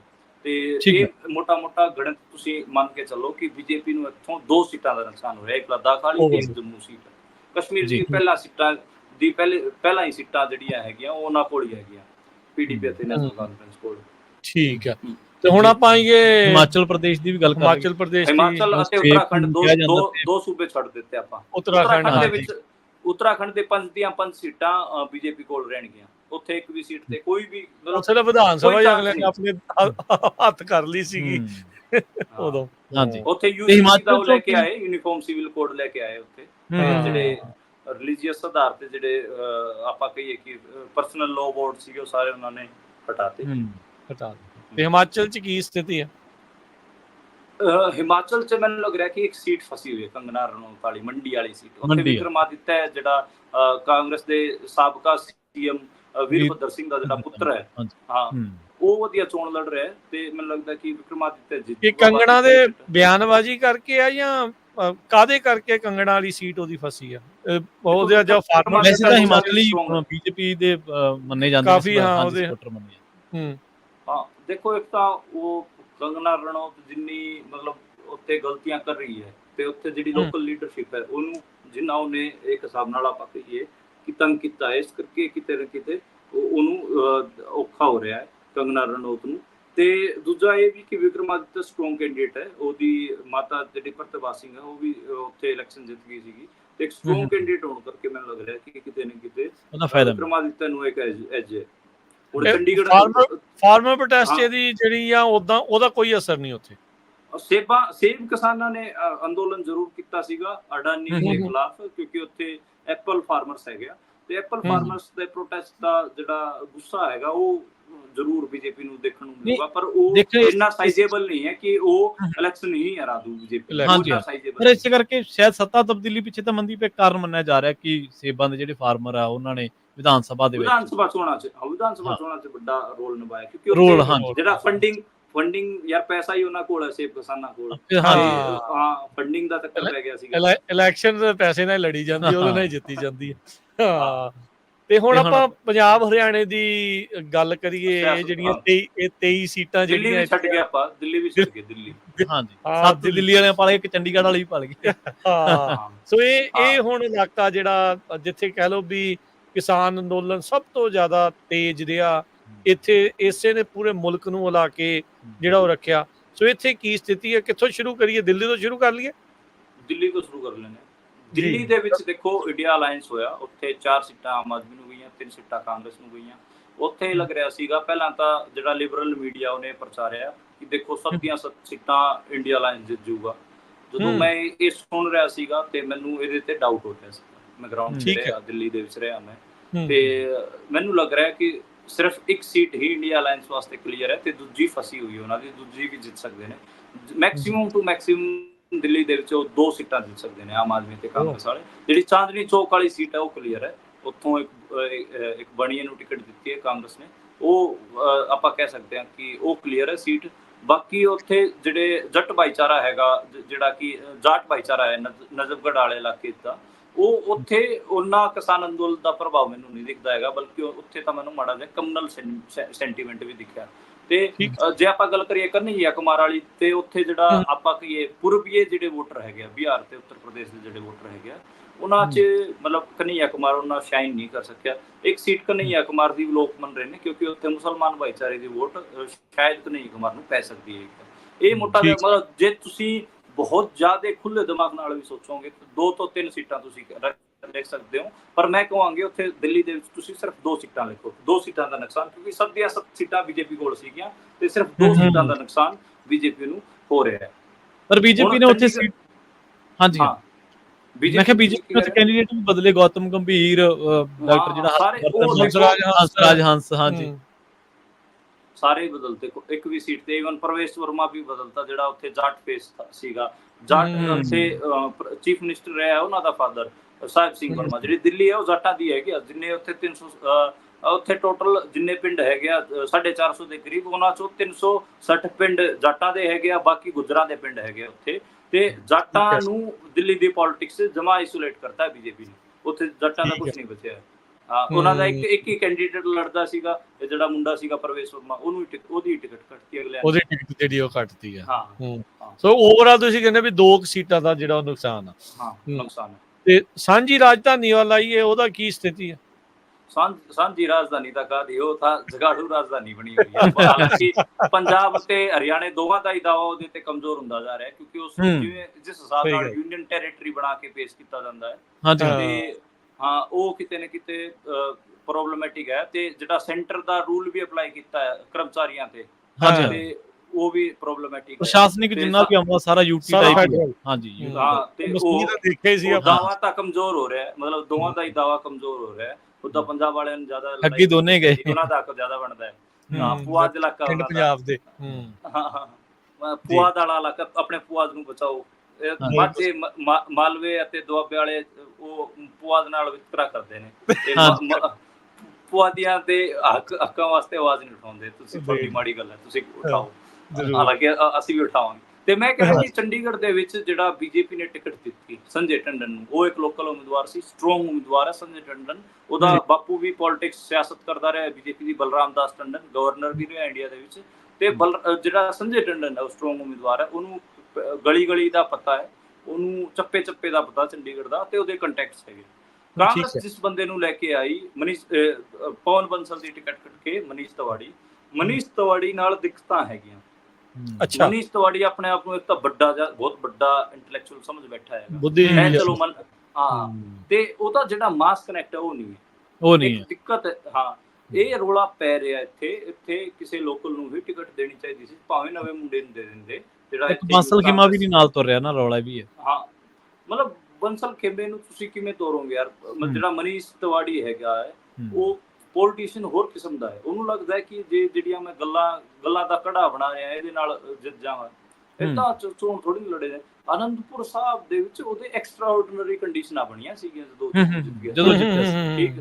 ਹਾਂ, ਮਤਲਬ ਏਦਾਂ ਨਹੀਂ ਹੁੰਦਾ। ਮੈਨੂੰ ਲੱਗਦਾ ਕਿ ਉਹਦੇ ਥਾਂ ਤੇ ਕਿਸੇ ਹੋਰ ਆਪਾਂ ਕਹੀਏ ਕਿ ਅਪਰ ਕਾਸਟ ਕੈਂਡੀਡੇਟ ਨੂੰ ਦੇ ਦਿੰਦੇ, ਚੋਣ ਲੜਾ ਦਿੰਦੇ, ਤਾਂ ਗੱਲ ਬਣ ਜਾਣੀ ਸੀਗੀ। ਜਿਵੇਂ ਮੈਨੂੰ ਲੱਗਦਾ ਕਿ ਪਵਨ ਬੰਸਲ ਬਹੁਤ ਸਟਰੋਂਗ ਕੈਂਡੀਡੇਟ ਸੀਗੇ।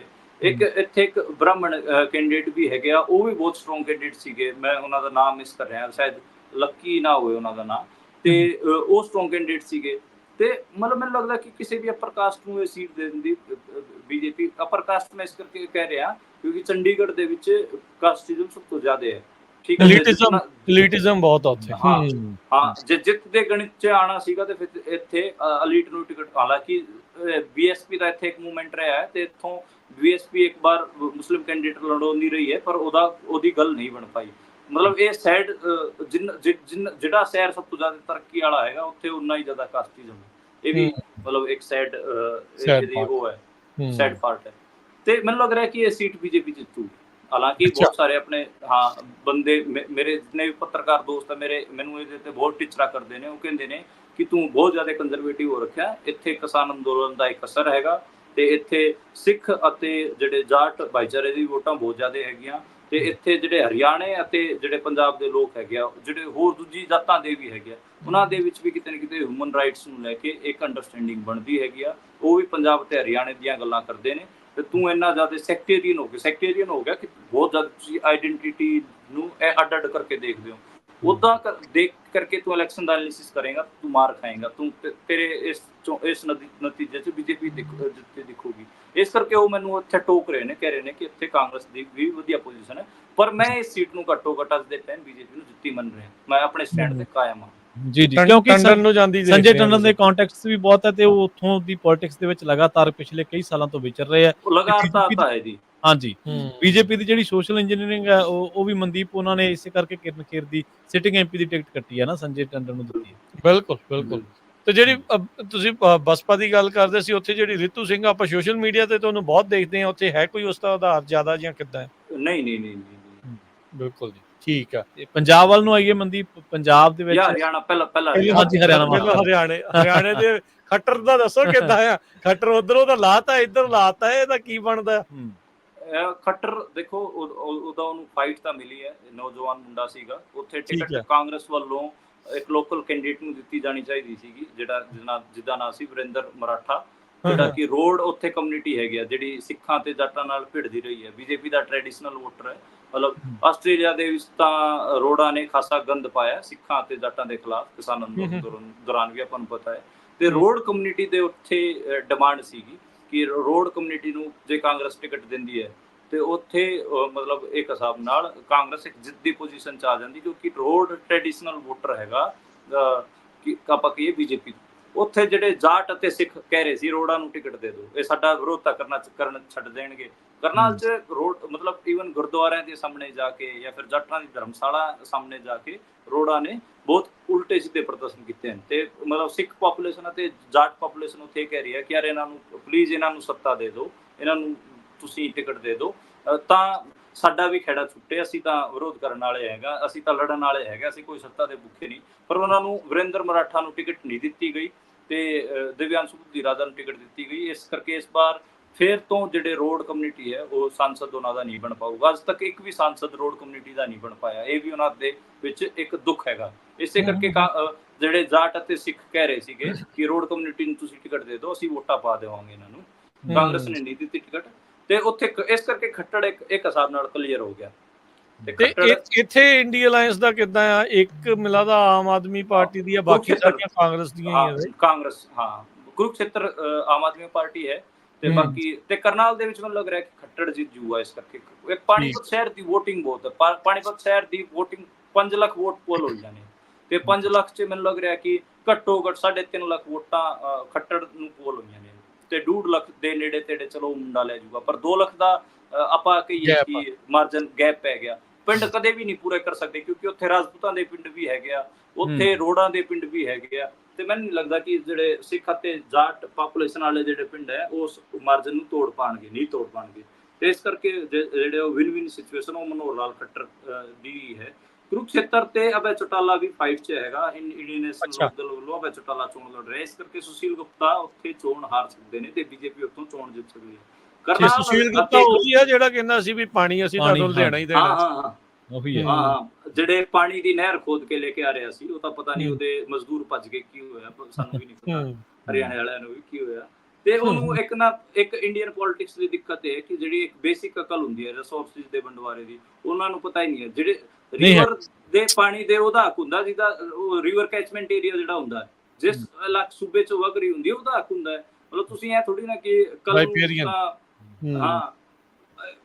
ਰਿਵਰ ਦਾ ਕੈਚਮੈਂਟ ਏਰੀਆ ਦੇ ਉੱਤੇ ਤੁਸੀਂ ਫਲੋ ਦੇ ਉਲਟ ਥੋੜੀ ਨਾ ਕਰ ਦੋਗੇ। ਤੁਹਾਡੇ ਸੂਬੇ 'ਚੋਂ ਯਮੁਨਾ ਨਦੀ ਵਗ ਰਹੀ ਹੈ, ਤੁਸੀਂ ਯਮੁਨਾ ਦੇ ਪਾਣੀ ਦਾ ਡਿਮਾਂਡ ਕਰੋ ਯਾਰ।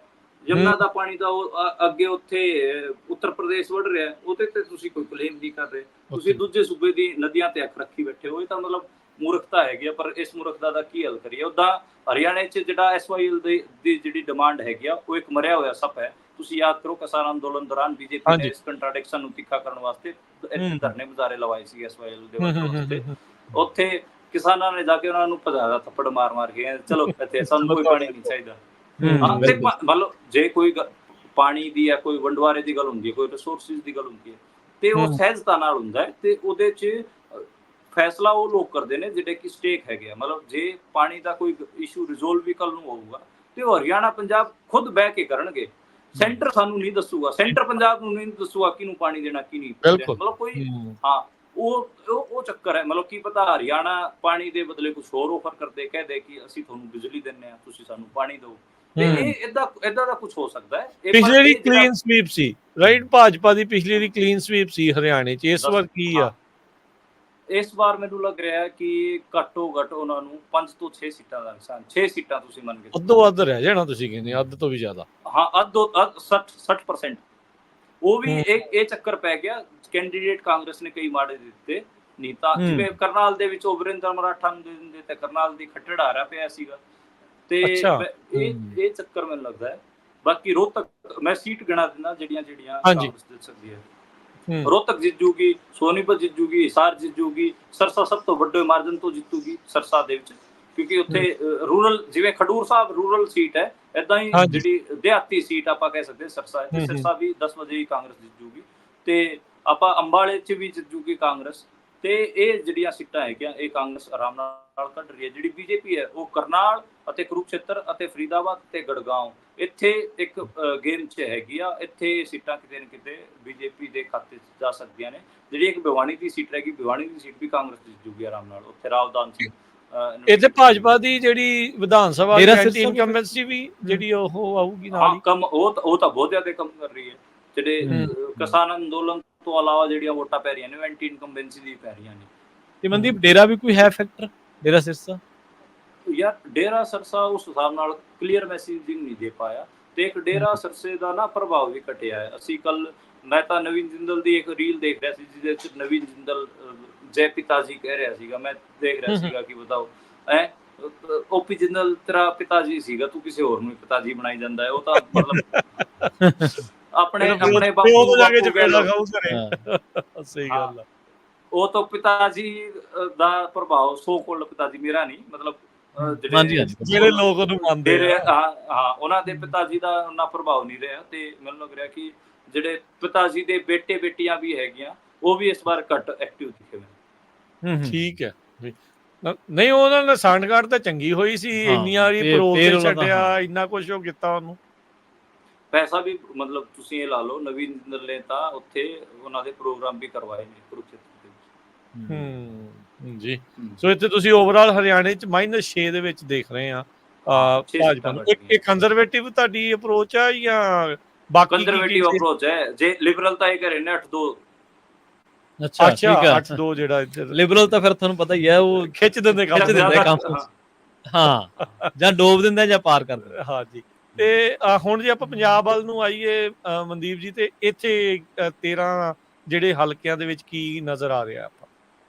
ਦੇਖੋ, ਮੈਂ ਮਤਲਬ ਆਪਣਾ ਜਿਹੜਾ ਟ੍ਰਿਪ ਸੀਗਾ ਉਹ ਸ਼ੁਰੂਆਤ ਕੀਤਾ ਸੀਗਾ, ਤੇ ਮੈਂ ਸਭ ਤੋਂ ਪਹਿਲਾਂ ਜਿੱਥੇ ਗਿਆ ਸੀਗਾ ਉਹ ਖਡੂਰ ਸਾਹਿਬ ਗਿਆ ਸੀਗਾ। ਠੀਕ ਹੈ। ਹਾਂ, ਨਹੀਂ, ਪਹਿਲਾਂ ਜਲੰਧਰ ਗਿਆ ਸੀ, ਫਿਰ ਖਡੂਰ ਸਾਹਿਬ ਗਿਆ ਸੀ।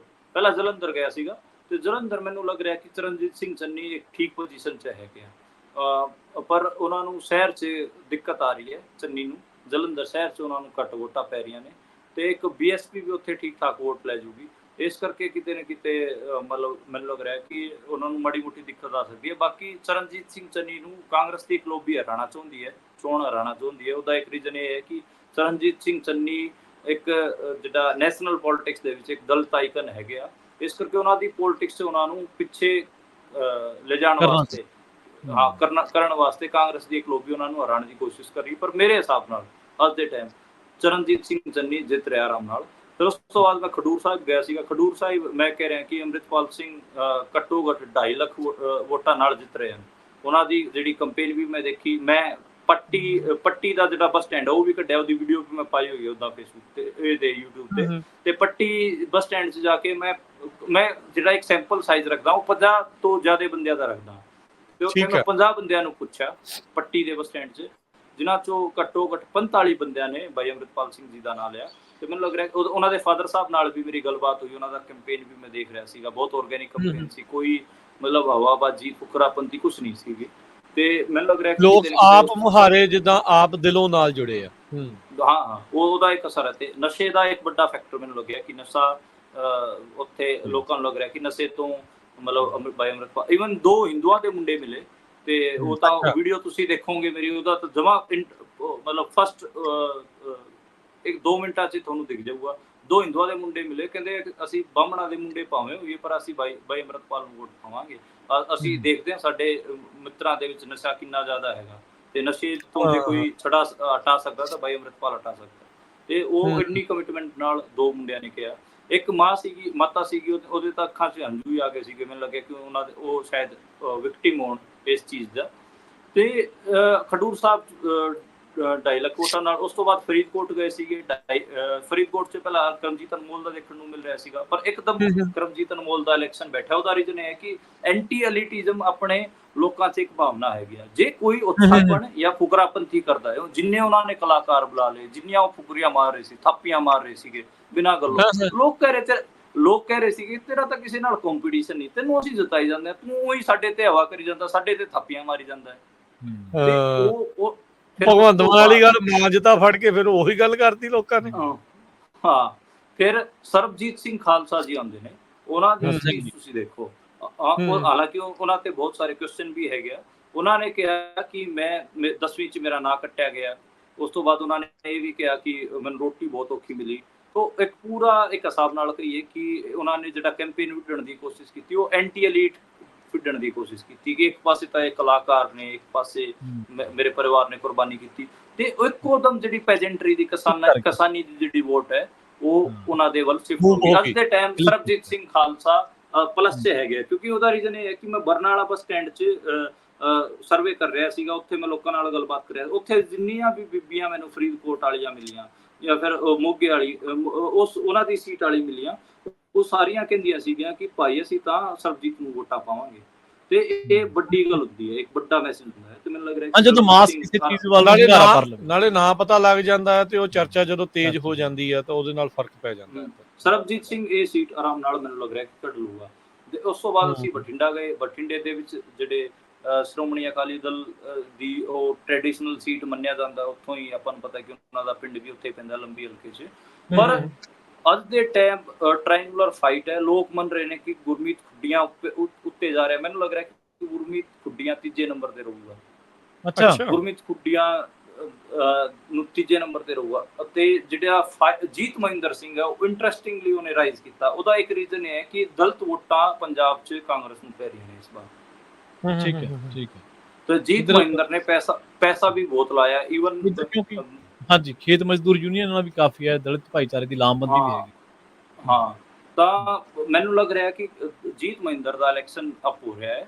ਤੇ ਜਿਹੜੀ ਹਰਸਿਮਰਤ ਕੌਰ ਦੀ ਟੀਮ ਵੀ ਹੈ, ਕੋਰ ਟੀਮ ਆਪਾਂ ਕਹੀਏ, ਮੇਰੀ ਗੱਲਬਾਤ ਹੁੰਦੀ ਸੀ ਉਹਨਾਂ ਨਾਲ। ਪੰਜਾਬ ਯੂਨੀਵਰਸਿਟੀ ਤੋਂ ਪੜ੍ਹਿਆ ਹੋਇਆ ਮੁੰਡਾ ਇੱਕ ਰੋਬਿਨ ਬਰਾੜ, ਉੱਥੇ ਸਿਆਸਤ ਕਰਦਾ ਉਹਨਾਂ ਦੀ। ਤੇ ਰੋਬਿਨ ਬਰਾੜ ਔਰ ਦੀ ਟੀਮ ਸਾਰੀ ਇਹ ਮੰਨ ਪਈ ਸੀ ਕਿ ਸਾਡਾ ਮੁਕਾਬਲਾ ਜੀਤ ਮਹਿੰਦਰ ਨਾਲ ਹੈ, ਗੁਰਮੀਤ ਖੁੱਡੀਆਂ ਨਾਲ ਨਹੀਂ ਹੈ। ਈਵਨ ਗੁਰਮੀਤ ਖੁੱਡੀਆਂ ਬਾਰੇ ਉਹ ਕਹਿ ਰਹੇ ਸੀ ਲੰਬੀ ਹਲਕੇ ਤੋਂ ਵੱਡੇ ਮਾਰਜਨ ਨਾਲ ਆਊਗਾ। ਤੇ ਇਸ ਲੋਕ ਸਭਾ 'ਚ ਉਹਨਾਂ ਨੇ ਉਹ ਵੀ ਆਪਣੇ ਸਰਵੇ, ਉਹ ਜਿਹੜਾ ਬੀਬਾ ਜੀ ਵੀ ਜਿਹੜੇ ਪੂਰੀ ਇੱਕ ਚਿੰਤਾ ਦਾ ਵਿਸ਼ਾ ਉਹ ਦਲਿਤ ਵੋਟ ਬੈਂਕ ਹੀ ਹੈ। ਉਹਨਾਂ ਨੂੰ ਲੱਗ ਰਿਹਾ ਕਿ ਦਲਿਤ ਵੋਟ ਬੈਂਕ ਉਹਨਾਂ ਨੂੰ ਮਾੜਾ ਮੋਟਾ ਡੈਂਟ ਪਾ ਸਕਦਾ।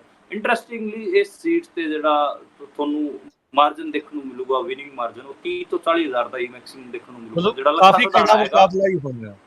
ਹਾਂ, ਲੱਖਾ ਸਦਾਣਾ ਹੈਗਾ, ਉਹ ਲੱਖ ਵੋਟਾਂ ਤੇ ਸਿਮਟ ਜੂਗਾ। ਉਹਦਾ ਇੱਕ ਵਾਰ ਤਾਂ ਏਦਾਂ ਲੱਗ ਰਿਹਾ ਸੀਗਾ ਕਿ 40-50 ਹਜ਼ਾਰ ਵੋਟਾਂ ਹੀ ਰਹਿ ਜਾਣਗੀਆਂ।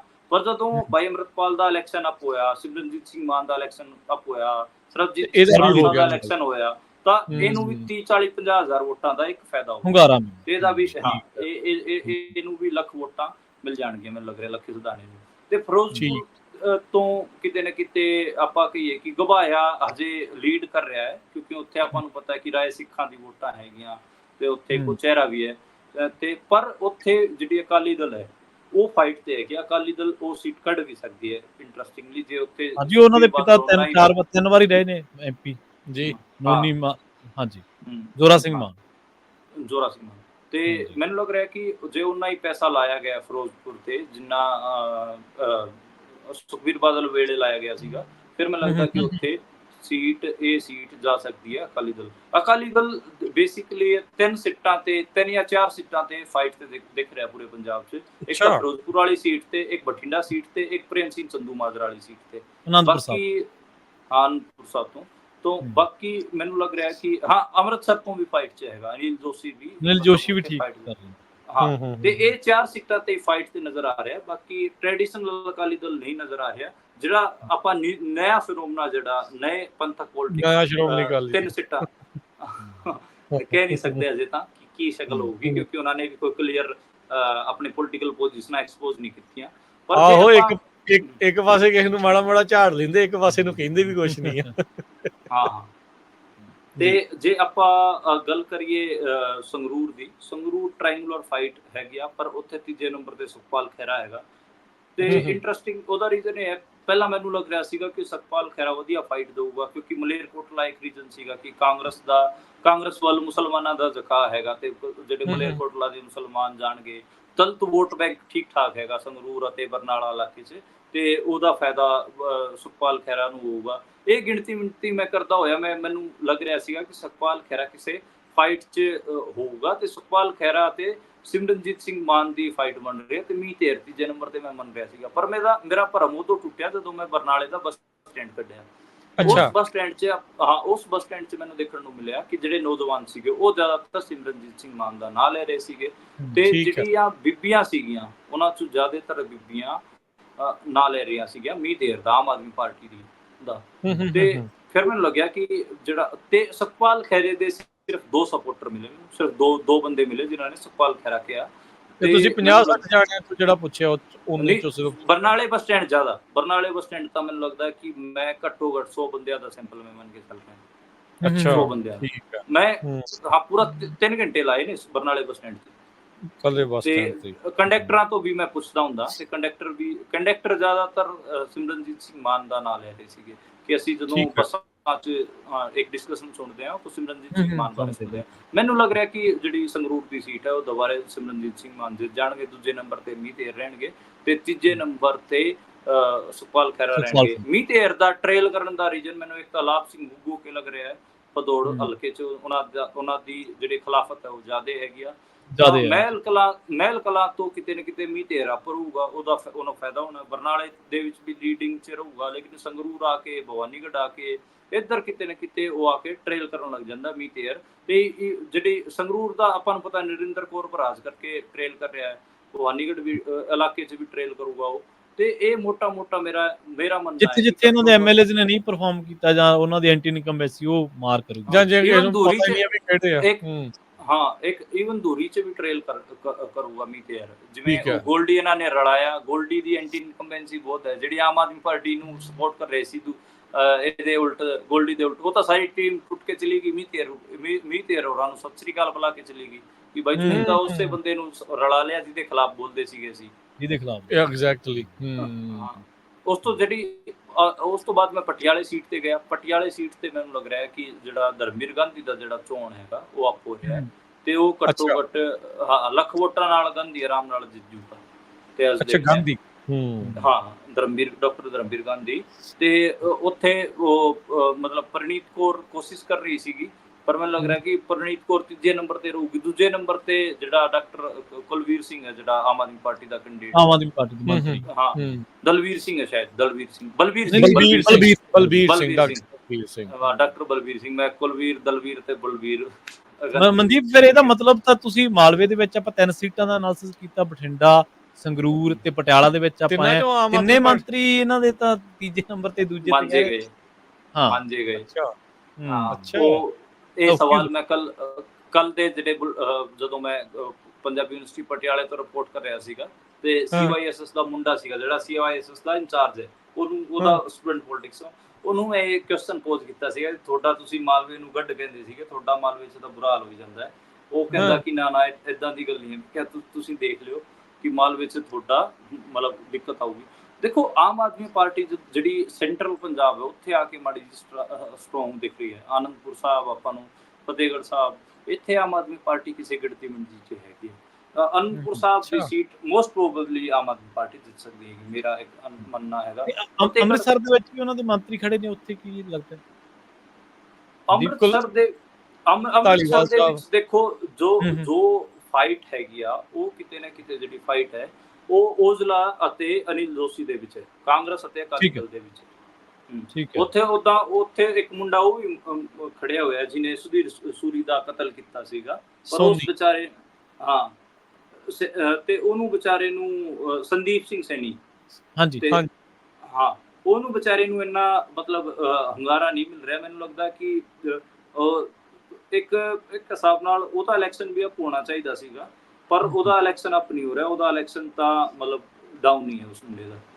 ਤੇ ਜਿੱਦਾਂ ਆਪਾਂ ਦੇਖਿਆ ਵੀ ਦੂਜੇ ਥਾਵਾਂ ਦੇ ਉੱਤੇ ਆਪਾਂ ਸਰਬਜੀਤ ਸਿੰਘ ਦੀ ਗੱਲ ਕੀਤੀ, ਭਾਈ ਉਹਨਾਂ ਦੇ ਇਲੈਕਸ਼ਨ ਜਦੋਂ ਆਪ ਹੋ ਰਹੇ ਸੀਗੇ ਤੇ ਮਤਲਬ ਮੈਨੂੰ ਲੱਗਿਆ ਕਿ ਲੱਖਾਂ ਹਜ਼ਾਰਾਂ ਨੂੰ ਬੈਨੀਫਿਟ ਮਿਲਿਆ, ਉਹਨੂੰ ਨਹੀਂ ਮਿਲਿਆ। ਉਹਨੂੰ ਨਹੀਂ ਪੰਥਕ ਸੈਂਟੀਮੈਂਟ ਦਾ ਉਹਨੂੰ ਬੈਨੀਫਿਟ ਨਹੀਂ ਮਿਲਿਆ। ਉੱਥੇ ਆਈ ਥਿੰਕ ਅੰਮ੍ਰਿਤਸਰ ਦੇ ਵਿੱਚ ਥੋੜੀ ਵੋਟਿੰਗ ਵੀ ਥੋੜੀ ਡਿਫਰੈਂਟ ਆ, ਜਿਹੜੀ ਸ਼ਹਿਰੀ ਵੋਟ ਆ ਉਹ ਕਾਫੀ ਡਿਫਰੈਂਟ ਆ ਉੱਥੇ।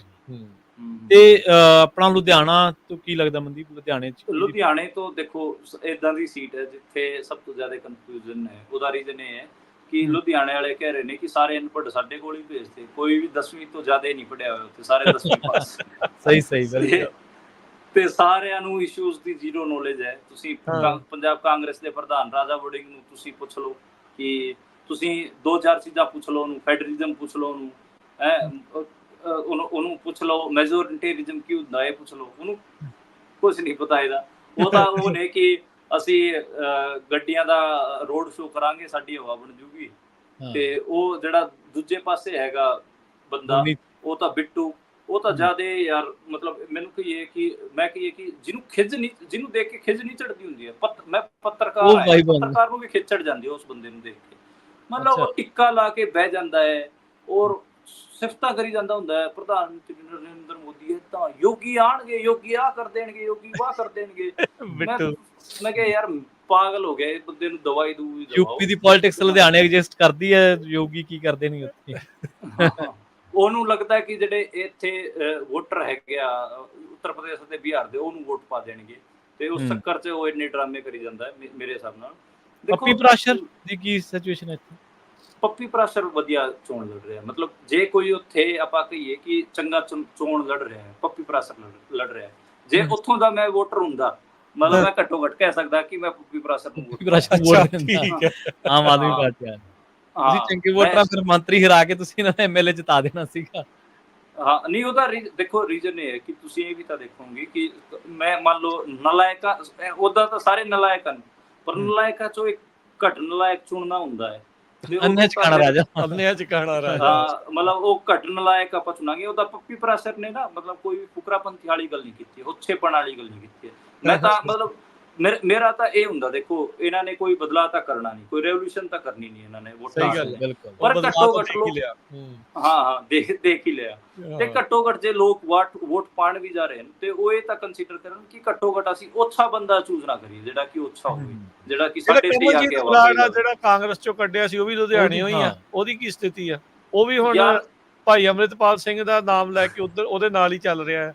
ਉਹਦੇ ਤਾਂ ਮੈਂ ਜ਼ਿੰਦਗੀ 'ਚ ਨਾ ਇੱਕ ਏਦਾਂ ਦਾ ਕਿੱਸਾ ਦੇਖ ਚੁੱਕਿਆ, ਮਤਲਬ ਇੱਕ ਏਦਾਂ ਦਾ ਇਨਸੀਡੈਂਟ ਦੇਖ ਚੁੱਕਿਆ, ਤਾਂ ਉਹਨੂੰ ਤਾਂ ਮੈਂ ਮਤਲਬ ਮੈਨੂੰ ਸਮਝ ਨਹੀਂ ਲੱਗ ਰਿਹਾ ਕਿ ਪੰਥਕ ਸੈਂਟੀਮੈਂਟ ਉਹਦੇ ਆਲੇ ਦੁਆਲੇ ਕਿਉਂ ਇਕੱਠਾ ਹੋ ਰਿਹਾ। ਜੇ ਪੰਥਕ ਸੈਂਟੀਮੈਂਟ ਨੇ ਕਿੱਥੇ ਇਕੱਠਾ ਵੀ ਹੋਣਾ ਸੀਗਾ, ਤੇ ਜਿਹੜਾ ਸਿਮਰਨਜੀਤ ਸਿੰਘ ਮਾਨ ਦੀ ਪਾਰਟੀ ਤੋਂ ਜਿਹੜੇ ਮੁੰਡਾ ਚੋਣ ਲੜ ਰਿਹਾ ਸੀ, ਤੇ ਸ਼ਾਇਦ ਫਾਦਰ ਦੀ ਕੁਰਬਾਨੀ ਵੀ ਮੈਨੂੰ ਲੱਗਦਾ ਕੀ ਹੈਗੀ ਆ, ਉਹਨਾਂ ਦਾ ਨਾਮ ਮੈਂ ਭੁੱਲ ਰਿਹਾ, ਸੰਦੜਾ ਕੀ ਨਾਮ ਉਹਨਾਂ ਦਾ, ਉਹ ਉਸ ਮੁੰਡੇ ਦੇ ਆਲੇ ਦੁਆਲੇ ਇਕੱਠਾ ਹੋਣਾ ਚਾਹੀਦਾ ਸੀਗਾ, ਪਰ ਪੰਥਕ ਸੈਂਟੀਮੈਂਟ ਪੰਥਕ ਸੈਂਟੀਮੈਂਟ ਜ਼ਿਆਦਾ ਇਸ ਕਮਲਜੀਤ ਬਰਾੜ ਦੇ ਆਲੇ ਦੁਆਲੇ ਇਕੱਠਾ ਹੋ ਰਿਹਾ। ਇਹਦਾ ਮਤਲਬ ਰਾਹੁਲ ਗਾਂਧੀ ਪੰਜਾਬ ਯੂਨੀਵਰਸਿਟੀ ਆਇਆ ਸੀਗਾ, ਉਦੋਂ ਦੇਖਿਆ ਸੀਗਾ ਇਹਦਾ ਕਿਰਦਾਰ ਕਿੰਨਾ ਹੌਲਾ ਇਸ ਮੁੰਡੇ ਦਾ।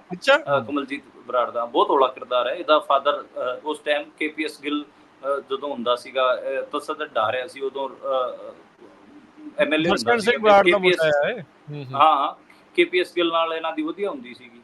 ਤੇ ਅੱਜ ਦੇ ਟਾਈਮ ਇਹ ਮੈਨੂੰ ਤਾਂ ਮਤਲਬ ਖਾਲੜਾ ਜੀ ਆਏ ਤੇ ਹੋਰ ਚੀਜ਼ ਆਏ, ਮੈਨੂੰ ਤਾਂ ਮਤਲਬ ਜਮਾ ਹੀ ਯਾਰ ਘੱਟੋ ਘੱਟ ਤੁਸੀਂ ਇੱਕ ਬੇਸਿਕ ਬੈਕਗਰਾਉਂਡ ਚੈੱਕ ਤਾਂ ਕਰੋਗੇ ਤੁਸੀਂ। ਤੁਸੀਂ ਜਾ ਕੇ ਕਿਤੇ ਵੀ ਕਿਸੇ ਦਾ ਪ੍ਰਚਾਰ ਥੋੜੀ ਨਾ ਕਰ ਆਉਂਗੇ। ਹਾਂ, ਉਹ ਮਤਲਬ ਲੁਧਿਆਣੇ ਦੇ ਵਿੱਚ ਇਸੇ ਕਰਕੇ ਕਹਿ ਰਿਹਾ ਕਿ ਲੁਧਿਆਣੇ ਦੇ ਵਿੱਚ ਸਭ ਤੋਂ ਜ਼ਿਆਦਾ ਦਇਆ ਮੈਨੂੰ ਕਿਤੇ ਆ ਰਹੀ ਹੈ ਕਿਸੇ ਸੀਟ ਤੇ, ਲੁਧਿਆਣੇ ਦੇ ਵਿੱਚ ਆ ਰਹੀ ਹੈ। ਲੁਧਿਆਣੇ ਵਾਲਿਆਂ ਦੇ ਹੁਸ਼ਿਆਰਪੁਰ ਵਾਲੇ ਪਾਸੇ ਉਧਰ ਕੀ ਸਥਿਤੀ? ਗੁਰਦਾਸਪੁਰ ਦੇਖੋ, ਗੁਰਦਾਸਪੁਰ ਦੀ ਸੀਟ ਦੇਖੋ, ਜੇ ਅਕਾਲੀ ਦਲ ਨਾਲ BJP ਦਾ ਅਲਾਇੰਸ ਹੁੰਦਾ, ਕਿਉਂਕਿ ਉੱਥੇ ਘੱਟੋ ਘੱਟ ਲੱਖ ਵੋਟ ਤਾਂ ਸਿੱਖਾਂ ਦੀ ਚਾਹੀਦੀ ਹੈਗੀ ਆ BJP ਨੂੰ ਜਿੱਤਣ ਵਾਸਤੇ, ਜਿੱਤ ਦੀ ਗਿਣਤੀ ਜਾਣ ਵਾਸਤੇ। ਉੱਥੇ ਮੈਨੂੰ ਲੱਗ ਨਹੀਂ ਰਿਹਾ ਕਿ ਉੱਥੇ ਕੁਝ ਬਣੂਗਾ ਇਹਨਾਂ ਦਾ। ਮਤਲਬ ਇਹ BJP ਹਾਰ ਰਹੀ, ਉੱਥੋਂ ਹੁਸ਼ਿਆਰਪੁਰ ਤੋਂ ਵੀ ਆ ਰਹੀ ਹੈ, ਗੁਰਦਾਸਪੁਰ ਤੋਂ ਵੀ ਆ ਰਹੀ ਹੈ। ਮੈਨੂੰ ਲੱਗ ਰਿਹਾ ਕਿ ਕਾਂਗਰਸ ਕੋਲ ਇਹ ਸੀਟਾਂ ਜਾਣਗੀਆਂ, ਕਾਂਗਰਸ ਉੱਥੇ ਠੀਕ ਕਰ ਰਹੀ ਹੈ। ਤੇ ਹੁਣ ਦੇਖਣਾ ਹੋਊਗਾ, ਜਿਵੇਂ ਗੁਰਦਾਸਪੁਰ 'ਚ ਉਹਨਾਂ ਨੇ ਲੋਕਲ ਕੈਂਡੀਡੇਟ ਟਰਾਈ ਤਾਂ ਕੀਤਾ ਹੈ ਨਾ, ਤਾਂ ਪਹਿਲਾਂ ਸੈਲੀਬ੍ਰਿਟੀ ਆਉਂਦਾ ਹੁੰਦਾ ਸੀਗਾ, ਕਦੇ ਕਿਸੇ ਨੂੰ ਲਿਆਇਆ, ਕਿਸੇ ਖੰਨਾ ਆਉਂਦਾ ਸੀ, ਫਿਰ ਦਿਓਲ ਆਇਆ, ਸੰਨੀ ਦਿਓਲ ਆਇਆ, ਹੁਣ ਡਿਫਰੈਂਟ ਆ। ਹਾਂ, ਤੇ ਮੈਨੂੰ ਲੱਗ ਰਿਹਾ ਕਿ ਉੱਥੇ ਕਾਂਗਰਸ ਠੀਕ ਹੈ। ਜੇ ਮੋਟਾ ਆਪਾਂ ਜੇ ਮਤਲਬ ਮੈਂ ਗੱਲ ਕਰਾਂ ਪੂਰੇ ਪੰਜਾਬ ਦੀ ਗੱਲ ਕਰ ਲਵਾਂ, ਤਾਂ ਮੈਨੂੰ ਲੱਗ ਰਿਹਾ ਕਿ 9 ਸੀਟਾਂ ਤੇ ਆਮ ਆਦਮੀ ਪਾਰਟੀ ਅਤੇ ਕਾਂਗਰਸ ਸਿਮਟ ਰਹੀ ਹੈ, ਤੇ 4 ਸੀਟਾਂ ਤੇ ਜਿਹੜੀ ਪੰਥਕ ਪੋਲਿਟਿਕਸ ਜਿੱਤੂਗੀ। ਠੀਕ ਹੈ। No seat India alliance BJP ਨੂੰ 0 नो ਸੀਟਾਂ 'ਚ ਇਹ 6 ਕਾਂਗਰਸ ਵੀ ਲੈ ਜਾ ਸਕਦੀ ਹੈ, 3 ਆਮ ਆਦਮੀ ਪਾਰਟੀ ਵੀ ਲੈ ਜਾ ਸਕਦੀ ਹੈ, ਇਹ ਮੇਰਾ ਅੰਦਾਜ਼ਾ ਹੈ। ਪਰ ਲੋਕ ਤਾਂ ਇਹ ਕਹਿ ਰਹੇ ਨੇ ਕਿ 4 ਆਮ ਆਦਮੀ ਪਾਰਟੀ ਲੈ ਕੇ ਜਾਊਗੀ, 5 ਕਾਂਗਰਸ ਲੈ ਕੇ ਜਾਊਗੀ, ਤੇ 3 ਸੀਟਾਂ ਆਪਾਂ ਨੂੰ ਪਤਾ ਹੈ ਕਿ ਜਿਹੜਾ ਇੱਕ ਨਵਾਂ ਉਭਾਰ ਹੈ ਖਡੂਰ ਸਾਹਿਬ ਤੇ ਆਪਾਂ ਇਸ ਦੀ ਗੱਲ ਕਰੀਏ ਸਰਬਜੀਤ ਸਿੰਘ ਖਾਲਸਾ ਦੀ ਫਰੀਦਕੋਟ ਦੀ, ਤੇ ਆਪਾਂ ਗੱਲ ਕਰੀਏ ਸੰਗਰੂਰ ਦੀ, ਇਹ 3 ਸੀਟਾਂ ਨਵੇਂ ਜਿਹੜਾ ਪੰਥਕ ਉਭਾਰ ਹੈਗਾ ਉਹ ਉਸ ਖਾਤੇਦਾਰੀ ਅਕਾਲੀ ਦਲ ਨੂੰ ਮਿਲਦੀ ਕੋਈ ਸੀਟ? ਬਠਿੰਡਾ ਜਾਂ ਫਿਰੋਜ਼ਪੁਰ ਚੋਂ ਇੱਕ ਸੀਟ ਕਲੀਅਰ ਹੋ ਸਕਦੀ ਹੈ ਉਹਨਾਂ ਦੀ, ਬਠਿੰਡਾ ਸੀਟ ਕਲੀਅਰ ਹੋ ਸਕਦੀ, ਮੈਨੂੰ ਲੱਗ ਰਿਹਾ ਕਿ ਜੇ ਉਹ ਬਠਿੰਡਾ ਛੱਡ ਕੇ ਫਿਰੋਜ਼ਪੁਰ ਜਿੱਤਦੇ ਨੇ ਤਾਂ ਫਿਰ ਤਾਂ ਬਾਦਲ ਪਰਿਵਾਰ ਦਾ ਤਾਂ ਇੱਕ ਤਰੀਕੇ ਨਾਲ ਦਿੱਕਤ ਆਊਗੀ। ਹਾਂ, ਬਹੁਤ ਵੱਡੀ ਦਿੱਕਤ ਆਊਗੀ, ਸਟੇਕ ਲੱਗਿਆ ਹੋਇਆ ਹੈ। ਫਿਰ ਤਾਂ ਸ਼ਾਇਦ ਸ਼੍ਰੋਮਣੀ ਅਕਾਲੀ ਦਲ 'ਚ ਸੁਧਾਰ ਵੀ ਹੋ ਜੂ। ਚਲੋ ਇੱਕ ਪਰਿਵਾਰ ਦੀ ਉਮੀਦਾਂ ਤੇ ਹੀ ਦੁਨੀਆ ਕਾਇਮ ਹੈ। ਜਿਹੜੇ ਇਲੈਕਟੋਰਲ ਪੋਲਿਟਿਕਸ ਹੈ ਆਪਾਂ ਕਾਫੀ ਮਨਦੀਪ ਹਾਂਜੀ ਕਾਫੀ ਆਪਾਂ ਵਕਤ ਜਿਹੜਾ ਉਹ ਲਾ ਲਿਆ, ਮੈਨੂੰ ਪਤਾ ਲੰਬੀ ਚੌੜੀ ਗੱਲਬਾਤ ਆਪਣੀ ਹੋ ਗਈ ਪੂਰੇ ਇੰਡੀਆ ਦੇ ਵਿੱਚ 550 ਦੇ 535 ਸੀਟਾਂ ਦੇ ਉੱਤੇ ਆਪਾਂ ਚਰਚਾ ਜਿਹੜੀ ਆ ਉਹ ਕੀਤੀ ਹੈ, ਕੌਣ ਕਿੱਧਰ ਕੌਣ ਕਿਵੇਂ ਨੂੰ ਜਿਹੜਾ ਉਹ ਜਾ ਰਿਹਾ। ਜਿੱਦਾਂ ਹੁਣ ਪੰਥਕ ਸੈਂਟੀਮੈਂਟ ਦੀ ਆਪਾਂ ਥੋੜੀ ਜਿਹੀ ਪੰਜਾਬ ਦੀ ਥੋੜੀ ਹੋਰ ਗੱਲ ਕਰ ਲਈਏ, ਜਿੱਦਾਂ ਭਾਈ ਅੰਮ੍ਰਿਤਪਾਲ ਸਿੰਘ ਦੀ ਜਿਹੜੀ ਚੋਣ ਮੁਹਿੰਮ ਚੱਲ ਰਹੀ ਆ, ਇਹ ਹੁਣ ਇਹ ਪ੍ਰੋਪੇਗੈਂਡਾ ਚੱਲ ਰਿਹਾ ਜਾਂ ਅਸਲ 'ਚ ਇਸ ਪਿੱਛੇ ਕੋਈ ਗੱਲ ਹੈਗੀ ਆ ਵੀ ਭਾਜਪਾ ਦੀ ਸਪੋਰਟ ਆ, RSS ਦੀ ਸਪੋਰਟ ਆ, ਇਹ ਜਿੱਤਦਾ ਹੈ ਤੇ ਉਹਨੂੰ ਫਾਇਦਾ ਆ, ਅਮਿਤ ਸ਼ਾਹ ਨੂੰ ਫਾਇਦਾ ਆ? ਇਹ ਗੱਲਾਂ 'ਚ ਕਿੰਨਾ ਕੁ ਦਮ ਆ ਜਾਂ ਕਿੰਨੀਆਂ ਖੋਖਲੀਆਂ? ਦੇਖੋ, ਜਿੱਥੇ ਨਈ ਕਿਸਮ ਦੀ ਪੋਲਿਟਿਕਸ ਦਾ ਉਭਾਰ ਹੁੰਦਾ ਹੈ ਉੱਥੇ ਕਨਸਪੀਰੇਸੀ ਥਿਊਰੀਜ਼ ਵੀ ਚੱਲ ਰਹੀਆਂ ਹੁੰਦੀਆਂ ਨੇ। ਪੰਜਾਬ 'ਚ ਤਾਂ ਪੰਜਾਬ 'ਚ ਜਿਹੜੀ ਕਨਸਪੀਰੇਸੀ ਥਿਊਰੀਜ਼ ਤਾਂ ਇੰਨੀਆਂ ਜ਼ਿਆਦਾ ਆਗੀਆਂ ਹੁੰਦੀਆਂ ਨੇ ਕਿ ਕਿਸੇ ਦਾ ਵੀ ਬੰਦਾ ਦੱਸ ਦਿੰਦੇ ਹਨ। ਪਰ ਤੁਸੀਂ ਜੇ ਪੱਤਰਕਾਰ ਬਣ ਕੇ ਜਾਓਗੇ ਤੇ ਤੁਹਾਨੂੰ ਵੀ ਕੋਈ ਨਾ ਕੋਈ ਕਹੇ ਉਹ ਏਜੰਸੀਆਂ ਦਾ ਬੰਦਾ ਆ ਗਿਆ, ਤੇ ਇਹ ਏਜੰਸੀਆਂ ਦੇ ਬੰਦੇ ਪਤਾ ਨਹੀਂ ਕੌਣ ਹੈ, ਮੈਨੂੰ ਤਾਂ ਏਜੰਸੀ ਨਹੀਂ ਪਤਾ ਲੱਗੀ ਕਿਹੜੀ ਆ, ਕਿਹੜੀ ਏਜੰਸੀ ਹੈ। ਪਰ ਮੈਨੂੰ ਲੱਗ ਰਿਹਾ ਕਿ ਦੇਖੋ ਨਵੀਂ ਪੰਥਕ ਪੋਲਿਟਿਕਸ ਦਾ ਜਿਹੜਾ ਉਭਾਰ ਹੈ ਉਹ ਜਿਹੜੇ ਕੁਐਸਚਨ ਖੜੇ ਕਰ ਰਹੀ ਹੈ ਉਹ ਤਾਂ ਬੀਜੇਪੀ ਨੂੰ ਪਰੇਸ਼ਾਨ ਕਰਨਗੇ। ਜਿਵੇਂ ਬੀਜੇਪੀ ਤਾਂ ਸੈਂਟਰਲਾਈਜੇਸ਼ਨ ਕਰ ਰਹੀ ਹੈ, ਹਿੰਦੁਸਤਾਨ ਤੇ ਚੱਲੀ ਹੋਈ ਹੈ, ਕਟਕਿਰਤੀਆਂ ਤੇ ਅਤਿਆਚਾਰ ਕਰ ਰਹੀ ਹੈ, ਤੇ ਜਿਹੜੀ ਨਈ ਪੰਥਕ ਪੋਲਿਟਿਕਸ ਉੱਭਰ ਰਹੀ ਹੈ ਇਹ ਕਿਹੜੇ ਮੁੱਦੇ ਠਾ ਰਹੀ ਹੈ, ਉਹਦੇ ਨਾਲ ਤਾਂ ਮੈਨੂੰ ਲੱਗਦਾ ਕਿ ਕਿਤੇ ਨਾ ਕਿਤੇ ਬੀਜੇਪੀ ਦੀ ਜਿਹੜੀ ਕੰਟਰਾਡਿਕਟਰੀ ਹੈ। ਤੇ ਤੁਸੀਂ ਲੋਕਾਂ ਨੂੰ, ਮੈਨੂੰ ਇਹ ਸਮਝ ਨਹੀਂ ਲੱਗਦੀ ਕਿ ਪੰਜਾਬ ਦੇ ਲੋਕ ਜਿਹੜੀ ਪੋਲਿਟਿਕਸ ਹੈ ਉਹਨੂੰ ਜਿਹੜੇ ਲੀਡਰ ਹੈਗੇ ਉਹਨਾਂ ਨੂੰ ਉਹਨਾਂ ਦੀ ਪੋਲੀਟੀਕਲ ਪੋਜੀਸ਼ਨਾਂ ਤੋਂ ਜੱਜ ਕਿਉਂ ਨਹੀਂ ਕਰਦੇ? ਥਿਊਰੀਜ਼, ਕਨਸਪੀਰੇਸੀ ਥਿਊਰੀਜ਼ ਕਿਉਂ ਲੱਭਣ ਲੱਗ ਜਾਂਦੇ ਨੇ? ਮੰਨ ਲਓ ਤੁਸੀਂ ਉਸ ਲੀਡਰ ਨੂੰ ਤਾਂ ਚੰਗਾ ਮੰਨਣ ਲੱਗ ਜਾਂਦੇ ਹੋ ਜਿਹਦੀ ਸੈਂਟਰਲਾਈਜੇਸ਼ਨ ਦਾ ਜਿਹੜਾ ਹਮਾਇਤੀ ਹੁੰਦਾ ਹੈ, ਕਹਿੰਦੇ ਇਹ ਤਾਂ ਵਿਵਹਾਰ ਚੰਗਾ ਹੈ। ਵਿਵਹਾਰ ਤੋਂ ਤੂੰ ਅਚਾਰ ਲੈਣਾ, ਤੂੰ ਅੰਬ ਲੈਣਾ ਹੈ, ਤੂੰ ਇਹਦੇ ਘਰੇ ਨੌਕਰ ਲੱਗਣਾ ਹੈ, ਇਹਦਾ ਸਟੈਂਸ ਕਿੱਥੇ ਹੈ? ਬਿਲਕੁਲ ਸਿਧਾਂਤ ਕੀ ਹੈ? ਇਹਦਾ ਪੋਲੀਟੀਕਲ ਸਟੈਂਡ ਕੀ ਹੈ ਉਹਦੀ ਗੱਲ ਕਰ। ਬਿਲਕੁਲ ਲੋਕ ਵਿਵਹਾਰ ਤਾਂ ਸਾਰਿਆਂ ਦਾ ਮਤਲਬ, ਕਿਉਂਕਿ ਨਹੀਂ ਇਹ ਪੰਜਾਬੀ ਵੋਟਰ ਦੀ, ਇਹ ਪੰਜਾਬੀ ਮਨਦੀਪ ਸੌਰੀ ਮੈਂ ਵਿੱਚੇ ਕਰ ਰਿਹਾ, ਪੰਜਾਬੀ ਵੋਟਰ ਜਾਣਿਆ ਹੀ ਜਾਂਦਾ ਆ। ਜਦੋਂ ਜੇ ਕਿਸੇ ਦੇ ਦਿਵਾਲੇ ਹੋ ਜਾਂਦਾ ਫਿਰ ਕਿਸੇ ਨੂੰ ਵੀ ਨਹੀਂ, ਤੇ ਜਿਹਨੂੰ ਨਹੀਂ ਜਿਤਾਉਣਾ ਸਾਡੇ ਭੋਗ ਤੇ ਨਹੀਂ ਆਇਆ। ਫਰੀਦਕੋਟ ਦੇ ਵਿੱਚ ਹੁਣ ਆਪਾਂ ਦੇਖਣ ਨਹੀਂ ਤੇ ਕਰਮਜੀਤ ਅਨਮੋਲ ਦੀ ਗੱਲ ਲੀਡਰਿਜ਼ਮ ਤੋਂ ਖਿੱਚ ਗਏ ਲੋਕ, ਖਿੱਚ ਕੇ ਝੱਟ ਤੇ ਨਹੀਂ ਖਿੱਚ ਗਏ। ਸੋ ਹਾਂਜੀ ਅੱਗੇ ਕਰਿਓ ਗੱਲ। ਹਾਂਜੀ ਤਾਂ ਇਹ ਮੈਨੂੰ ਲੱਗ ਰਿਹਾ ਕਿ ਜਿਹੜਾ ਨਵੀਂ ਜਿਹੜੀ ਇੱਕ ਰੁਝਾਨ ਦਿਖ ਰਿਹਾ ਹੈ, ਜੇ ਇਹ ਇਕੱਲਾ ਇਲੈਕਟੋਰਲ ਹੀ ਹੈ ਫਿਰ ਤਾਂ ਮੈਨੂੰ ਲੱਗਦਾ ਕਿ ਜਿਹੜਾ ਇੱਕ ਪੰਥਕ ਪੋਲਿਟਿਕਸ ਹੈ ਉਹਨੂੰ ਨੁਕਸਾਨ ਹੀ ਹੋਊਗਾ।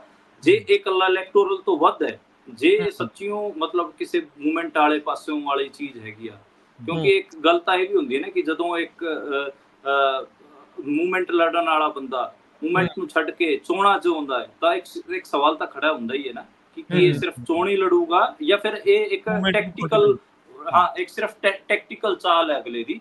ਮਤਲਬ ਮੈਨੂੰ ਤਾਂ ਇਹ ਲੱਗ ਰਿਹਾ ਕਿ ਜਿਹੜਾ ਭਾਈ ਅੰਮ੍ਰਿਤਪਾਲ ਸਿੰਘ ਜਿਹੜੇ ਚੋਣਾਂ 'ਚ ਆਏ ਹਨ ਉਹਨਾਂ ਦਾ ਸਿਰਫ ਇੱਕ, ਮੈਂ ਤਾਂ ਇਹਨੂੰ ਇੱਕ ਏਜੰਡਾ ਲੈ ਕੇ ਮੰਨ ਕੇ ਚੱਲ ਰਿਹਾ ਕਿ ਸਿਰਫ ਇੱਕ ਚਾਲ ਹੈਗੀ ਆ ਕਿ ਇਹ ਦਿਖਾਇਆ ਜਾ ਸਕੇ ਲੋਕਾਂ ਨੂੰ, ਦੇਖੋ ਮੇਰੇ ਮਤਲਬ, ਜਾਂ ਫਿਰ ਜਿਹੜਾ ਉਹਨਾਂ ਦੇ ਖਿਲਾਫ ਨੈਰੇਟਿਵ ਬਣਾ ਰਹੇ ਸੀ ਉਹਨਾਂ ਨੂੰ ਇਹ ਦਿਖਾਉਣ ਦੀ ਕੋਸ਼ਿਸ਼ ਹੈ ਕਿ ਦੇਖੋ ਮੈਨੂੰ ਕਿੰਨੀ ਸਪੋਰਟ ਹੈਗੀ ਲੋਕਾਂ ਦੀ। ਮੈਨੂੰ ਨਹੀਂ ਲੱਗਦਾ ਕਿ ਅੰਮ੍ਰਿਤਪਾਲ ਸਿੰਘ ਅੱਗੇ ਕਿਸੇ ਇਲੈਕਟੋਰਲ ਪੋਲਿਟਿਕਸ 'ਚ ਇੰਟਰਸਟਿਡ ਹੋਊਗਾ। ਜੇ ਇੰਟਰਸਟਿਡ ਹੋਣਗੇ ਤਾਂ ਫਿਰ ਜਿਵੇਂ ਸਿਮਰਨਜੀਤ ਸਿੰਘ ਮਾਨ ਸੀਗੇ, ਉਹ ਨੈਕਸਟ ਸਿਮਰਨਜੀਤ ਸਿੰਘ ਮਾਨ ਉਹ ਪੰਜਾਬ ਆਪਾਂ ਅੰਮ੍ਰਿਤਪਾਲ ਸਿੰਘ ਨੂੰ ਵੀ ਕਹਿ ਦਾਂਗੇ ਕਿ ਉਹ ਨੈਕਸਟ ਸਿਮਰਨਜੀਤ ਸਿੰਘ ਮਾਨ ਹਨ।